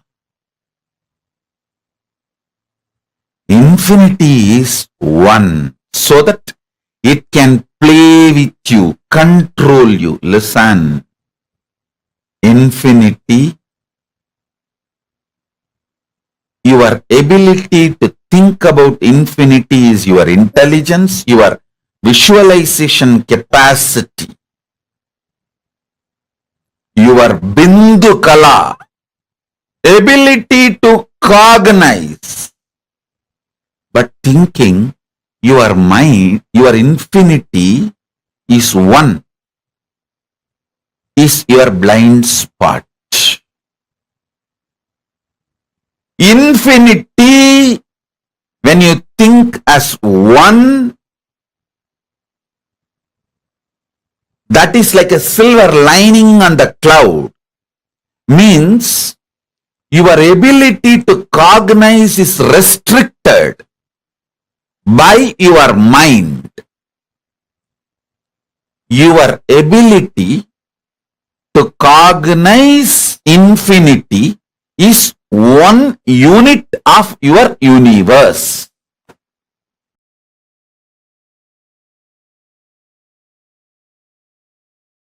Anything you think as your priority other than manifesting my being is delusion. You manifesting my being, making the world manifest my being is the only priority. Understand, the universe came into existence by my will just to celebrate all of us.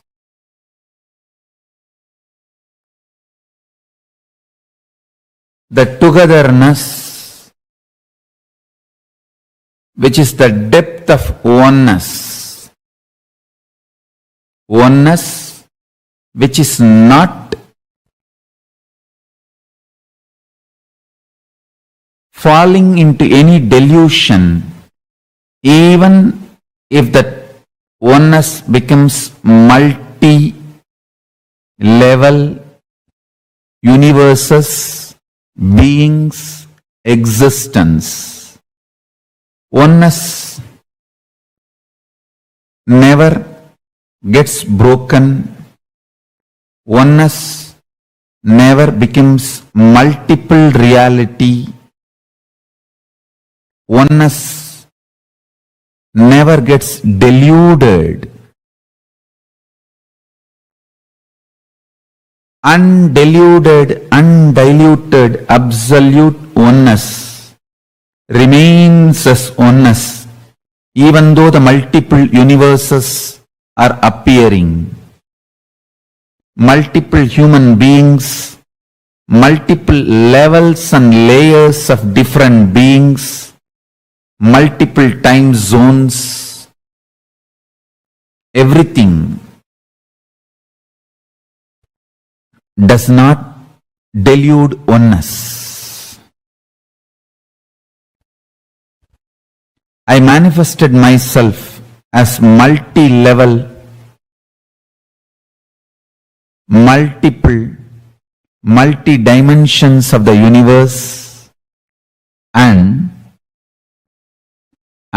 listen,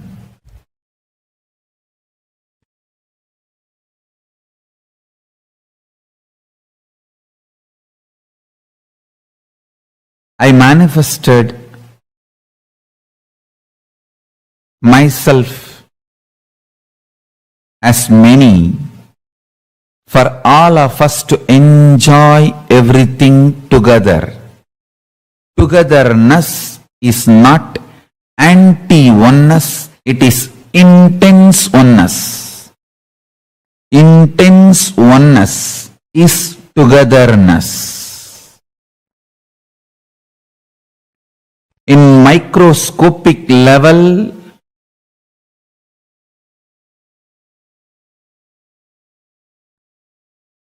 reality of oneness. In the macroscopic level, reality of multiplicity continues to remain rooted in oneness. When you go to the microcosmic level, it's pure oneness. When you go to the macrocosmic level, it is infinity. The infinity and oneness is same. Oneness is celebrating itself as infinity in multiple ways. Understand this one truth deeply. A deep delusion you carry is you are against the whole cosmos, or the whole cosmos and life is against you. No. You thinking, feeling, cognizing the whole cosmos, your life, or anything in the life against you is delusion. You came into existence because I wanted. Your being came into existence as my extension. You are here for me to celebrate myself. I am here for you to celebrate me. We both are here to whole cosmos to celebrate us and us to celebrate the cosmos. Nothing is worthy to worry. Nothing is worthy to be powerless. Nothing to be worthy to put you in insecurity. Nothing is worthy in the life to be afraid of. Nothing, nothing, nothing at all. is worthy of fear of losing or death. Even though I do all the 5 activities of creation, maintenance, rejuvenation, pulling out of delusion and liberation, I do the rejuvenation, destruction directly. For all of you to be assured nothing wrong will be done to you. No destruction can happen to you. Just to give you the assurance, I do the destruction, rejuvenation directly, personally involved. Understand?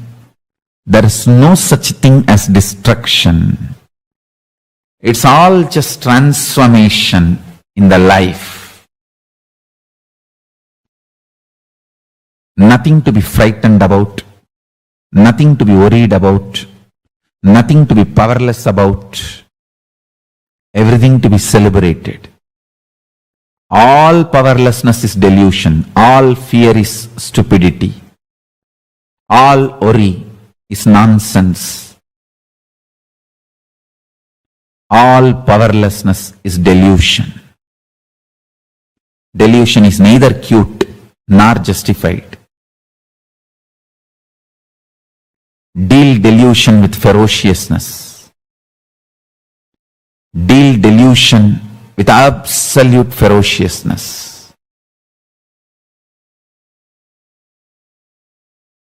Srishti sthiti samhara tirobhava anugraha. Generation, operation, destruction, delusion, liberation, all are manifested by me. In microscopic level, I am oneness. In macroscopic level, I am infinity. In the microcosmic level, I am oneness. In the macrocosmic level, I am infinity. Infinity and oneness is made up from the same material called me, Paramashiva. The me in this body, the me in your body is one and the same. The me in this body and me in your body, both are deeply in love with each other, intimate with each other, absolutely in oneness. We do not know separation and we have no separation. We are here to celebrate each other's existence. There is nothing in the life which can cause worry, inauspiciousness, fear, violence, feeling violated, anger. Nothing at all. I commit with you. I take the responsibility to break the ice and propose to you.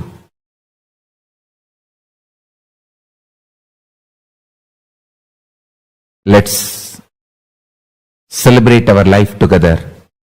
Let me manifest in you. Let you manifest in me. The deep down, the source anger you carry, the source root pattern you carry is absolute delusion. It has no existence. Don't waste your time in the name of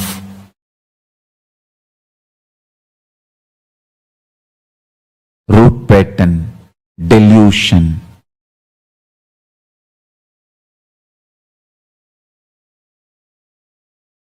Repeating the same patterns. Repeating the patterns is disrespecting your being. Wake up ferociously. Decide to break from all patterns.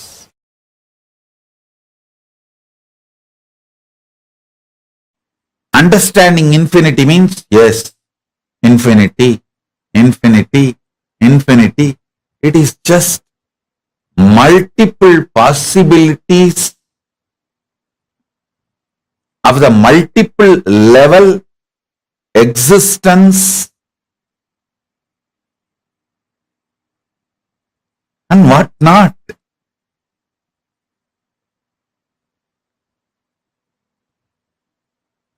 The brain should show, listen, brain should always be in awe.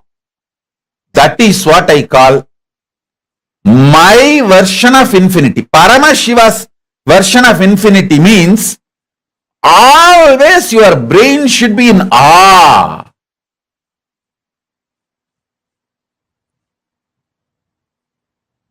See, I never give you confidence in the mental level or emotional level. I just give you the truth in the consciousness. Your core becomes life positive. Listen. Your core becomes life positive. Always see the light in the end of the tunnel, not the silver lining around the cloud.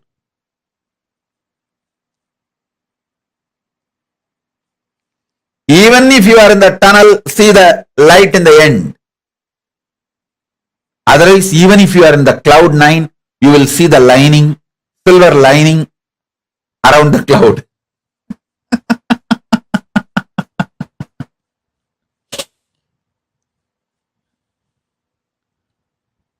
I have become absolute life positive to my very core. That is why so much of human effort to shut me has just become not only waste, they all got dissipated. Like, not only they became irrelevant, they just got drained, literally dropped dead. And I stand, grow, expand, because the very unit with which I perceive the universe is different. I am trying to liberate you. How can anyone trying to bind me will be successful? They are the losers. All of you be very clear. Either you cognize what I am explaining, or you understand you can't understand me, at least keep quiet. Don't try to think you are right and I am not. That's where the problem starts. If you at least keep quiet, listen, you will grasp, maybe a little slow, but you will grasp the vastness of life, expansiveness of life. Understand, if your brain gets into the awe, you will see everything happened in your past, in your life, is an opportunity given to you. Nothing was failure, wrong.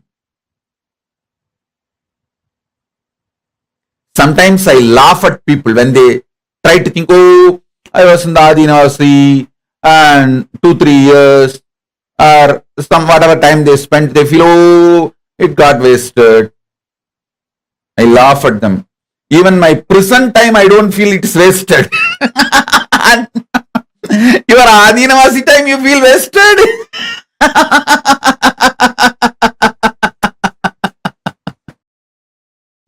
Cognition, what kind of a cognition?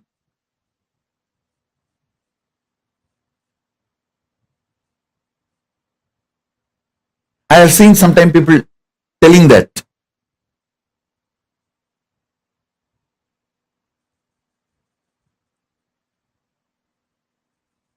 Listen to this.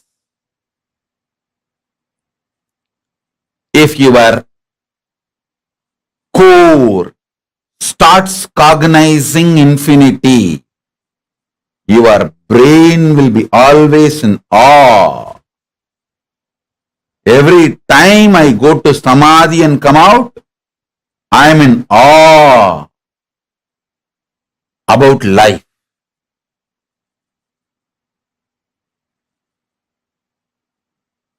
I don't give you false ideas. I really love you. I really love each one of you. I put my every effort to give you the truth as it is.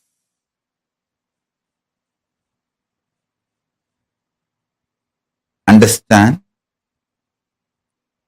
If you are in awe, you just know your abilities cannot be taken away from you. It cannot be stolen away from you. There is nothing to lose in life. There is only to gain, expand. All your questions, all your questions, all your doubts, all your fears, all your insecurities are because you see the silver lining around the cloud all the time instead of seeing the light in the end of the tunnel.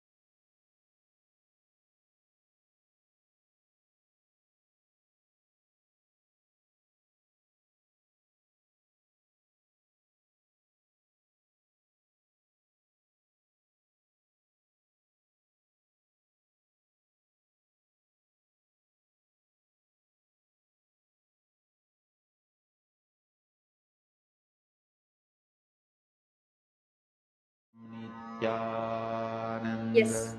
Nithyanandam, to all the viewers and all the participants who's watching us live right now to this amazing program of Glimpses of Paramashivoham. As all of us understood in the previous session, how we are responsible for the 5 aspects, for the 5 actions of Paramashiva which is happening in our life daily. The creation aspect, the sustenance aspect, the rejuvenation aspect, the putting in delusion aspect, and the liberation aspect. Now understand, we are Paramashiva. As Swamiji says very beautifully, we are not separate from Paramashiva. The moment delusion starts when you think, when there is a separation between you and Paramashiva, when you forget your identity between you and Paramashiva. But fundamentally, all of us need to understand that Paramashiva has made all of us out of his very sea. Not out of scene, mean like SEEN, or scene, which is SCENE, or sea, which is, we refer to the second largest water body, which is SEA, or seeing, or will see. In none of these categories, Paramashiva did the creation. He made all of us in his sea. As very beautifully Swamiji revealed in the Navakanda Yoga Samadhi Satsang, that each of the 64 manifestations of Paramashiva, they are there. It's not that the manifestation happened and went by.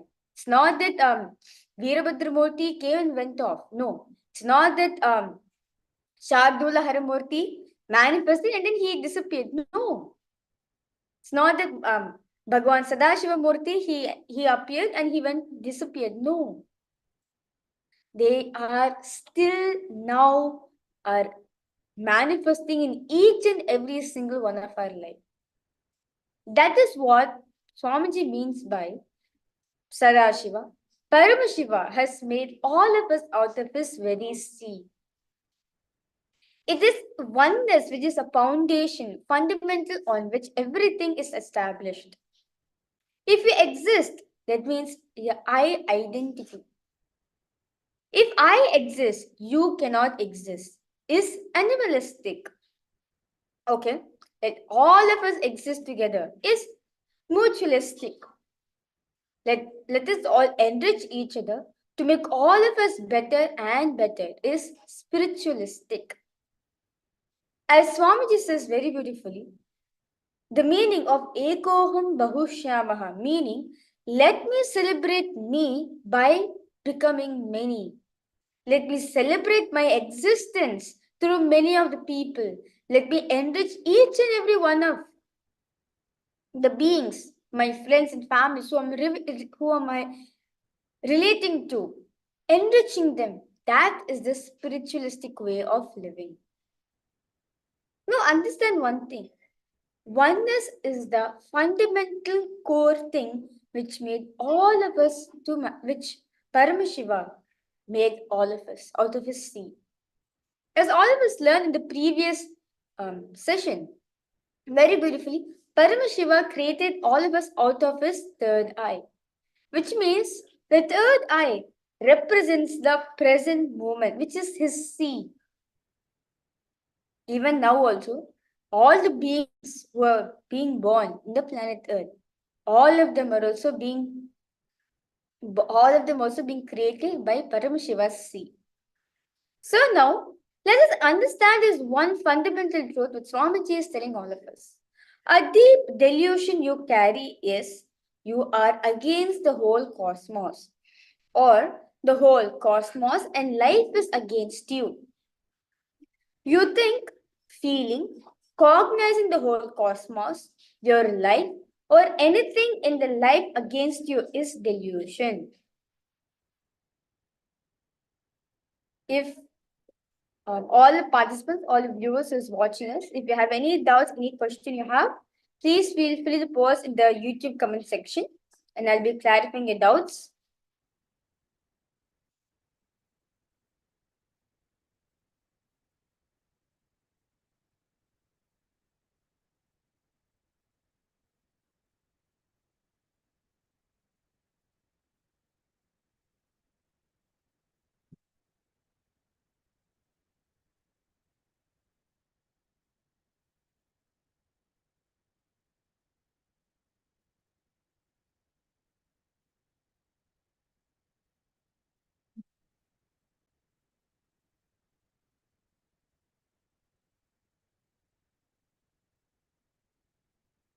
Now, understand one thing.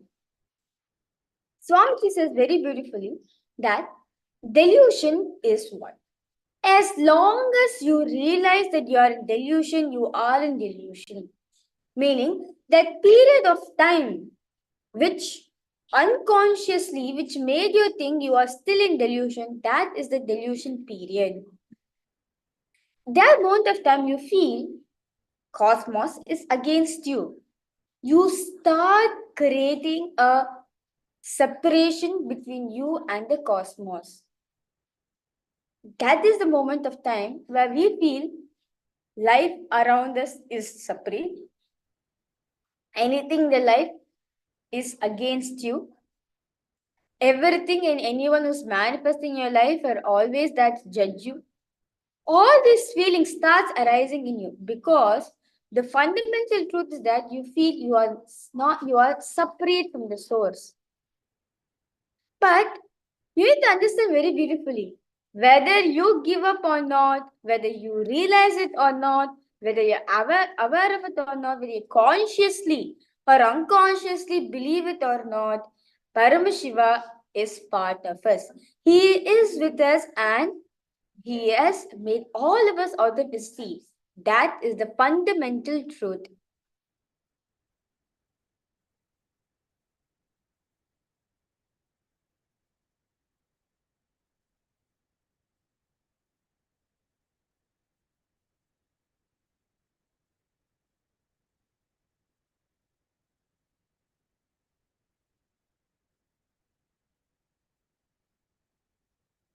So now, right, the feeling.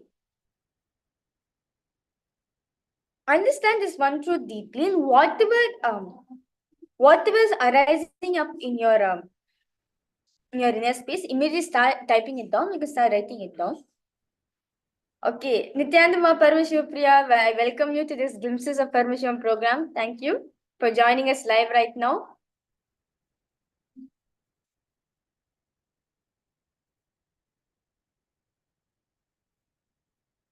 Yes, ma, Paramashivopriya is posted. One with us always. That's wonderful, ma. So, now understand this fundamental truth, okay? What is Swami? Now, when you cognize this truth, whatever inner chatter, what does inner chatter mean? When you close your eyes, when you sit with yourself, constantly there was some radio box be sitting inside you, sitting inside of you. That is inner chatter. So that is your mind exactly. If you see the trend, when you sit with yourself, just for 1 minute, if you sit with yourself and you see, for 1 minute you'll be thinking about Paramashivoham. The next moment, next second, you'll be thinking about let me have a phone. Immediately next second, you'll be thinking about your job. Immediately next second, you'll think about to go to puja. For 1 minute, you will see you will have created 60 over thoughts. Actually, it's very comparative list what Swamiji has said to the amount of thoughts the human brain has within a 1 minute. So that inner chatter which is continuously which is there in you, it's actually a radio box which you do not know how to turn it off. Now, cognize this truth, which Swami is saying very beautifully. A deep delusion you carry, the delusion which all of us are cherishing inside ourselves. The delusion which all of us are unconsciously cherishing. That you are against the cosmos. You feel you're separate from the cosmos. You feel cosmos is separate, I'm different. And you feel cosmos. Cosmos, Swamiji, is not just meaning about the universe. Swamiji is also meaning people around you. Because as all of us learn, Jiva, Jagat, Ishvara. Jiva is all of us, the individual consciousness. Jagat not just explains about the cosmos, about the universe. It also means the people whom you're living with, the type of people whom you're associating with, and Ishvara, who is Paramashiva himself. When there is a gap between these three, understand you are in delusion. Now, cognize this truth, what was happening inside of you. What are you feeling? Cognize it. And whatever is arising during moment of time, okay, life is against me. Life is always at exploit me. Whatever judgments are coming up at that point of time, immediately start typing it down in the chat or start writing it down in your notebooks. Because understand what we are writing, it is completely a delusion. I request all participants to do this exercise very sincerely because in the all the viewers also, please do this exercise very sincerely. As Swamiji is saying, if you understand this one thing, you are one with Paramashiva, and Paramashiva has made all of us out of the sea. You'll understand you are Paramashiva. You're not separate from Paramashiva. The separation has happened because of your delusion. So, the moment you realize you are Paramashiva, you will just know how to manifest whatever you want in your life. You will just know your peak capacity, your peak possibility, which you can express. So I request all the viewers, all the participants to cognize this truth for a few minutes and start penning down whatever arises in your inner space. Whether a judgment is being passed out, write it down. Whether a powerful cognition is being passed out, write it down. Or whether some experience is coming up in you, write it down. Whatever is arising up, whatever is coming up, immediately start pinning it down.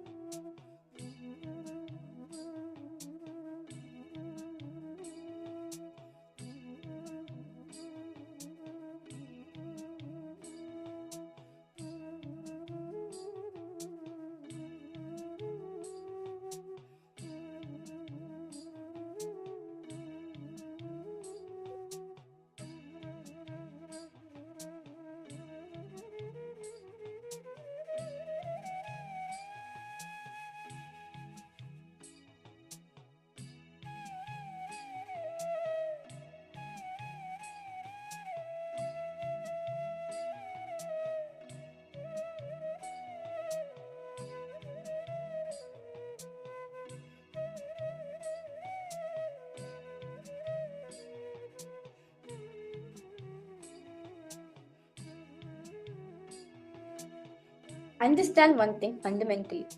What you're writing is purely a delusion. This is not you. You are not whatever you are writing. You are Paramashiva. That's the ultimate truth all of us need to cognize. Yes, sometimes here and there you forget. Sometimes here and there you feel life is just not manifesting the way you want. Life is only judging you, was accusing you for whatever is happening, even though you're not responsible for it. Or you're just being blamed unnecessarily, whatever you feel. But understand this fundamental truth. You are Paramashiva. Swamiji did not say that it is because you're going through the ups and downs, you are not Paramashiva. You are Paramashiva. Even though you're going through ups and downs, you are still Paramashiva. This is the truth that Swamiji is trying to tell to all of us and make us experience that whether you're going through ups and downs, what are you going through? You are still Paramashiva.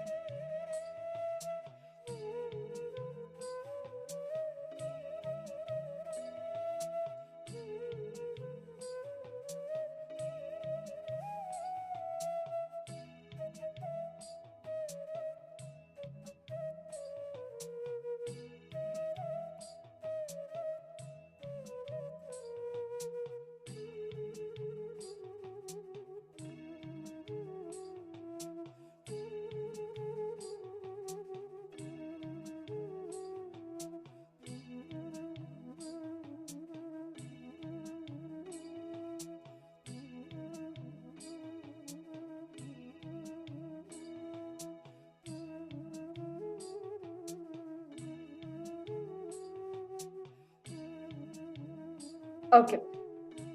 Now, all of you have written down all your delusions. Whatever is coming out from your inner space. It is time we come out of this